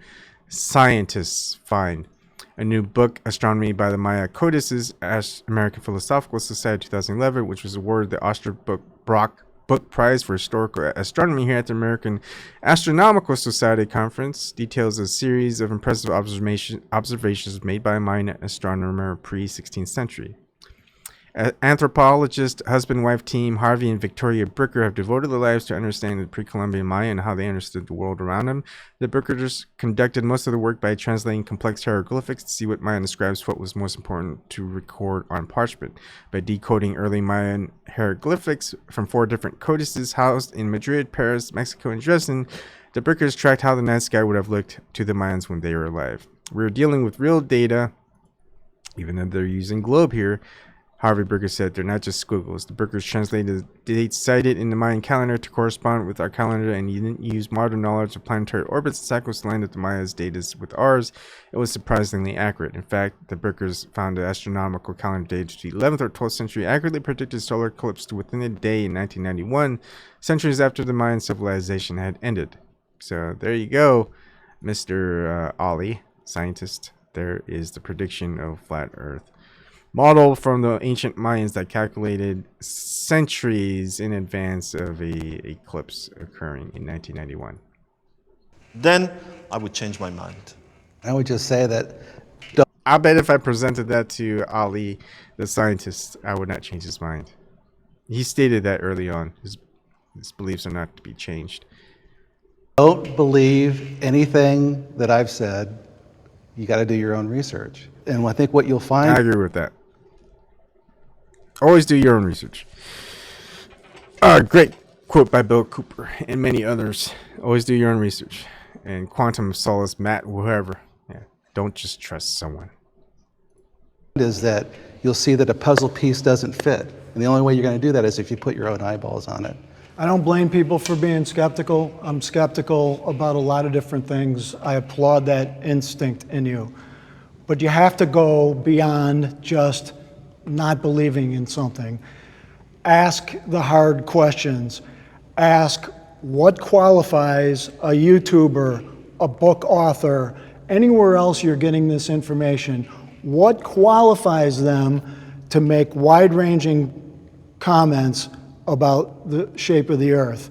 Look, anybody who can overturn Einstein or some major theory is going to be eventually written in the halls of science for the rest of their lives. But they have to come up with the goods. They have to show good science-based evidence that what they say is true, and they have to withstand the test of time and peer review and the rigors of the scientific method.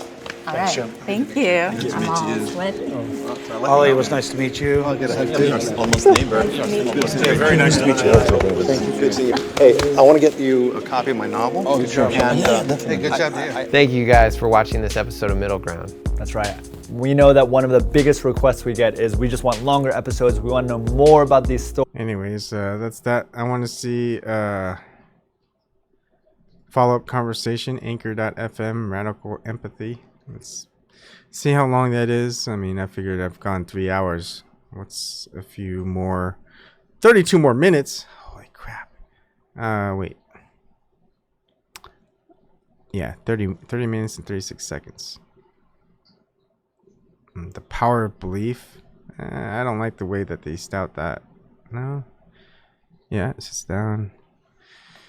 All right. Might as well not go ahead and do it. Would you say that you... No, let's move there. So you don't believe the Earth is round? Well, I do believe it's round. It's just not a ball. Yeah. Oh, yeah. So two-dimensionally round. Two-dimensional. Great. She is just on point. Man, I wish I don't know if I can find her real name. I'll have to look because I would love to talk with her. Usually round right.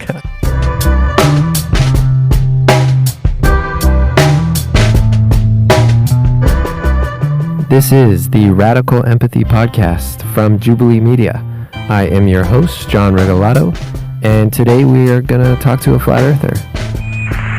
Neil Armstrong reporting there. No difficulty adapting to the 1/6 gravity of the moon. Okay, so where do we start?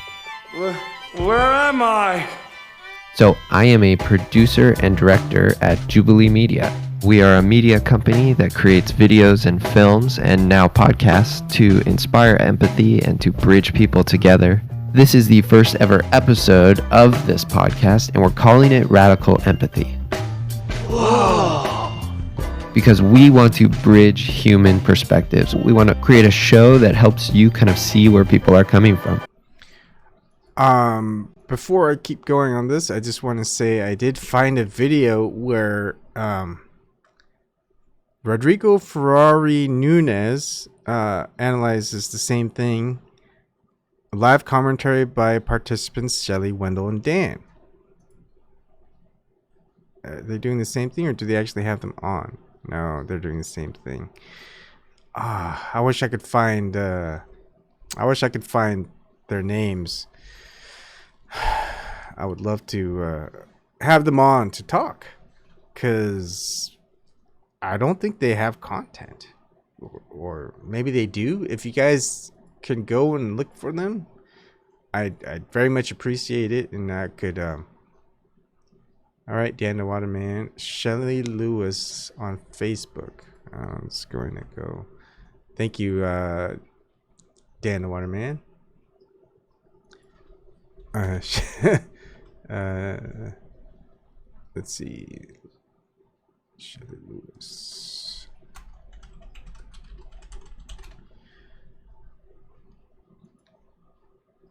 Oh, there's so many Shelly Lewises. Is that her? Vegan chef, HHP, flat earther, seeker. Oh yeah. I'm gonna contact her and see if I could get her on, and that would be awesome. Yeah. All right, here we go. Thank you, Dan the Waterman, for that. Let's go ahead and continue listening to this. This is an all-nighter.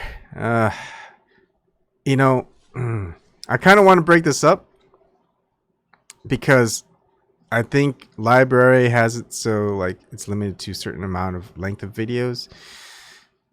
So I'm gonna end it. I'll continue on another day with this part of it, and I'm gonna contact Shelly Lewis and see if she has the contact info of the other two flat earthers, and heck, maybe even the globe earthers. I would love to have a conversation with them, more in depth, and just kind of go over a couple of things. And anyways, thank everyone. Not that hard to find us. Call me. Oh, really? Oh wait, Dan the Waterman. Of course, duh, that's you. Oh yeah. So on. Heck, I'll keep going. Oh, dude, that's awesome. There's a Zoom meeting or a call-in if you want. There's if you want it, it's toll free.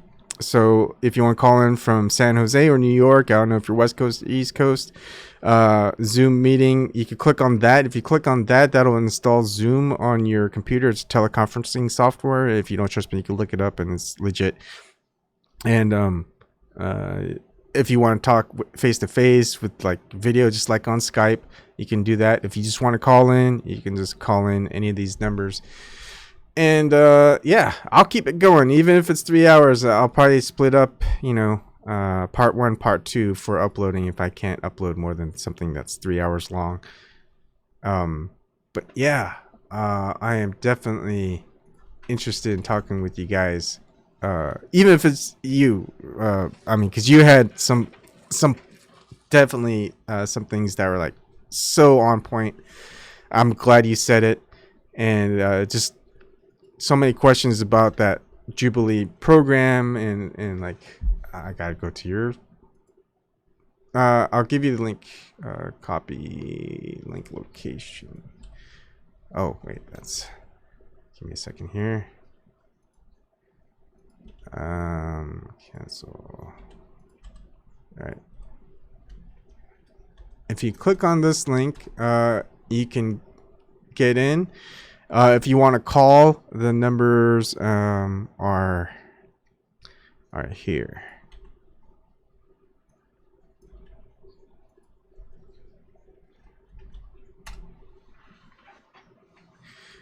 And I gotta go to your YouTube.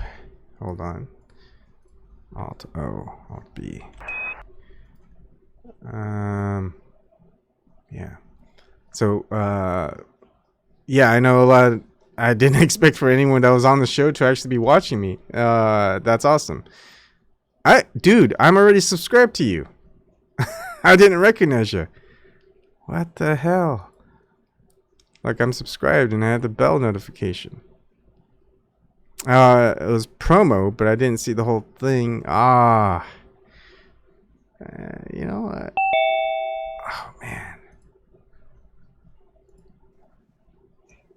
Hey, Dan, how's it going? You got the bong all set. I guess my camera's on. No, that's fine. That's awesome. I'm just prepping for this then. Oh, okay. That Jubilee thing was a trip because those guys asked not to be called scientists. They asked, don't call us scientists, because they knew they weren't. The two guys, the Ollie guy is a teacher. He is a theoretical physicist, but man, he wouldn't know what to do with a tape measure. I mean, he just wouldn't, you know? Yeah. Oh, man. All right, I'm going to sit down. I'm sure you got questions, and that Rodrigo Nunez thing was good, but he did like 9 hours of it, and it's like he just talks too much, man. He would just do like 4 seconds and talk, and 4 seconds and talk, and you're able to talk with him in just conversation? Yeah, but it took like 9 hours. I mean, we were on the phone with him for 5 hours. I had time to leave my house, go to work, go shopping. I mean, sit around. I can't remember what else I did. Wash my car. I mean, like, it was like 5 hours talking to him. Yeah. And everyone that we talked to had their own take on it. Like, because we went on with, I think, Jaron. We went on Jaronism. We went on Mark Sargent. And the person asking questions seemed to have their own angle. Like, they all, like, thought their own way. It was really weird, like kind of conspiratorially. Like they thought, well, certainly they edited it, edit stuff out. And I'm like, man, they helped me in editing a lot. I mean, they did. They added graphics. They went to me while I was interrupting, with the shot. I felt that they were favorable in editing, and it's all about editing at the end. Yeah. They can hammer you with editing big time. So I don't know if you know that these guys, the two blue shirt guys that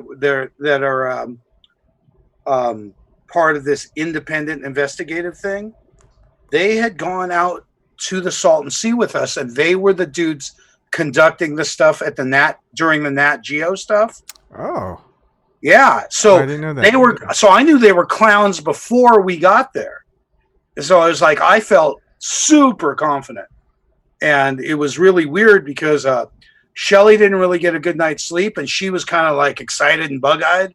And I am normally that way, and I was like more calm. They made me look calm because they edited out when I was going like this, when I was in their face. They edited that out a lot. So it was pretty funny to see that. Did he actually get pretty heated that they didn't show that on the final edit?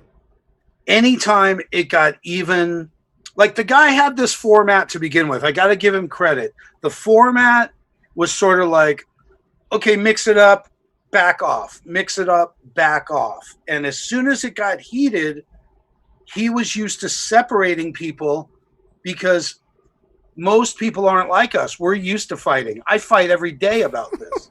Yeah. So it was totally easy for me to go on and haggle with somebody. It didn't bother me at all. But if you had like lesbians versus gardeners, you might have like, I think a hoe is this, and I think a hoe is that, and they would All start right, fighting. people, and this it'd is be like- definitely not for kids. People watching on YouTube. So I was well prepared to fight. It didn't bother me at all, at all. And I knew 2 of them had begged not to be called scientists. That's like pretty intense to note that, they knew they weren't. They were paranormal debunkers. And my friend Sydney talked them into going to the Salton Sea to prove to her or to prove to them the shape of the Earth. So the way that came about and the way Nat Geo ended up being there was just a series of flukes that kept happening. Yeah. I just found it weird. Like, how did you ever ask the Jubilee team why they got 2 of the same people from an organization that don't want to be called scientists? Absolutely. They couldn't get anyone to face us. It was supposed to be flat earthers versus astronauts, and they couldn't get any astronauts. And then they got that guy, Ali, who, if you look him up, he's got a lot of bad reviews. I guess teachers have like a review system, and he's got a lot of bad reviews. It was really funny. I only saw that afterwards. He was a nice guy, but he thought that we were super religious and we're basing our views upon the Bible, when he happened to pick Wendell, who even as a Christian, he's been out to the Salton Sea 7-8 times. He's the leader of what we call the free group. It's called Flat Reality Earth Explorers. So we've gone out with lasers, we've gone out, done mirror tests, and we've done infrared now. Does he have a channel? Do you know? It's called Flat Reality Earth Explorers. But one of the problems that we've had is taking an observation and making it into like a production, like making it cool looking. Oh, okay. So it's like really hard because first you got to video it. And then they go, what about the other side? And you just go, okay, so we're videoing from both sides. And then you want like the camera shot of the guy videoing the guy shooting. It's like, so one guy's shooting, one guy's videoing, and then you want to show it that that's what's going on. So now you got 3 cameras involved in editing, and it's very hard to make the proper production out of it to get the point across. Lasers at night don't look like anything. There's no reference points, so it's like, oh, it's just bad video. What do you do? Yeah, that's kind of a bummer. It's like, oh well, it's we have laser stuff at 17 miles easily. We're going out again in January to the salt flats, and we've already tested 35 miles. So the real question is, when these assholes get over their optical effect of what they call the curvature of light, we're going to finally bust them, because we're doing it at different temperatures and different distances and getting the same line of sight that they're saying is impossible. Anything over 10 miles is pretty much impossible, and we do it all the time. So they're saying obviously that light is bending, and they're using atmospheric conditions and refraction, and we're shooting it down because we're doing it at different temperatures, different locations. The thing about Salton Sea that nobody understands is that it's such a creepy place because the air and water are often the same temperature. So you don't have a temperature inversion layer to deal with. So like first thing in the morning and at the end of the day, you'll get basically 85-degree water and 85-degree air. Okay, wow. Yeah, so it's really a creepy, sort of spacey place in that respect, and the place is weird to begin with. It's not natural. But the reason why we go there is because initially it was like, well, it's flat. The water's flat. They'll admit it's a straight line. But they're not. They're just saying that it's refraction, refraction, refraction. They always use the term standard refraction without addressing the fact that there's got to be both minimum and maximum refraction. You can't just have standard.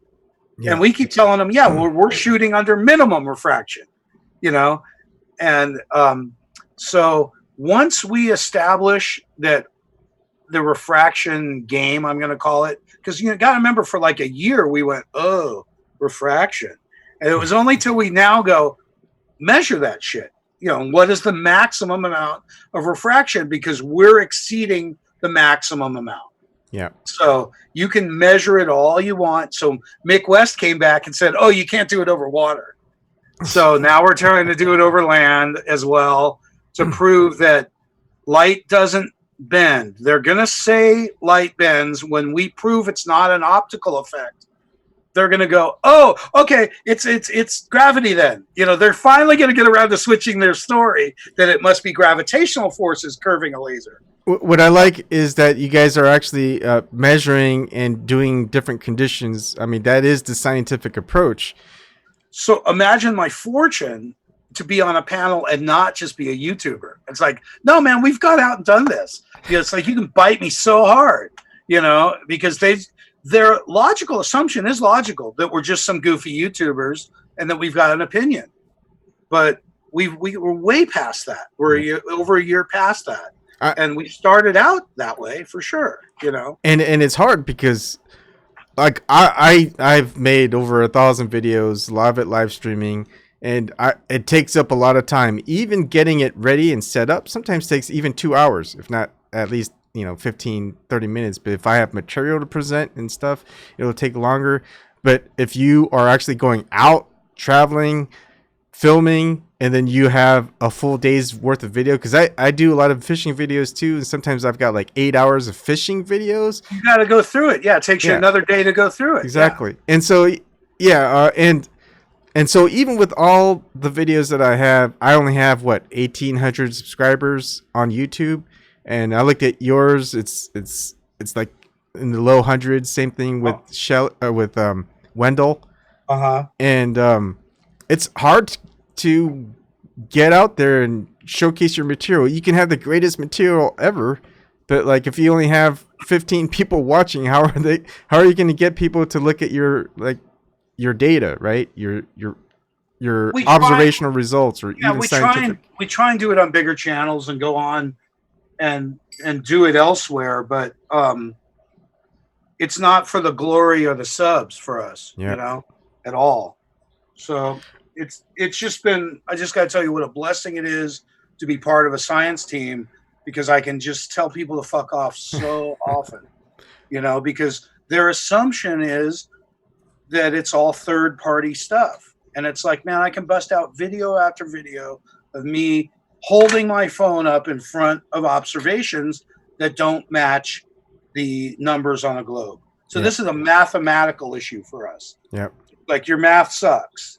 We can see too far, and it sounds silly. Oh, we can see too far, but it's true. It's basic truth, is how far can you see? How far does radar work? And what is the scope of the angles that are supposedly there mathematically? They're not there. There is not an inch. Forget a foot, forget 100 feet. At every distance, we can't find an inch. So are we out of our minds, or can I see my friends 10 miles away? So we've definitely gone from lasers at night to mirrors during the day to infrared now. Yeah. And once we finish like 35 miles, it's like Jay Tolan's already covered some great distances. So we're going to have to sort of move on. And the one thing I'm trying to address with the team now is that if they're going to say my laser's curving, coming at you between us at any distance, I need to shoot it from the side and show a straight line. And that's a little harder because lasers don't, the beam doesn't show up unless there's fog or smoke or something. Mm-hmm. Like a laser beam, you only see the pinpoint. You don't see it travel. So do I got to go, 4 miles out into a crappy lake that doesn't let you have boats because there's no launching point to try and let out a series of smoke bombs? From fishing, I used to fish at Walden Pond, and I'd get out there at 5 a.m. before the sun would rise, and you could see mist coming out of the water. And this is during the summer when it's hot. So maybe that same effect would happen if you go before the sun rises at the Salton Sea, just to see if you see the misting effect. It doesn't last very long, but it's there. It's typically blocks our view. Like when there's any conditions worth of shit, you can't see the whole span anymore. Oh, okay. You know, so it has to be just thin enough or just thick enough. But I realize now that unless we do that XYZ axis, unless we get the other side at a 90-degree angle, they're just going to continue to tell us we're seeing bending light. And the ballers are so dumb that they keep claiming it's an optical effect, and they haven't even clung to gravity yet. Because as soon as we shoot them down, they're going to go, "Oh, it's gravity," you know.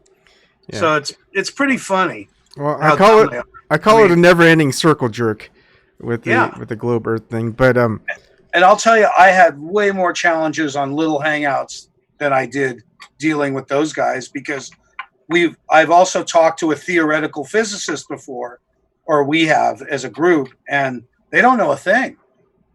I mean, they have no idea. Like when you mention basic math, basic stuff, they're like, imagine, you know, and it's like, no, don't imagine, measure it, you know, and stop looking up. We're working down here. Yeah. You know, so it's really cool when you get that sort of confidence. But it was really weird with Jubilee and Middle Ground, because there's like 90,000 comments of people saying you're retarded. And yeah, in fact, it's a killer place to go bug them. It's 90,000 people not only watched, but they're commenting and they're hanging out. So you could just go in there and start with them. And there's like 30,000 people a day watching, and there's, you know, hundreds of comments every day of people going, "Oh, those flat earthers should be put on a rocket and go to the moon." I mean, they're really dumb comments. Yeah, but You know, well, I love those comments, because it's like that's what I want to do. You know, I would love to get on a rocket and go to the moon. No one's I gonna gotta take read. me there. I gotta read you some of the comments I've saved. They're classic. Like here, this is an honest person, right? I thought the Earth is flat, in quotes, was just a meme. I never thought there was actually people believing that. Well, man, I win. If that guy is like finally goes, "Oh, there's real flat earthers," I scored. You know, that's the best I'm gonna do. You know, because that's just the best I'm going to do. This is the funniest one. Evidently, I said, they're quoting me, "You don't need to go to the moon to get moon rocks." And in their world, it is funny. It is funny. It's like, you don't need a mountain to climb a mountain, but it's true. They really gathered up moon rocks out of Antarctica off the ice, you know, but if you don't know that, it's just a classic quote. You don't need to go to the moon. Or what do you think of if they believe mainstream media and you tell them, well, a mainstream media article said, well, a lot of these moon rocks are missing, and the ones that were given away were shown to be petrified wood, you know, and that's the like the Dutch National Museum. It's not like it's NASA's going to get out of a lot of things by saying they accidentally released dry run test footage. Like, oh no, that was just a test. You know, so they're going to get out, "Oh, we accidentally sent out that reel, but that wasn't the real thing. That was just a, what do you call it when they're in a mock-up, you know, simulator. That was just a simulator." Yeah. So they're going to get out of a lot of stuff like that. But lately, this thing with the Samsung selfie is beautiful, because they had to admit that satellites are often on balloons. And then when they released the image of the Earth from the Samsung selfie at, I think, 11 or 12 miles, it matched the curvature of the Earth from the ISS, which is like 260 miles up. So it's like, we can't figure out how they can keep sticking their foot in their mouth. Yeah. We can't figure it out. It's like, I mean, how could they have kept this lie up for so long when we just see them making so many mistakes now that we're paying attention, you know? And it's only us paying attention. You got to imagine how many people still watch sports, still watch situation comedy TV. Yeah. And we've gotten out of the habit, and when you're out of the habit, it's so foreign when you see it. Like a commercial comes on and I watch in amazement. It's like, ooh, look what they want you to buy. But Yeah. it's like, it seems like an attack when I watch it now. It's just a car commercial, but I know it's an attack on your mind, Yeah. And I grew up on TV, so I'm pretty aware of how this happened to us. We've been in a trance as a people, and they've run with government because we don't participate in government. Can I ask you a couple of questions? Because Absolutely. I'm really, really interested. How did they find you, or how did you find them, as far as being cast into that episode of Jubilee? The request of most stuff like that, when it comes to mainstream, ends up in Mark Sargent's hands. Okay. And Mark Sargent kind of has a rule: fly me in if you want me. And they weren't willing to. So if they'd have flown him in, he'd have done it. If he'd have done it, he might have brought someone else. He has a real good habit of bringing other people along to events and things like that. But basically they said, well, do you know anyone in LA? And it was a funny circle because Wendell got the call as part of the free group, what we call Flat Reality Earth Explorers. He got the call from Mark, and then Shelley's kind of a recent add-on for us. So I insisted that he bring Shelley on because she's good TV, basically. Well, And, she's pretty sharp. Are you and Wendell from a military background? Because I'm guessing that Shelley is.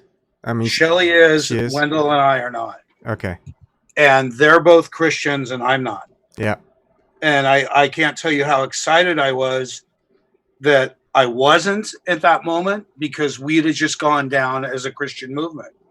Yep. And now, so there's 6 million people there that saw somewhat that we don't all see eye to eye. And that was like pretty important to me, because we don't get along. None of us, and it's a real challenge for us to get along and be unified. And I'm trying really hard to bridge my negative approach towards people looking at the Bible when I'm looking at a tape measure. Yeah. It's the opposite approach. One's faith-based. Do you have a religion? Do you have a spiritual inkling? Like, what's your background on that? Okay, my background from my grandparents' side would make me a Jew. Therefore, I could claim to be a Jew and say I'm the chosen one. And so if I play that card, I could play that card. Yeah. I'd like to know the truth. I seem to have, a real more of a Buddhist vibe, and where I feel balance is important. That would be the ways of Jesus. I just grew up seeing evangelism on TV, and just don't trust churches. And my inexperience with the Bible is expanded by the fact knowing that it came from other texts, with the being in the Hebrew Bible and stuff like that. So it's like I might as well hang with the Jews if I want to go towards religion. But I'm a shallow pool, because anybody would tell me that this is where this leads to a creator. Yeah. And that I need to address that. So, because what I'm wondering is, I mentioned it earlier, that no matter if you come out as an atheist or Buddhist, or maybe you come out gay or trans, all of that is more accepted now, even from an atheist standpoint, than coming out as a flat earther. I mean, do you see flat earther as being the hardest thing to come out with to your friends, family, and just public in general? And also, I think the bigger issue is now it's together. It's like they just want you confused. You can't be a man. You don't know what bathroom to go to. And it's like, did I put it in my wrong ear? Did I wear the wrong pocket? And they're making it so you can't make an intelligent decision anymore. You have to go with the mainstream or you're out, so Mark Sargent said something's funny. He says, just wait till flat earth becomes cool. and watch all the people that jump ship. Yeah. Go, oh yeah, I was a flat earther. I was a flat earther. But I just want everyone to know, it's certainly not about flat Earth. Flat Earth is just the biggest piece of evidence. And I'm a big believer in the Constitution because I think it's timeless and it was written right. I differ with Zoom a lot where he wants to tear apart the government, and I think we're supposed to participate in it. And it's our fault for letting them stand in our place because there's not supposed to be professional politicians, and I think the revolution should come through phones because we can vote this way now. We don't need to wait till voting day, and we can address issues and have questions. It should be like that direction things. You have Waze, that thing Waze where you can drive, and you can see where accidents are. And it's like, there's a pothole. I'm going to put it up for petition right now. You should be able to put up something for petition and participate in your government right there. Vote. Everyone's got phones. They give them to poor people. So everyone could vote that way, and they don't need to have. They could simplify so many things, but all of this really comes down to banking and war, and what NASA has been supporting is a horrible, childish behavior as human beings, and I mean that's where I'm at.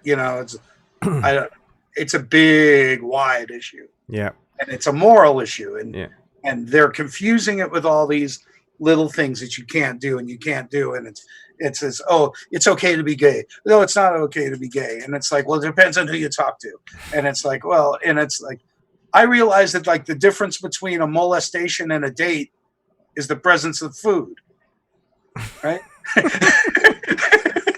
Yeah, it's like, so I carry a sandwich these days. Just in case I meet someone. Yeah. I mean, like I've been through the whole. I mean, I started live streaming and doing videos off of politics, and I gotten to be almost pretty much my political leaning is anarchist in some way, or if it's going to be like a someone like a Marcus Aurelius, a philosopher king, but I don't think. That's going to ever happen because, I mean, Marcus Aurelius, as a philosopher king, was more of a slave than Epictetus. They're both Stoics. And, the slave found freedom in philosophy, whereas a king who could do anything he wanted to, he ruled as an emperor, couldn't do the things he wanted to do because of philosophy. So he was enslaved by it. I think that's just interesting dynamic in philosophical, historical context. And yeah, the founding fathers with the Constitution, I believe I like the concept of it. I'm a big supporter of the Constitution, Bill of Rights, First Amendment, Second Amendment, heck, everything that's in there. And I think even it was either Ben Franklin or Thomas Jefferson said, you just have to keep at it. A civilization or the country should every few decades just really break down the government and start over again. What worked, what didn't work. If it worked, keep at it. If it didn't work, we'll toss it away. But now we've gotten like over 276 years of stagnation of keeping the bad and almost doing away with all the good stuff that was originally written. But no one's really going and reevaluating a political system that it was written well. I mean, because the whole premise was to give sovereignty to the individuals and not to the government. And now it's gotten to the point that don't give sovereignty to the individuals. Give power to the government and corporations and money and everything that's basically goes against what individual people have access to. But as written, we can make change. You don't need to revolt. You just need to participate.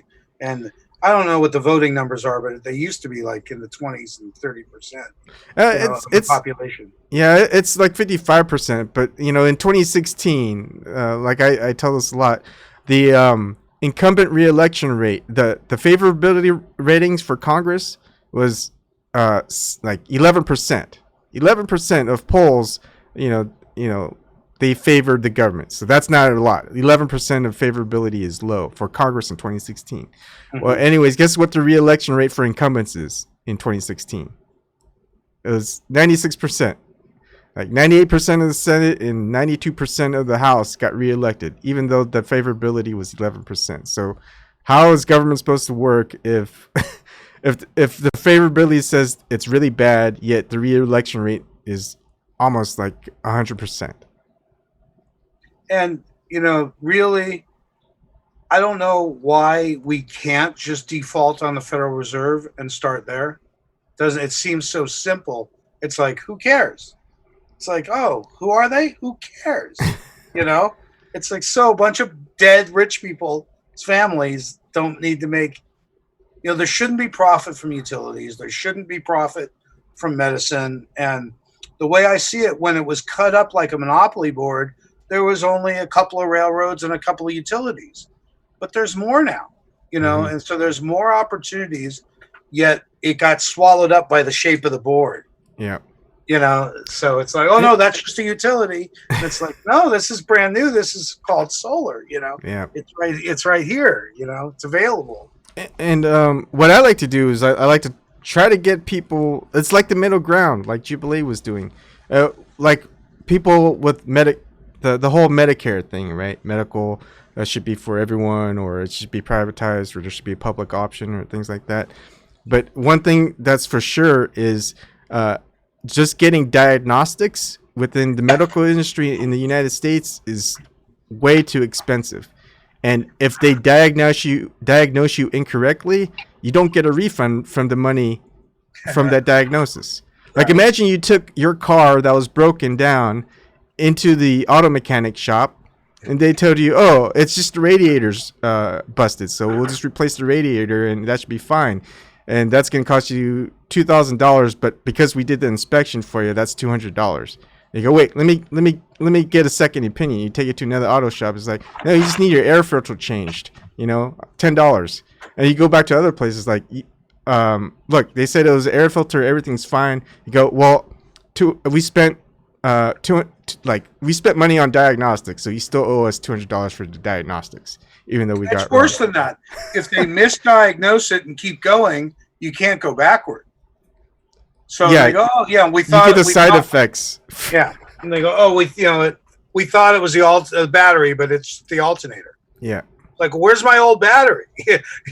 Yeah. So I mean, I think that's the middle ground should be that is like, look, if somehow it's got to be cheaper. Why is it so expensive? Why isn't anyone looking into why it's not? And why are we getting so many things wrong? And so if it's really a free market, then, well, if your diagnosis is wrong, then they shouldn't have to pay for it. The producer of that has done a good job because he makes it look like it's a debate. And in fact, it's him with his own question. It's like he could do it as a one-on-one with any one of these people, but he piles them against each other and watches the answer. And then as soon as he gets his answer, which is what you could really pick up if you watch it again, he's quick to disperse them because he knows he's going to have to haggle the people talking over each other in editing. So as soon as it gets back and forthy, he smells an edit coming and decisions. So he just asks us to stop and go what he calls reset and go stand up again. Yeah. But I know it's because he's learned he doesn't feel like editing too much. So as soon as it goes too back and forth, he wants its chance to set that tone again. And the show has that tone. Yeah. Like of a setting, the tone of a setting. Yeah, I thought because of the editing, I thought you guys never talked over each other. Like like when someone's talking, saying no. But this is how jaded it really is. Most of the comments, particularly about me and us, is that we stepped on them.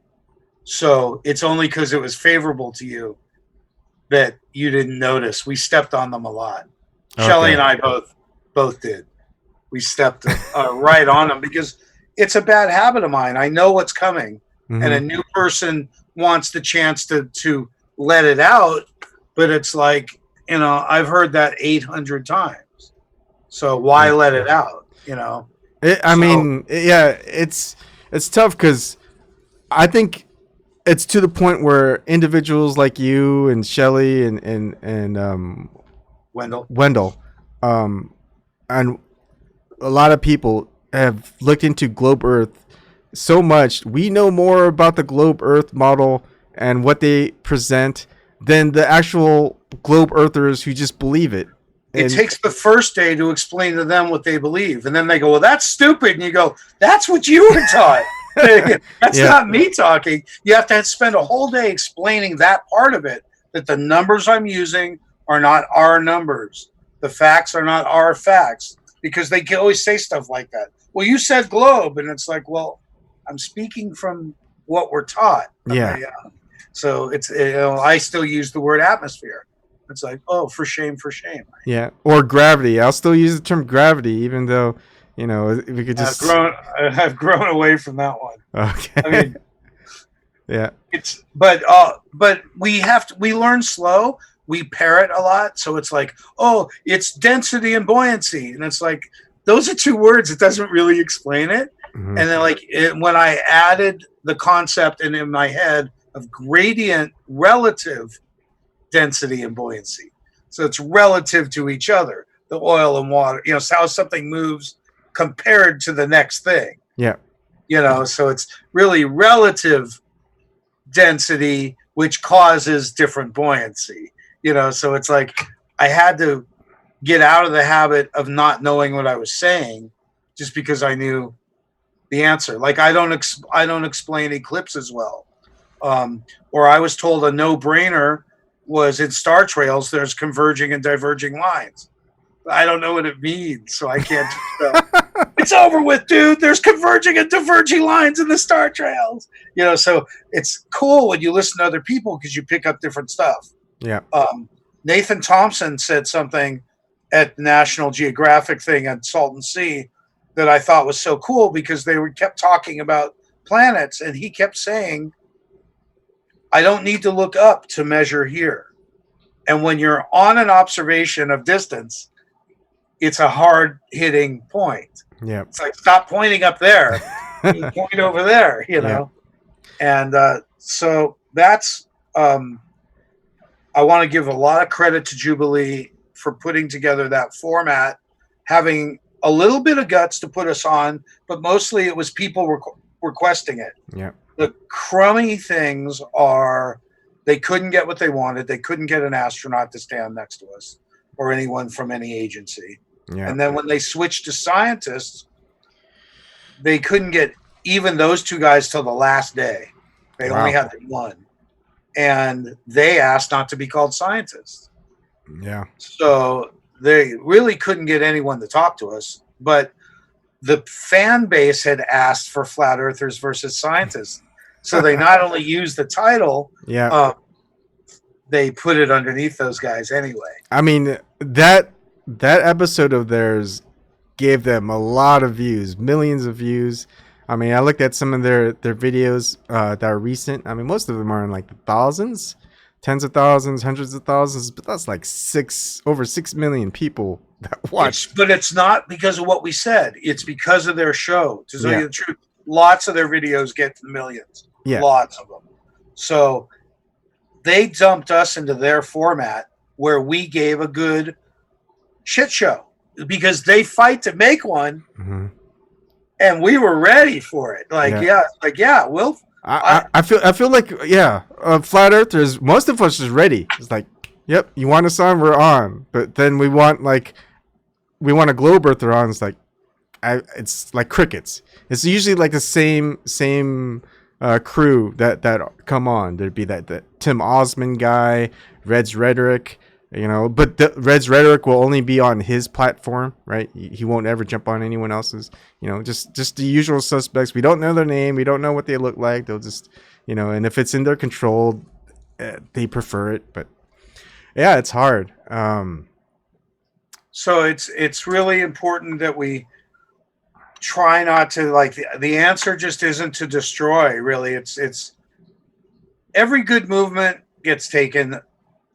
Sort of infiltrated, Mm-hmm. So it's hard to get together as a group And I don't know like what to do with the batch of new flat earthers. Let's say all these people came to it. You still have a population that's right back to where you started. Yeah. They still want to be entertained. They still want to get fat. You know, they still don't know that they're even at war. Yeah. I mean, think about how they protect this country from the news. Yeah.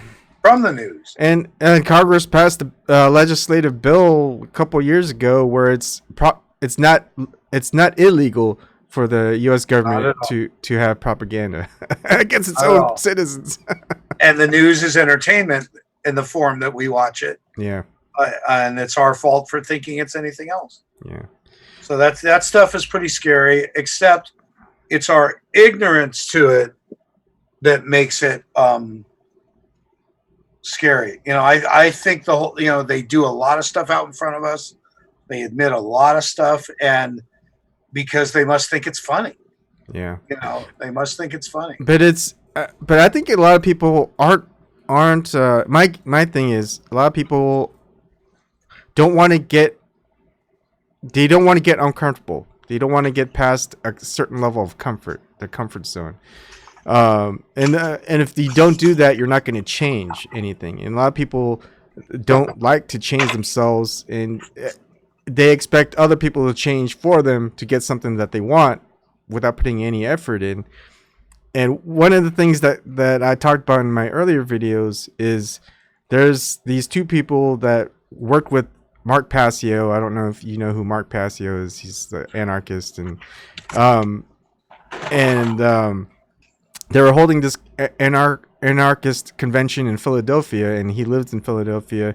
But as an anarchist, they want people to just really not use the credit card system. You know, try to get onto something that's decentralized, like cryptocurrency, even cash. And yet, most of the people who went to the anarchist convention, all of them pretty much use credit cards, right? So even the people who are really wanting change aren't really willing to change themselves and just focus their uses getting out of the system into something that's more suitable to what they actually want to participate in. It's tough because you can't all be survivalist either and go dig a hole somewhere. I mean, you still,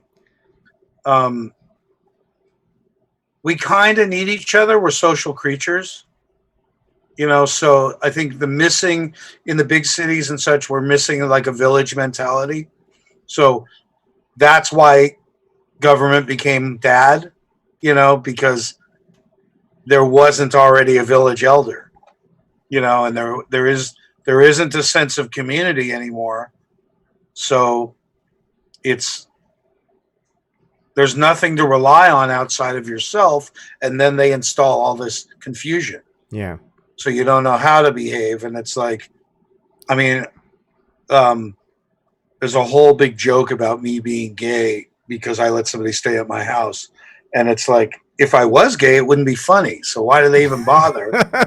And then it's like, I thought about it, and I go, well, look, what if I found a guy attractive? I go, okay, and like, when do I change my voice? Right? It's like, I figure it's when a dick hits your Adam's apple. Oh man. Otherwise you have to do it consciously, right? Yeah, it's like, oh, I'm gay, I better change my voice. And in the military, they have in the Navy at least, they'll teabag you. So if you fall asleep while you're on duty, they'll take their, you know, and they'll whack you on your head, and that's called teabagging. So does that make you gay or them gay? Yeah, exactly. That's what I'm trying to figure out. How did you know I was doing a live stream? Were you subscribed to me before? Did someone tell you? New Perspective texted me. Oh, okay. So he must be subscribed to you. Okay. And I know you're on the board with Zoom. Yeah. I don't know his history with a lot of people or you or whatever. I know that there's a lot of history between a lot of flat earthers. I try not to get into it. I just try to help where I can. So If you want I to was tell me, surprised. I was listening to you and you were like reasonable. I was surprised because you were going on, but you weren't going on and on. You know, I mean, you were moving on. A lot of people go on and they fixate, and you've learned to move on quick enough, you know, instead of, you know, getting lost in your thoughts. You kept coming back to the video because I kept thinking, oh, he's done, he's done, he's done, you know, and you kept it moving just enough. Otherwise, it's really hard to watch those things when people won't let it play out. Yeah. You end up getting their take on it and their angle on it more than the feel of it. And so it's really weird because it wasn't for flat earthers. It ended up to me being like a 30-minute infomercial for flat earth. Yep. So to me, it couldn't have done better. We had 6 million people watch a commercial for flat earth. Yep. But it wasn't for us. And the audience, I mean, it was for us in the end because that audience is just getting to the laughing stage. Yep. So we've already gone from, you know, you're stupid to I've heard of that to let's talk about it. These people are still down at you're stupid. And if you don't get 10 minutes with them, they stay there. If you don't get, you know, so I go out in the street and try and show that there isn't just religious people interested and that there isn't just conspiratards interested, because I got a big problem with the conspiratards because everything's a conspiracy. And it's like, everything's available. You do what you know, go live your life now. Yeah. You know, like, so, I mean, there's some things that aren't advantageous, even though they're not great conspiracies, you know, and when everything's set up that way and it becomes a bureaucracy or the simplicity of, oh, there's leftover budget from last year, but nobody asks about that. Yeah. You know, it's the simplicity of it, right? You know, there's a bunch of donations during the year. You buy coffee, donuts. Next thing you know, there's $38, and it doesn't make it into next year's thing because whatever, it didn't. You know, but that becomes $38 million when you're running a community. You know, and you said it just like you when you were watching me. Is like some people get stuck and they stay and they keep talking. They don't move on, and that's the same premise for conspiracy theorists. They get stuck in conspiracy land. Even flat earthers, they just stick with the flat earth and they don't move anywhere else. It's like, well, okay, Earth is flat, so that's a biggie. Now what do we need to do next? Because all right, so we uncovered one of the biggest lies perpetuated for centuries by multiple governments and agencies, and it even got perpetrated in the scientific community. It got perpetrated even within religion and like education. Yeah, they education system education on top of it. Yeah, I mean, it's all controlled and it was all passed, and there's not. We can't even name a handful of whistleblowers. I mean, I could. The only. Oh yeah. I mean, there's a couple of whistleblowers that we know of. You know, there's some that are.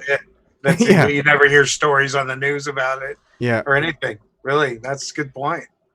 And like they kind of changed the law. For a minute, being a whistleblower was really easy, and now ever since that Fox Monsanto thing, where they went backwards during the appeal, like they lost an appeal, and they took away their whistleblower status, which is impossible, but they're based on it going down as a frivolous thing, you know. So I hate to mention it, but journalism's under attack, and I hate to mention this more than anything because it's true.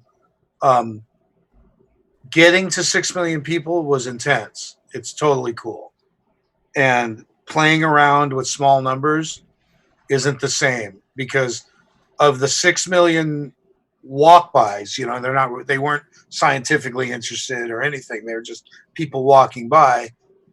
I figure now 1 in 1,000 heard me. Yeah. So those numbers are tough odds. Yeah. Yet in big groups, It's acceptable. I think that's what 6,000 people heard me or Yeah. something, So it might be more, 60,000. I don't know. I think in that entire show, you're the one that spoke the least amount between Shelley and Wendell. But when you actually said something, it was good. It was right on. It was in the editing. I got cut out a lot in the editing because I attacked them for what they portrayed on Nat Geo, and I know they lied. Yeah, I know they lied big time, and they didn't mean to lie. Just like the show didn't mean to misrepresent them as scientists. It was just what their audience wanted to see. Yeah, is some scientists up there. Don't you see? Do you think that's a problem? Because if the people want to see what they want to see, they won't see what they need to see. It wasn't a problem for me because they put me up against clowns. It was totally cool. Imagine if there was real scientists. But you got to imagine for 30 years, they've been giving us the same 6 guys. So we don't get to see real science. Imagine if they put somebody good up against me. Yeah. I'd have had a hard time. But we had already faced off with those guys, and they've already proven that even the design of their experiments, I don't know if you ever seen the Salt and Sea stuff with Nat Geo, but they cut stuff out because one of the experiments had to do with spotting balloons at 10 miles across the lake and launching them on the other side of the parking lot. And the whole premise is flawed because they couldn't find the other side with their cameras to record it. Yeah. So we helped them find it by shooting like an iPhone through a P900. Yeah. And spotted the balloons and told them, look, tell your guys to point where our guys pointed, which disproved the whole theory that you had to be launched up in a balloon 35 feet to see anything. Yeah. Because we saw the balloons on the ground. So their entire test, giving them no idea to spot their location except for on the ground, debunks their entire test. So they took that out of the Nat Geo thing in its entirety. And what they showed was a boat out at 3 miles. Why they never go to 4, 5, and 6, I have no idea. But they tried to show that some curvature was in the way of one of the stripes that they held a banner up. I have the banner here, actually. And there was a portion of one of the stripes appeared missing because of the waves and because the camera's really low. And the girl from Nat Geo picks up binoculars and she goes, I can see the stripes disappearing one after another, as if it was going off, disappearing from the bottom up. But if you look at the shot, you can see the shoreline behind the point that they say is blocked by the curvature of the earth. Yeah. So it's completely out of whack. They don't know what they're looking at. Does that make them liars? Well, I think they're giving explicit instructions because in mainstream media or the government, they never film the actual curvature of the Earth observation of ships going over the horizon in detail, as many small channels and people who they don't care whether or not the Earth is globe or flat. They have a telephoto lens like a Nikon P900 or 1000, and they just show that and they go, well, I don't think the Earth is flat, but I'm questioning the Earth being a globe because, well, I shouldn't be able to see that with my telephoto camera. But we don't see these same observations being done by Nat Geo, by ABC, by whatever mainstream channel. The closest we got was PBS, Genius by Stephen Hawking, right? That one. And then when we look closely, that half a second of video snippet, you got those same 3 birds flying over the water where we know that they doctored the video. So that was the closest we got. And then that YouTube channel that displayed it, I don't know if you know, you can't watch it anymore in the US. You have to VPN outside the country. And this is a show that was published by PBS, which is funded by American public, right? And right, so that own show that supposedly crushes flat Earth, you can't see it in the U.S. anymore. It's a channel by Alex Chertnick, but if you go VPN outside of it, you can. I mean, it's just some weird stuff that's going on out there. I think we have a responsibility to be clever and to be clever than emotional. It's so easy to be emotional. Look how they scared everyone off of YouTube and don't have to do anything now. Yeah. They spread us out, sort of unbundled us, and made us react. And if everyone runs to one, they just buy that up anyway. You know? Yeah. So it's kind of odd that we reacted because they don't really have to do anything anymore. Yeah. They just wanted to see if we'll disperse. It's like yelling disperse. Yeah. And we did. Yeah. I mean, I know a lot of people who left YouTube. I mean, I'm still on it. I figured I'll just keep going until they terminate me, and then I could say, "Hey, they terminated me," and I'll maybe make a backup channel and whatever. But they'll keep doing it. But then if everyone leaves willingly, it's like they don't have to deal with very much. They don't have to actively terminate them. Then they also don't have any ammo saying, "Look, I left YouTube on purpose," instead of saying YouTube terminated me because this is what I talk about. And I just feel like that's not very good. I think they should spread out everywhere instead of going to just one specific platform. Like if you want, like people are going to DLive, but if they don't have enough followers, if they're not a partner of DLive, none of their videos exists over 3 days. So they Really? Yeah. So I didn't know that. Yeah. So Ooh. you have to get a certain amount of followers. Some people it's not that bad. Like if they already have like 20, 30,000 people on YouTube, I think it's like you have to get like 5,000 or 10,000 followers and your videos stay up and you can upload and not just live stream. Mm-hmm. So technology, I mean, we're all over the place. I like how we get a lot of different backgrounds. I mean, I'm technology focused. It looks like you have got a lot of just hands-on tool photography, video, and all that type of stuff. Shelly, newcomer, West Point Academy graduate as a flat earther. I mean, I mean, it seemed like an easy guess, but people were like, "You're just guessing. You don't know for sure." But I mean, all the signs are there. I think her husband was killed in action. Who says? No, you made all that up. You made all that up. He was killed in a bicycle accident. Oh, he was? Yeah. Okay. And she never served in after school. She got a medical discharge, and so they let her graduate, but she was never in service. In active military service. Okay. Because all the way that she interpreted it as like it's an assumption, but it seems like a good one. It was a bummer. Her emotions came through, and there's tons of people saying she only thinks that because her husband did. I mean, there must be 10,000 people that said that. Yeah. I mean, just over and over again. So, and she didn't even. She just flinched for a second, and everyone picked up on it. Oh. So they all think that she's doing it to protect him in his death. So it's kind of a bummer because it just clicked a bit for her. Yeah. And she was so gung-ho military.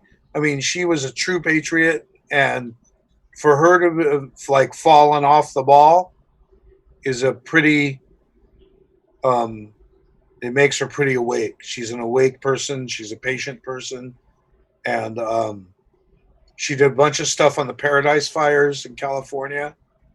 And she's a good journalist, and what's happened, I just think there's nowhere for us to do good journalism, so for us all to do it independently is hard. I've tried to put it together before, but next thing you know, you're busted for being a group. Oh, you guys just, and then if there's a group, there's management. I got freaked out by that thing Zoom sent out today. What was that? An assignment of we can all take over like 16 different aspects of zoomtruth.com, and if he can assign it to a group of people, he won't have to do anything.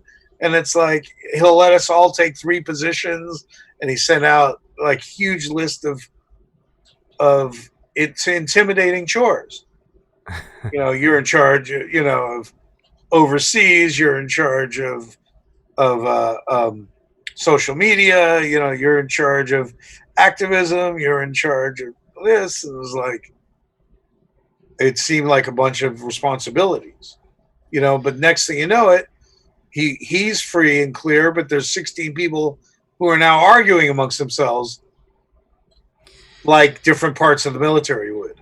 You know, it's like, well, I need budget for this. I need budget for that. I need this. We got to figure it out, and someone has to coordinate. Someone has to step up. It's hard to work together. And he did a good job with zoomtruth.com. The people finder is just a small part of it, and people think the people finder is all of it. So I'm trying to get him to remarket it as join zoomtruth.com and get the free people finder app. Well, there's going to be video teleconferencing. I mean, that's working. So it's working good. Yeah. And so I've been so I'm part of the software team, so I'm helping Greg out, who's Flat Earth Politics. So I've got everything set up. I mean, there's a couple of bugs or enhancements to add onto it, which I'm going to do tomorrow. And there's another pitch that we're going to talk about with Zoom that I talked to Greg about already, in regards to cryptocurrency. I'll just say it out loud. Imagine a flat Earth coin. I've been through this. Yeah. Yep. Good. Yeah, I've been through this. Anyways, it's already done. Look up Iron Coin. Iron Coin? Yeah. Oh, is because FE? Uh-huh. Huh. Interesting. But what's their focus? What's the point of their coin? Is it just a Bitcoin? Is it transactions? Is it like smart contracts? I don't know enough about that. Here's what I know is that 2 years ago, I was into it because it made sense to me that we had something to rally around. Mm-hmm. I inadvertently ended up being the guy in a lab coat at a meetup, and I wear the lab coat in the street, and I think we should all wear the lab coats because we should steal the science back. So at one time, what we put on it was going to be important, what logo. And I actually talked to Mark Sargent about, hey, could we see if that logo works and see if this kicks in as like a recognizable force with the lab coats and the thing, and then maybe we'll adopt the money thing, and then it'll go down, oh, those idiots have their own money. But the reality of all that stuff seems very pyramid-y, very schemey to me. So when you talk about the different parts of it, it's just another sort of maze to me, and it's all seems very mazed. I'd like to talk with you after I talk with Zoom and Greg, because I have what makes a cryptocurrency is its usage, its function, whether it's and basically all cryptocurrency that's all crypto is all tied to Bitcoin. So Bitcoin, all these corporate entities, banks, government invested in Bitcoin are getting money from the transaction fees off of it. So if every cryptocurrency is tied to it within the trading exchanges and stuff like that, no matter what, they're always making money off it because it's tied and coupled into Bitcoin. So if Bitcoin goes up, their coin might go up a little. If it goes down, their coin might go up a little. So it's never a standalone coin apart from Bitcoin. That's how all the exchanges work that way. So if you decouple it, kind of have a model like Twitch in some ways, and have its functionality very similar to the Steam blockchain, LBRY blockchain, and DLive blockchain, where they're all media platform based off of blockchain. I mean, I think there's so many uses for the cryptocurrency for Flat Earth. I mean, if Flat Earth is going to be censored in almost all platforms, might as well create a platform where it can't be censored and controlled. So, I mean, that's the concept. And I think basically the idea is very, I'm going into it too much, but I'll talk with you afterwards, see if you have any pros and cons. If you're interested in Ironcoin for any reason and what's gotten him to this point and what's kept him from being popular, I can put you in touch with him. Sure. I mean, in my opinion, it's all based on, well, if you just want a pyramid scheme, you would just tokenize it, and you would just say it's all hyped up, and you could buy tokens off of cryptocurrency, and then you could sell your tokens at a higher price later. I think that's all marketing based. If you want actual utilization based, you really need to talk to the developers. What are they developing for the coin that make it special compared to anything else that people are going to use it? And that's the thing, is you also have to have people who aren't going to sell out. Like, I mean, if you're a developer, you pretty much have control of the blockchain where it goes. You can create forks in it and whatever. And so if a bank says, hey, I want to invest in your cryptocurrency, can you do this to it? And they offer you $100 million. I mean, $100 million for a developer, how many people are going to turn that down? So, I mean, we're always fighting and have to figure out, whoever's in charge, that's how they take people down. They give them a deal they can almost never refuse. And then when you look throughout history with the whistleblowers, especially when you look at all the whistleblowers that utilize technology, they were always killed. They were never sent to prison. All the tech geniuses within the whistleblowers and their group have always been killed. They've never been to prison. Except for maybe Julian Assange, who they say is a big tech genius. But like the two people who worked alongside, I think, Edward Snowden, those two tech guys were killed. One of the tech guy who was really helpful with Julian Assange, he was killed. So, they almost don't need to give them an offer like $100 million. They just outright kill the tech guys. I mean, how else are you going to get material up onto different areas? By build something. Usually it's stolen via patent. Oh yeah, that too. Usually. So I don't know. It's too much for one person. It's too much for 5 people. It's too much for even 100 people. And that's why I say we should participate in our own government, and decentralizing money is just dismantling the Federal Reserve. We could create our own loan notes to each other. At the time, I had a plan as to how to split up $1 worth of Ironcoin, and it was mostly 25% for research, 25%. Now I don't remember what the other 25 was. Excuse me. How do you distribute that to whoever invests into it? I just figured if I was buying it at 20 cents or whatever it was, that I could sell it to flat earthers for $1. And what they did with it, I didn't care about, because I knew flat earthers to begin with want to participate. So they'd look to have something that makes them part of the club. Okay. And one of the things I wanted to have was a fake plastic coin with a chip in it that came with your real coin. So it was like an advertisement for Flat Earth that you could leave as like a tip, So there was a physical coin that came with it that made it sort of fun and super representative of trading. So I had a lot of ideas for it at one time. That's all. But I didn't know anything about crypto. It wasn't, except that it was trending and that we were trending. So I felt that we could parallel with it if it worked, but I don't know if it worked or not. And I get both things.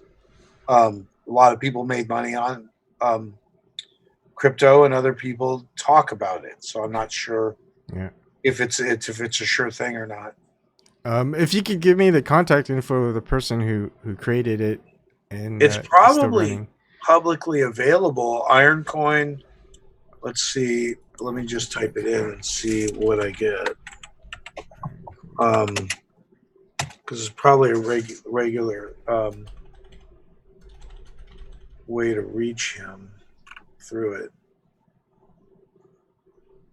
What's a gungeon? Yeah, that's the same result I got. What is a gungeon? Is it like a dungeon with gungans? That's not good. I don't know what that is. Ironcoin. PRN? That doesn't make sense. Why would Ironcoin be PRN? It should be FE. Because that makes more sense.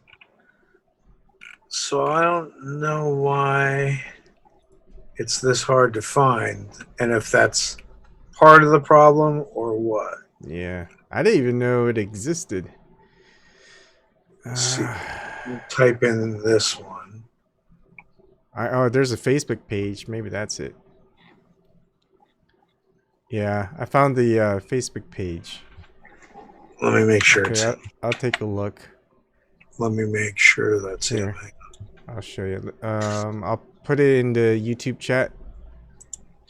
Okay. Iron Framework, and the guy that's on one of the videos.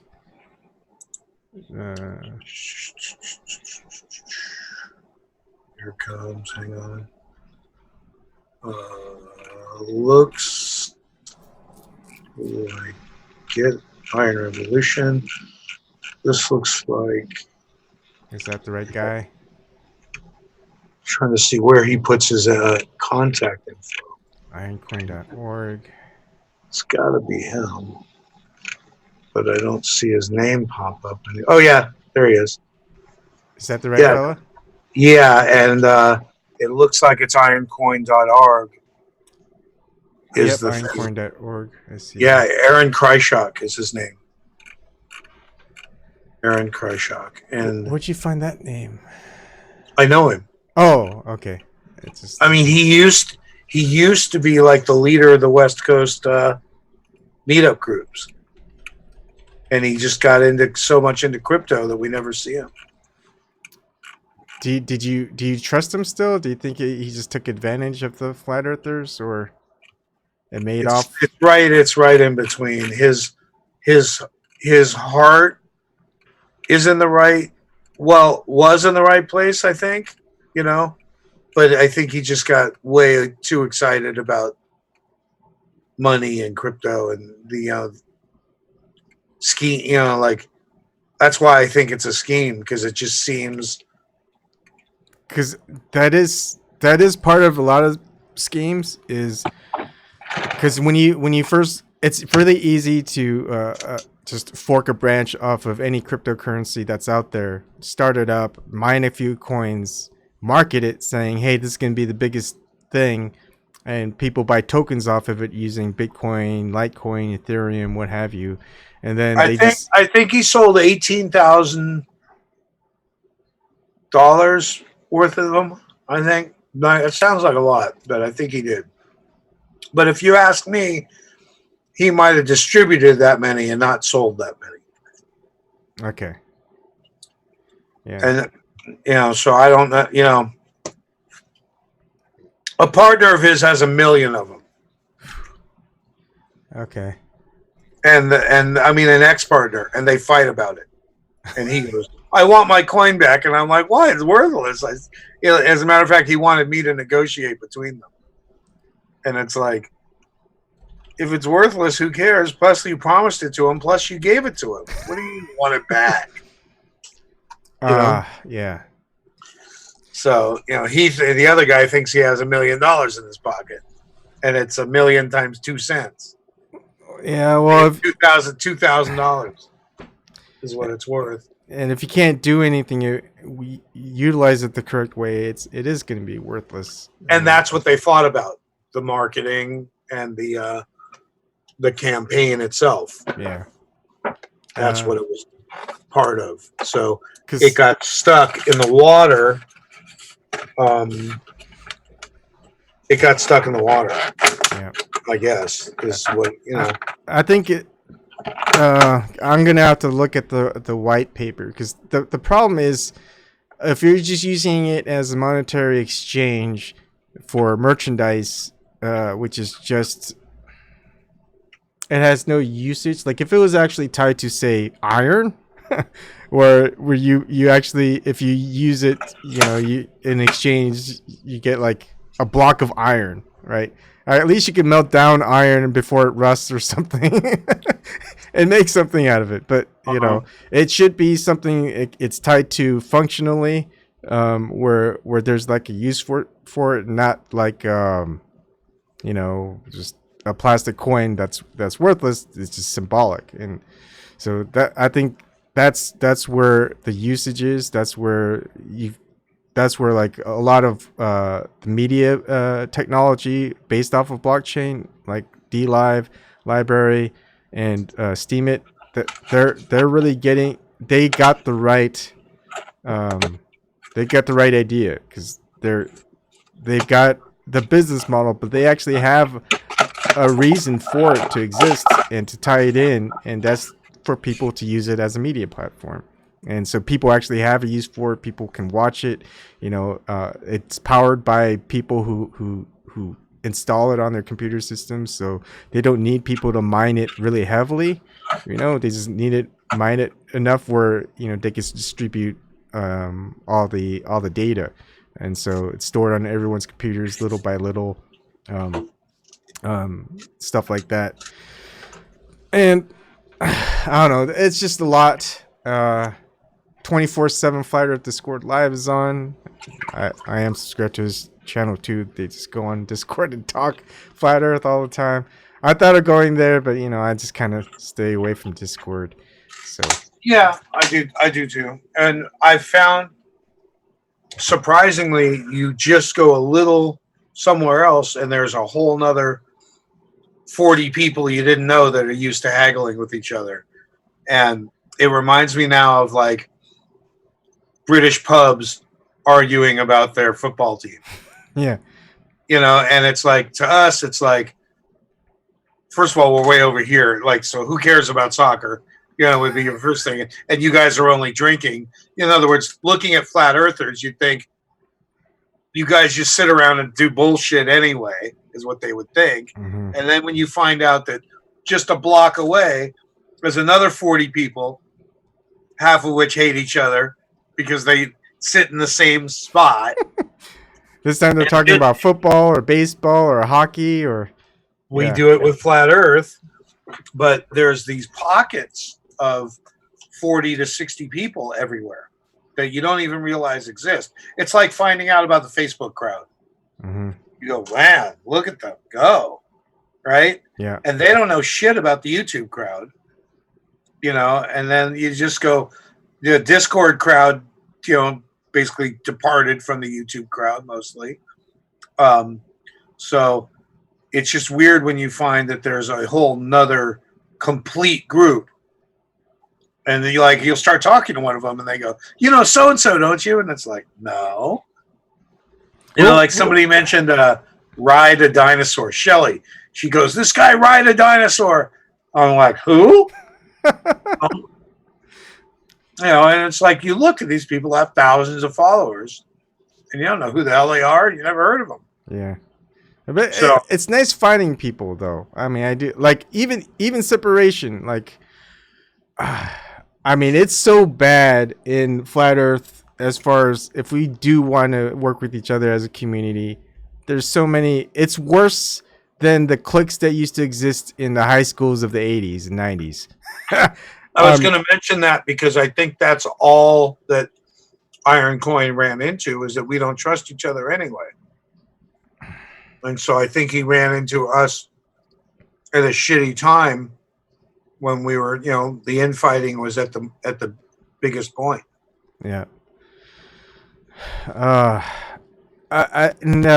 When you're talking about journalism earlier, and I do kind of want to, we may have to do a part 2.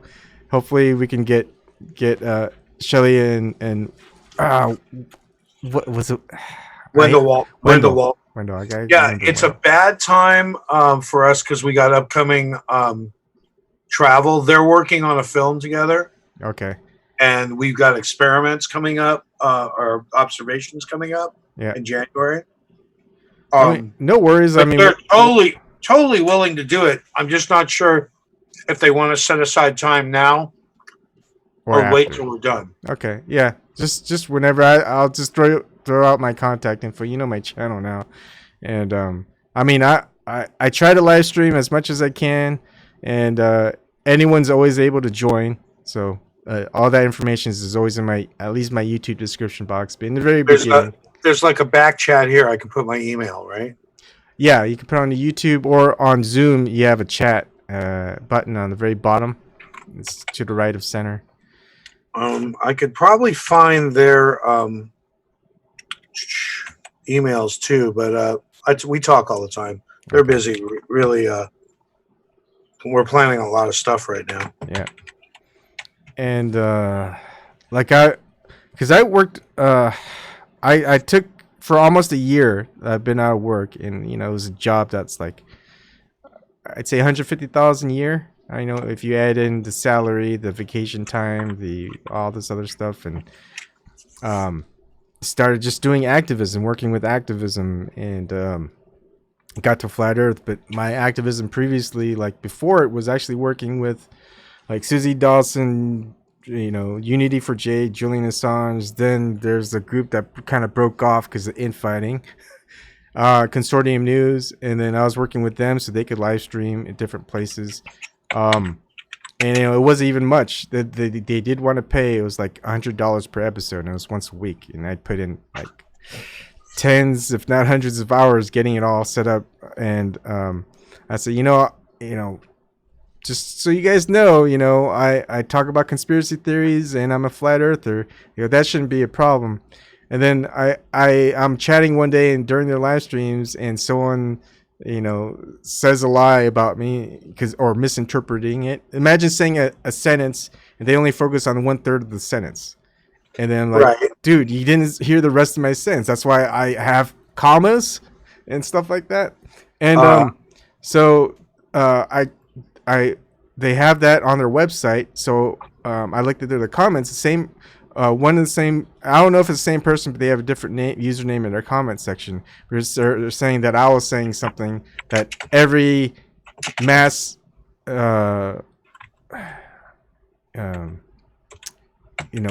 every mass murder by a gun is a false flag. And so that is an outright lie. I've never said that. I repeated that. I commented that, and the person who's in charge of Consortium News censored me. And I was like, dude, you're against censorship. I'm against censorship. I said if it was okay because of my stance on certain things, and I left. And they said, well, can we have all the material that you produced for us? I'm like, no. But it's not like it was a lot of money anyways. I just do it for the whole premise, the activism, against censorship, all this other stuff. And it's hard to work in activism because when you're in activism, you have a stance, a model, right? Certain things you do and certain things you don't do. And then people you work with, you expect kind of the same thing. You agree. And then they do the things you're not supposed to do. And it's like, well, I have to leave. I can't, it's not what I'm going to do. And so all of a sudden you're just alone again, not getting paid. You want to work with people. People don't want to work with you. People don't want to work with anyone else. And it's like we're not gonna solve anything by always being just. You have to take a chance. It's like I'll take a chance working with anyone, even free. People have trusted me with sensitive information. I've never revealed it, and I've had thousands of videos, and I live stream almost every night. And it's like there should be no problem because I mean integrity. People know if you have integrity or if you don't, and all it takes is just one time when you don't have integrity, where everyone knows, and that's it. And so that's just kind of my thing. Is I just keep going no matter what. Thank you for all the links, and I'll contact you. I'll probably use both. I'm looking around for your email. Okay, I'm gonna give you both my Gmail one and Proton Mail. The Proton Mail one is usually goes into the spam box. So gee, that's exciting.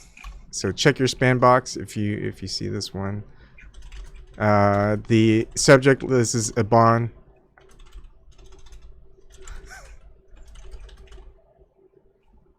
And am I in regular chat or back chat to see this? That was the back chat on the actual Zoom teleconference.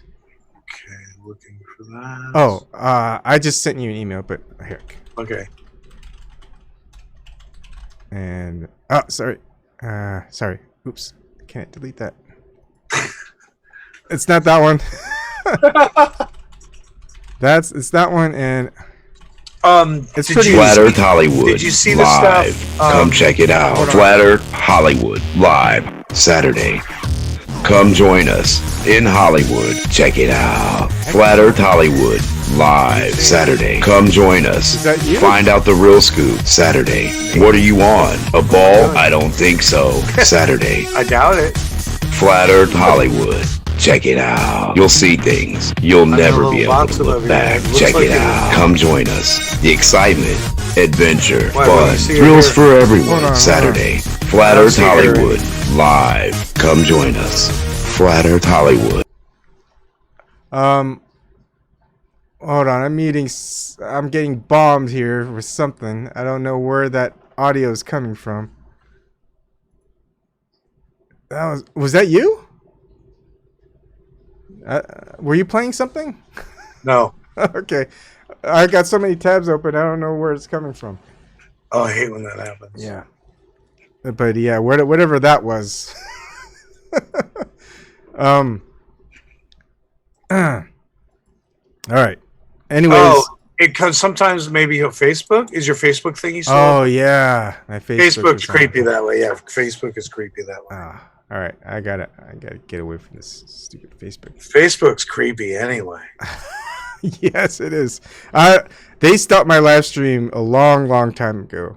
It's like I used to restream there, and so since they've done that, I haven't even posted anything really on my Facebook.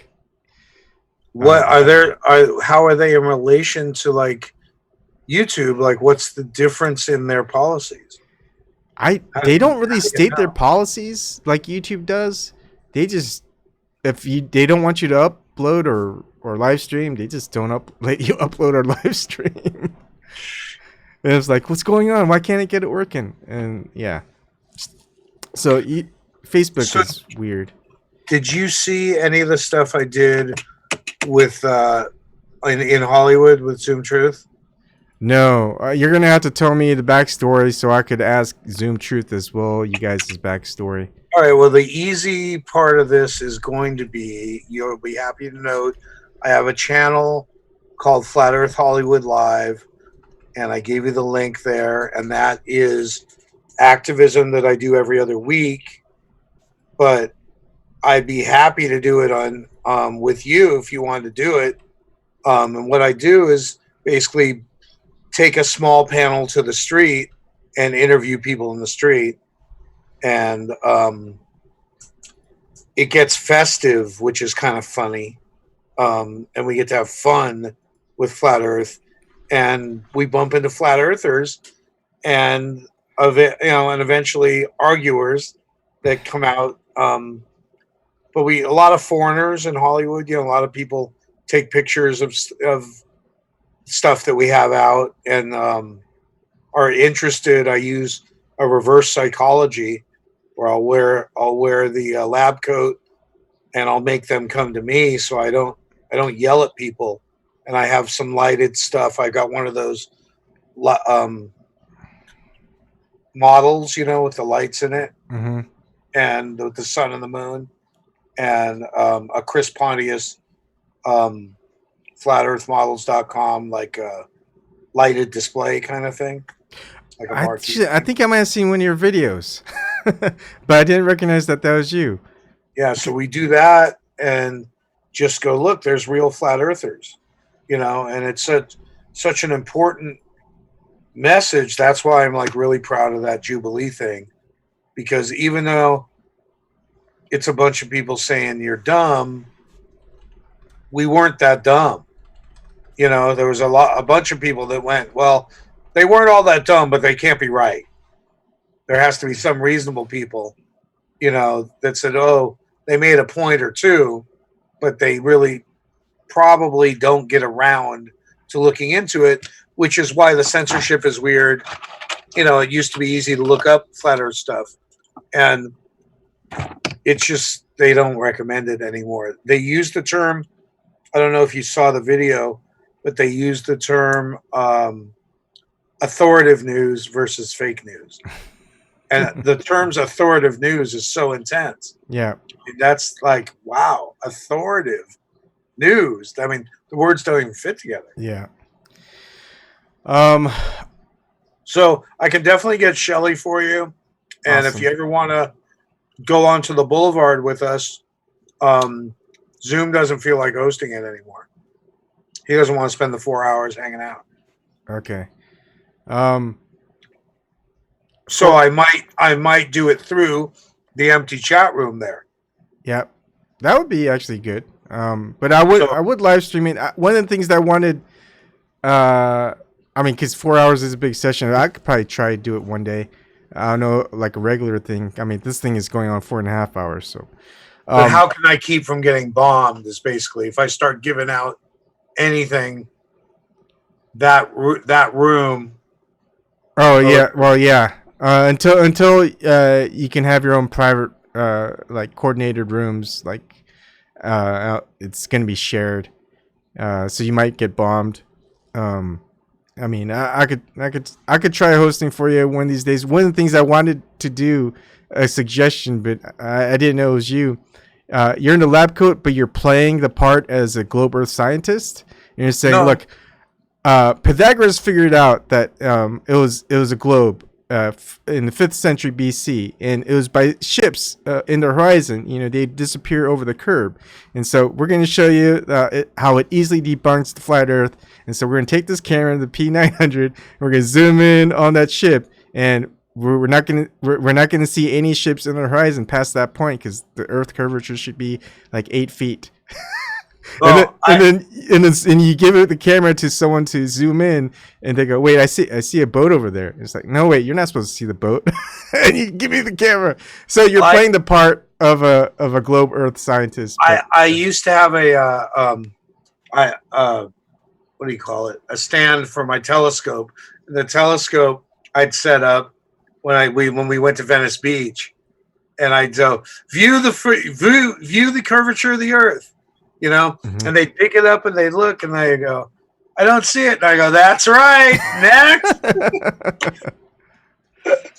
So that's the same routine. Yeah, really. that's the same routine. Yeah, it's a good one because then people are going, I don't get this guy, and they're double thinking themselves.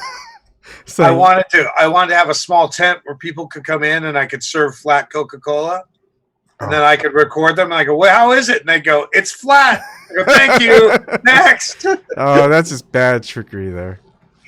But it turns out that, sadly enough, like I said, we have production problems presenting. I get a lot done with amusement. Mm-hmm. I get a lot of message across through the presentation of us having a good time Yeah. instead of fighting, you know? So I like, who are those idiots dancing? It's like, oh, those are the flat earthers. You know, and my goal with the lab coat, when there's people in numbers, is that someday you'll go to a ball game and see those guys up in the bleachers and know they're flat earthers without even hearing them talk. Because that's who the idiots in the lab coat are. People that think they're scientific, you know? You should go full Monty. I mean, you gotta get the glasses, the horn rimmed glasses, and I got 'em. Oh, yeah. a You go pointing watch. stick, and Oh, no, I have it all. do you got the pencil or the pencil holder? Absolutely. Oh Yeah, man, Yeah, I got it. Yeah. So you can watch that on Flat Earth Hollywood. So I take the clips that are worth having and Mhm. put them on that as an archive page. okay. So I'll check that. he's out. bored with it. We did it 2 weeks. Yeah, I think I saw you when he was live streaming, doing one of those. So that's where.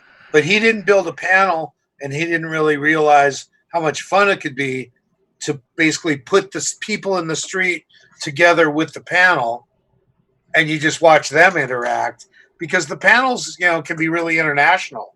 So the people on the street, they're like, who am I talking to? And it's like, oh, I'm in New York, you know, I'm in London, you know, and it's like, oh, it feels very worldly. And then the people overseas love it because they get to come to Hollywood, you know, so it's nice to make a world connect. It seemed last year to be very worldly connecty. How do the people over there see the panel? Do you guys set up like HDTV or just like a? I don't have pad? it set up well at all. They just can mostly hear, Oh, okay. you know, or look at my phone. Yeah. It's set up like a camera, you know, but there's delay problems. I can't get them chat yet. I'm on a rolling cart, so I don't have any electricity, you know, hooked up. Yeah. So I haven't really done it, even with a laptop, to make it proper. Yeah. But that's basically committing a laptop to chat, and so they're talking to a bigger screen is a definite goal. Yeah. And yeah, that's hard because then you have to because you're gonna be on Wi-Fi. You don't get a designated Exactly, yeah. Ethernet connection and all that jazz. So we've made it work in the past, like different like Zoom and I had one night was just too noisy. I was just too close to other stuff that was really noisy, drummers and stuff. So drummers and performers and things like that. But take a look; it's pretty fun, and we found a way to have a little bit of fun with Flat Earth. That's not that easy. Yeah. And I sort of power this reverse psychology thing where they come to us and ask, what's that? And that's exciting because I kind of got them where I want them. You know, when they're asking questions, their mind is open right that minute. Yeah. You know, plus you get, you know, idiots and drunks. It makes it a little bit colorful. And sometimes questions isn't important. But it's more of a show than what a lot of people would consider activism. Mm-hmm. But I think the effect is strong. I think it gets to the right kinds of people eventually through the type of people that stop and just take a picture and leave and take it home to their country. And it's on, you know, it's part of their trip into the world. When people come here, they're venturing into the world. So the fact that there's a shitload of tourists, I really appreciate. But going on the other thing with all the millions of people was really a trip because they weren't people that cared. So it's like standing and watching the people come by in the subway, 8 million people. They don't care. Yeah. So that's interesting. And what I'm trying to get everyone to do is try and go after events where there are big numbers of people. And so we can be seen there. That's why I was kind of adopting the lab coat thing. Yeah. Because in numbers, people are like, who are those guys? Right? you know, and turns out doctors and stuff don't really wear them out of the office. So it's kind of like a cool uniform. I mean, I worked in a laboratory, and you only wear them as an outside, so you don't get your normal clothes dirty. And the first thing you do is take it off when you leave. Yeah. So it's cool. People, you know, they react to it. I don't know if you've seen. They made Flat Earth. Mark made Flat Earth Clues 14 about the coat. Talks about how people. I remember watching that one. Yeah, they're just magnetized by it. They're programmed for it. Yeah. We're dealing with programming, and we have to work through that programming. I mean, I knew real estate agents that wore glasses that weren't prescription. They would have a British accent, an English accent, and the normal accent was just normal American English. And they use that to their advantage because it just makes them seem smarter, more proper, and more trusting. And interesting. I mean, it goes on even with culture. Remember the whole dating thing back in the 90s and stuff? Like, you'd always dress up. And you would kind of go with how you're supposed to do things culturally. And, you know, you're not putting your actual self out. You're kind of hiding behind a persona to look more cool or seem more cool, and you know, to get the person that you're dating to just be more wanting to date you the second time, third time, so you can, you know. But you're dressing the part.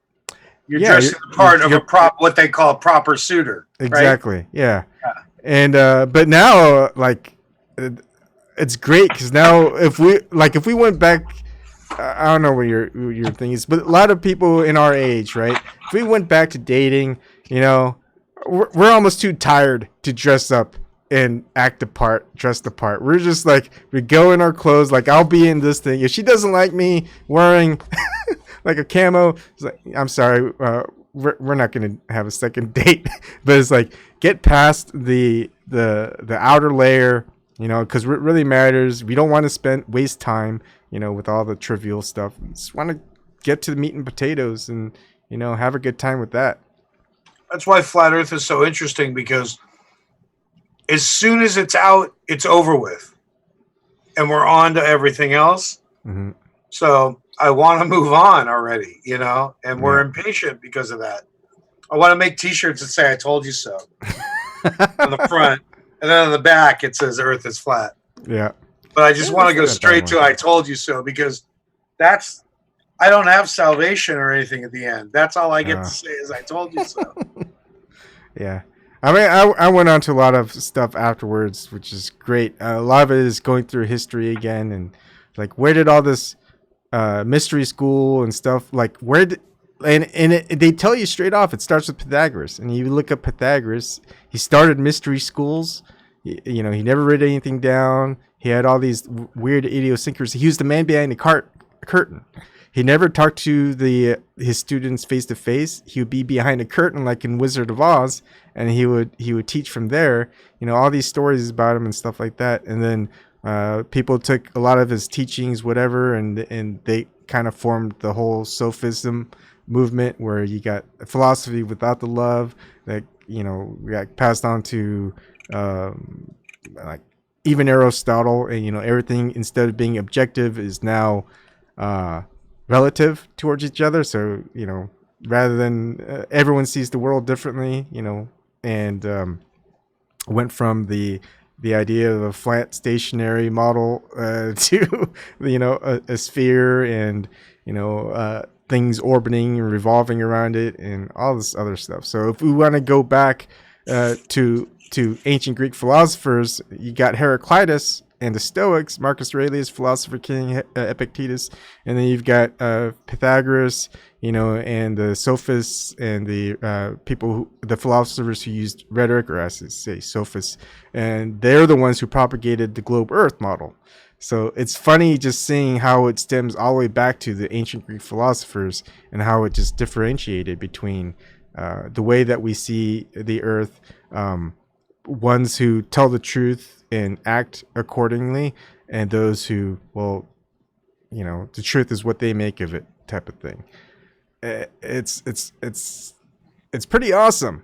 I mean, just going back and studying just the fundamental establishment history, because they even tell you all these things. It's not me making it up or looking into some obscure literature from like a book found in a bookstore from 1885, right? It's just I'm all taking it from just mainstream, and that's what government or universities and stuff like that. So it's weird. It's weird how close we really are to just a few hundred years ago, and how there really was like a dark ages, and age of enlightenment, and what are they calling? What are they going to call this current one? The digital age, I guess. Information age or disinformation age. I don't know. Interesting. It's an interesting world. I'm trying not to be angry, but I just think I got really lucky to be out with these observations where I can not get shot down so easily, and I go in the street, I show my face, smoke weed, so it's like, it's really hard to pick on someone that's real and right there, and it's like, no, I've done that. Oh, we do that. Because most of the arguing is, well, you've never done shit. You're just an idiot, and you spell tomato different than I do. There's just so much of that. Yeah. And, it'd be nice if we could get over it. And I need to learn how to get along with the religious ones, because they're super strong-minded, and they I tend to group them together, and they're not one group. Just to summarize that, they're not one group, and I group them together. So I'm making a mistake already by assuming that there's one group of religious people. Yeah, it's tough. I mean, even there's Orthodox and unorthodox, and within one type of thing, there's so many denominations, and then you got it's tough. But yeah, I make the same mistake, and I've made the same mistake, is just kind of lumping religion all into one, and all religion is controlled. But there are those that it's different. Everyone finds their own path, and that's what people need to do. Find their own path, do their own research, leave basically people need to start thinking for themselves, find out who to trust by themselves, not be based off of someone else. Stop it's like when you finally get it in the corporate world, like you want to climb the corporate ladder and stuff. The first thing you learn is don't work with the middlemen. Don't work with these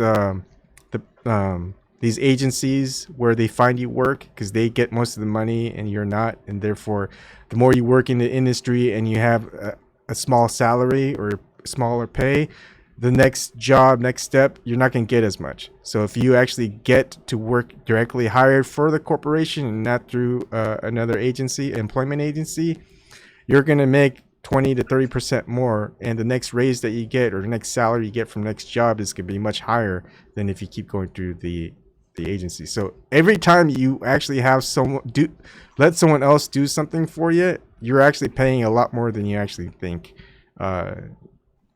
Anyways, thank you for stopping on and talking with me. It's 3:30 here, and I've been going on for almost 5 hours. So sorry about that. No, it's all right. I'm just glad. I'm glad to have talked with you.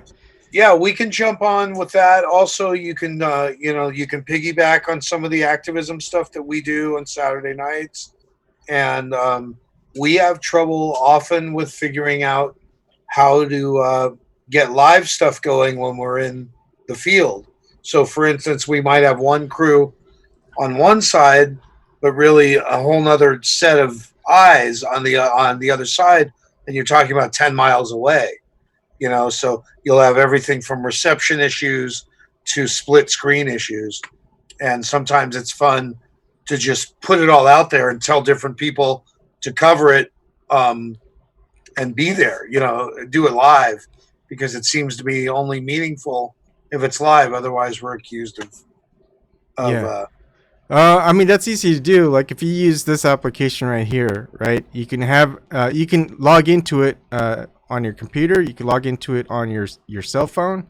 So if you use your smartphone to film what you're doing while you actually have your camera is filming something else, so we can see live that you're doing that, and you could tell people, okay, this is this date, this is this time, this is this. That's you could see over there that's something specific that you won't see on any other thing, because maybe it's like a passerby or it's like a boat or something that's out there that's they could tell it's different. Or you just flip your smartphone around, this is the date, this is time. I mean, with Zoom it's easy because of the split screens. With Hangouts it wasn't, because the audio dominated what was coming up on the screen.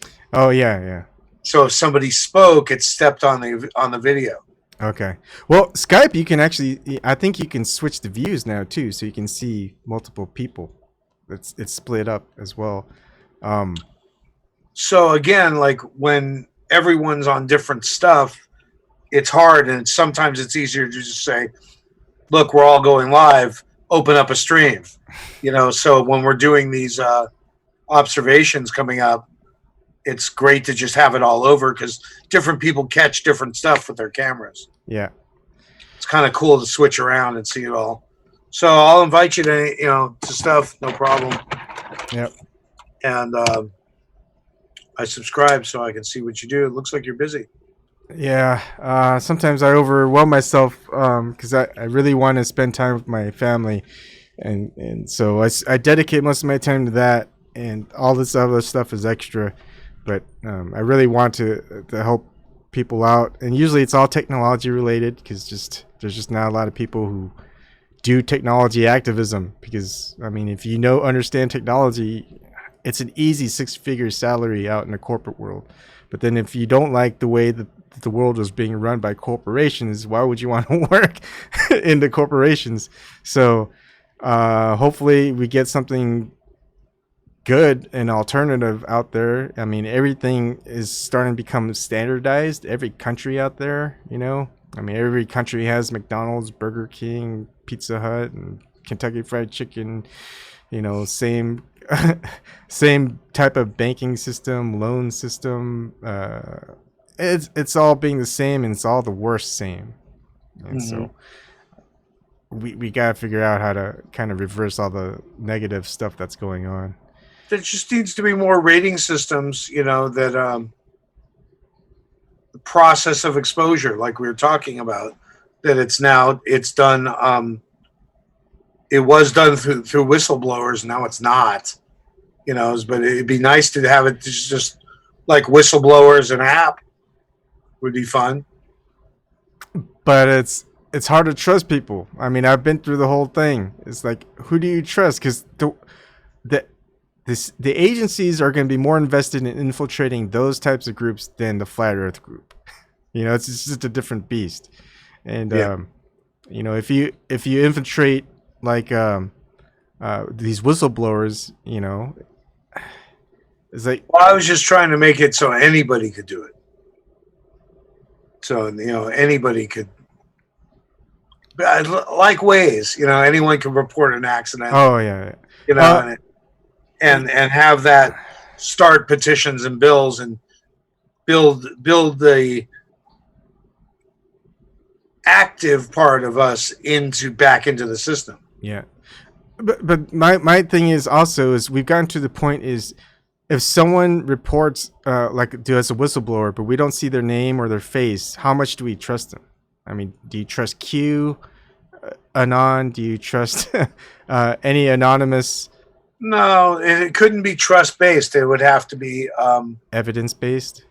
Yeah, and up for review anyway. It's not like it has authority. There's just a mixing ground where eventually the authority, of course, is the vote. Yeah. So I guess you still have politics then, because you're always going to have a majority and a minority. So these problems do go back to history. So you're very, very correct by caring about history and how things worked and how things worked, because we got here because of how they worked. Yeah. And people do like to follow They do like to have a sense of community. That's why they're sheep. They're sheep for a reason, and we need to appeal to them through those methods of herding. And maybe that's why the Bible makes sense. They talk about being a shepherd. There's so many I could get to you on those aspects, but we're gonna have to do that another time. Gotcha. Yeah, but all right. So I appreciate your time, and I look forward to seeing you again. Yep. Saturday what date is it? Saturday the 13th. I think today's the 12th. 13th, 14th, December 14th. No, the following Saturday, the 21st, we're going to go on the Boulevard. Okay. But I might start using the Itsy thing or whatever it's called through the People Finder. Isn't that what it's called? Jitsi? Oh, the free version of the teleconference. Zoom had the same thing. The free version, and it actually has better quality. I mean, the other conference, it's still good because you can integrate it pretty easy. I mean, a lot easier. Look, if you want technological help, just send me an email. I just think I might take that over when we go out because nobody's using it. If no one uses it. If I'm not using it, or if I can help you out and just live stream for you, I mean, it's not much of a setup. So basically, look, I'm going to give you a host. So now you have all the options to take over. Yeah, so you just have to start it. Yeah, well, and just I just don't have that much. I don't have much control on the phone. When I'm broadcasting through the phone, I lose a lot of controls I might have. I would recommend just someone who stays in the background, like Zoom did, or someone like me, or you might, but nobody has any guts or know-how, or time. Time is the probably most stressful factor. But I mean, hit me up. I don't think I'll probably be in Omaha, but like I've figured out ways where I could set up a live stream using Zoom where I'm just somewhere out there in public. I start my Zoom here. I start my live streaming on my OBS on my computers at home, all remotely, on my smartphone. So, cool. I mean, I did that as a setup way before when I was still kind of afraid in case like the FBI were going to come after me or something. That I just wanted to start my live stream right away saying, watch this. I might be dead in like a few minutes. So, I want to keep this on film. But I'm trying to get out of the habit of wanting to use Hangouts and YouTube because it records, and I'll have the recording. Boom. Yeah, I mean, otherwise I got to start something and run OBS, then leave the house and hope everything runs. So I'd love a host. Yeah, I just haven't figured it out yet. I mean, in the meantime, being a guest host is kind of fun. If I can offer it to different people, it's kind of fun to jump it around from group to group. So that's why I don't really build my channel that way. It's been sort of fun to see who wants it. Yeah. Who wants to come to the party, basically. Yeah. Because we don't get to do it very much. We really don't. Just hit me up. Say, hey, are you free this day? Can you do this? Can you help us? I'm usually around if I have time, and I'll help out. So. All right. Like I said, it'll probably be Saturday, the 21st. I mean, just give me more of a heads up, and just like, this is what you're thinking, what you need. This is how much time it'll take. Do you have time? And how do you keep up with subject matter? How do you keep doing stuff every night here? Well, I used to. So when I get busy and I'm with like family and stuff, where I'm having to do like menial tasks that I have to do, I'm usually just watching videos, whether it's on YouTube, DLive, LBRY, and then most of it's gotten to like I had ayahuasca experiences, so it's as close to like spiritual experience that you can get, metaphysical, whatever, and the lessons it provided me, I changed with them. So I'm less aggressive. I'm less like vengeful or spiteful, and I was really spiteful, and just more like seeking to like apologize, even if it's not my fault. Just, you know, if I feel like that they're a good person, honest, you know, it's like just apologize. And really, do you meditate? Have you ever meditated? When I was a kid, but I really don't. At this point, it's I find it's kind of like Alan Watts. It's like you meditate so you can become enlightened, but once you're enlightened, you realize you don't need to meditate, type of thing. So I kind of have what I think are answers, but all I can provide for people are just more questions, because I don't even know if the answers I have are right. And in order for me to know if my answers are right is if people question and go seeking for the answers themselves. If they think they have the answers, great. Now let's talk and see if we could like share our experiences, see if we're correct, or maybe it was just a coincidence, a fluke. Maybe it's a synchronicity. Who knows? But like, if no one's out trying to explore and deal with these questions, we're never going to find the answers. Like, people, when they tell you, look, you're never going to change anyone's mind, or hey, you can't do that. Well, if I don't do it, the prediction model is 0%. You know, if I try, even if I have a 0.0001%, at least it's not 0%. And like all the people throughout history, you know, people saying, hey, you're never going to be able to fly up in the sky like a bird. And it's like, well, if everyone said, yeah, you're right, you know, we're humans, we don't have wings, we can't fly, well, we would never be flying. So I take the optimistic approach. I take the hope approach. No matter how bad things are, there's always hope. You know, as long as people are wanting to change and change things for the better and seeing how the world really is, and despite that still think there's good in the world, that's all we need. You know, there's one of the things I want to work with the science team is gravity seems to me like, if we were to talk about light and talk about infrared and ultraviolet, there's a spectrum outside of what we could see. Mm-hmm.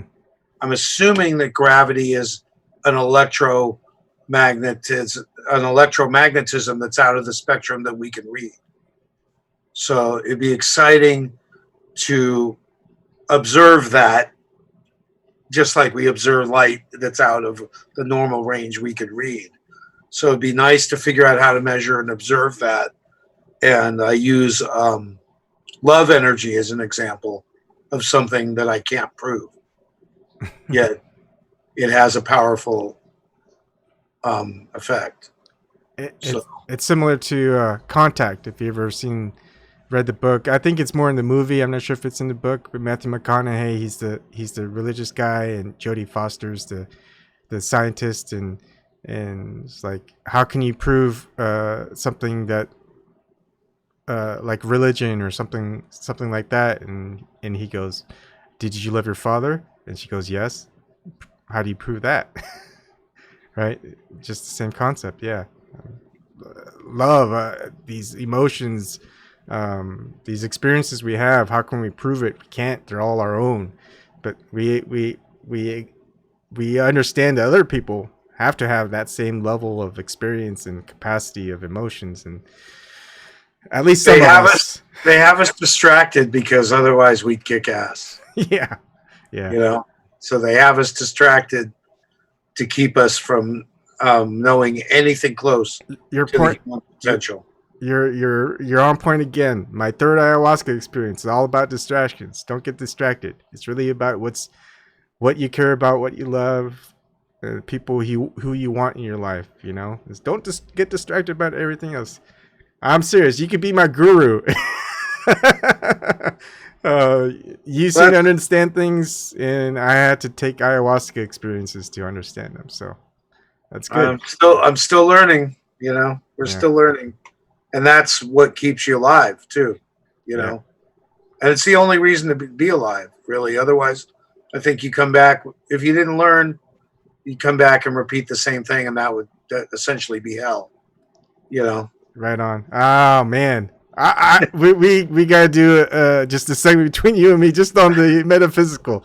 I'm serious. If you look back on my other material on how I my ayahuasca experiences, especially my third one and all that stuff, you're pretty much reiterating the same thing. It's like it's pretty amazing. Because when you remove the bullshit, that's all there is sort of positive energy and love. When you remove the bullshit, but we have so much bullshit, and that's how. And we accumulate so much of it throughout life. And that's without politics and war. That's just personal. That's just personal. Yeah. All right. Well, we live in a pretty weird impression of ourselves too. It's hard to break out of that childhood impression you have of yourself, really.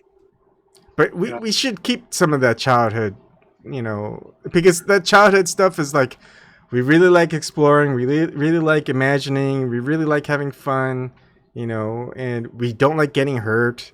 Basically, we're still children.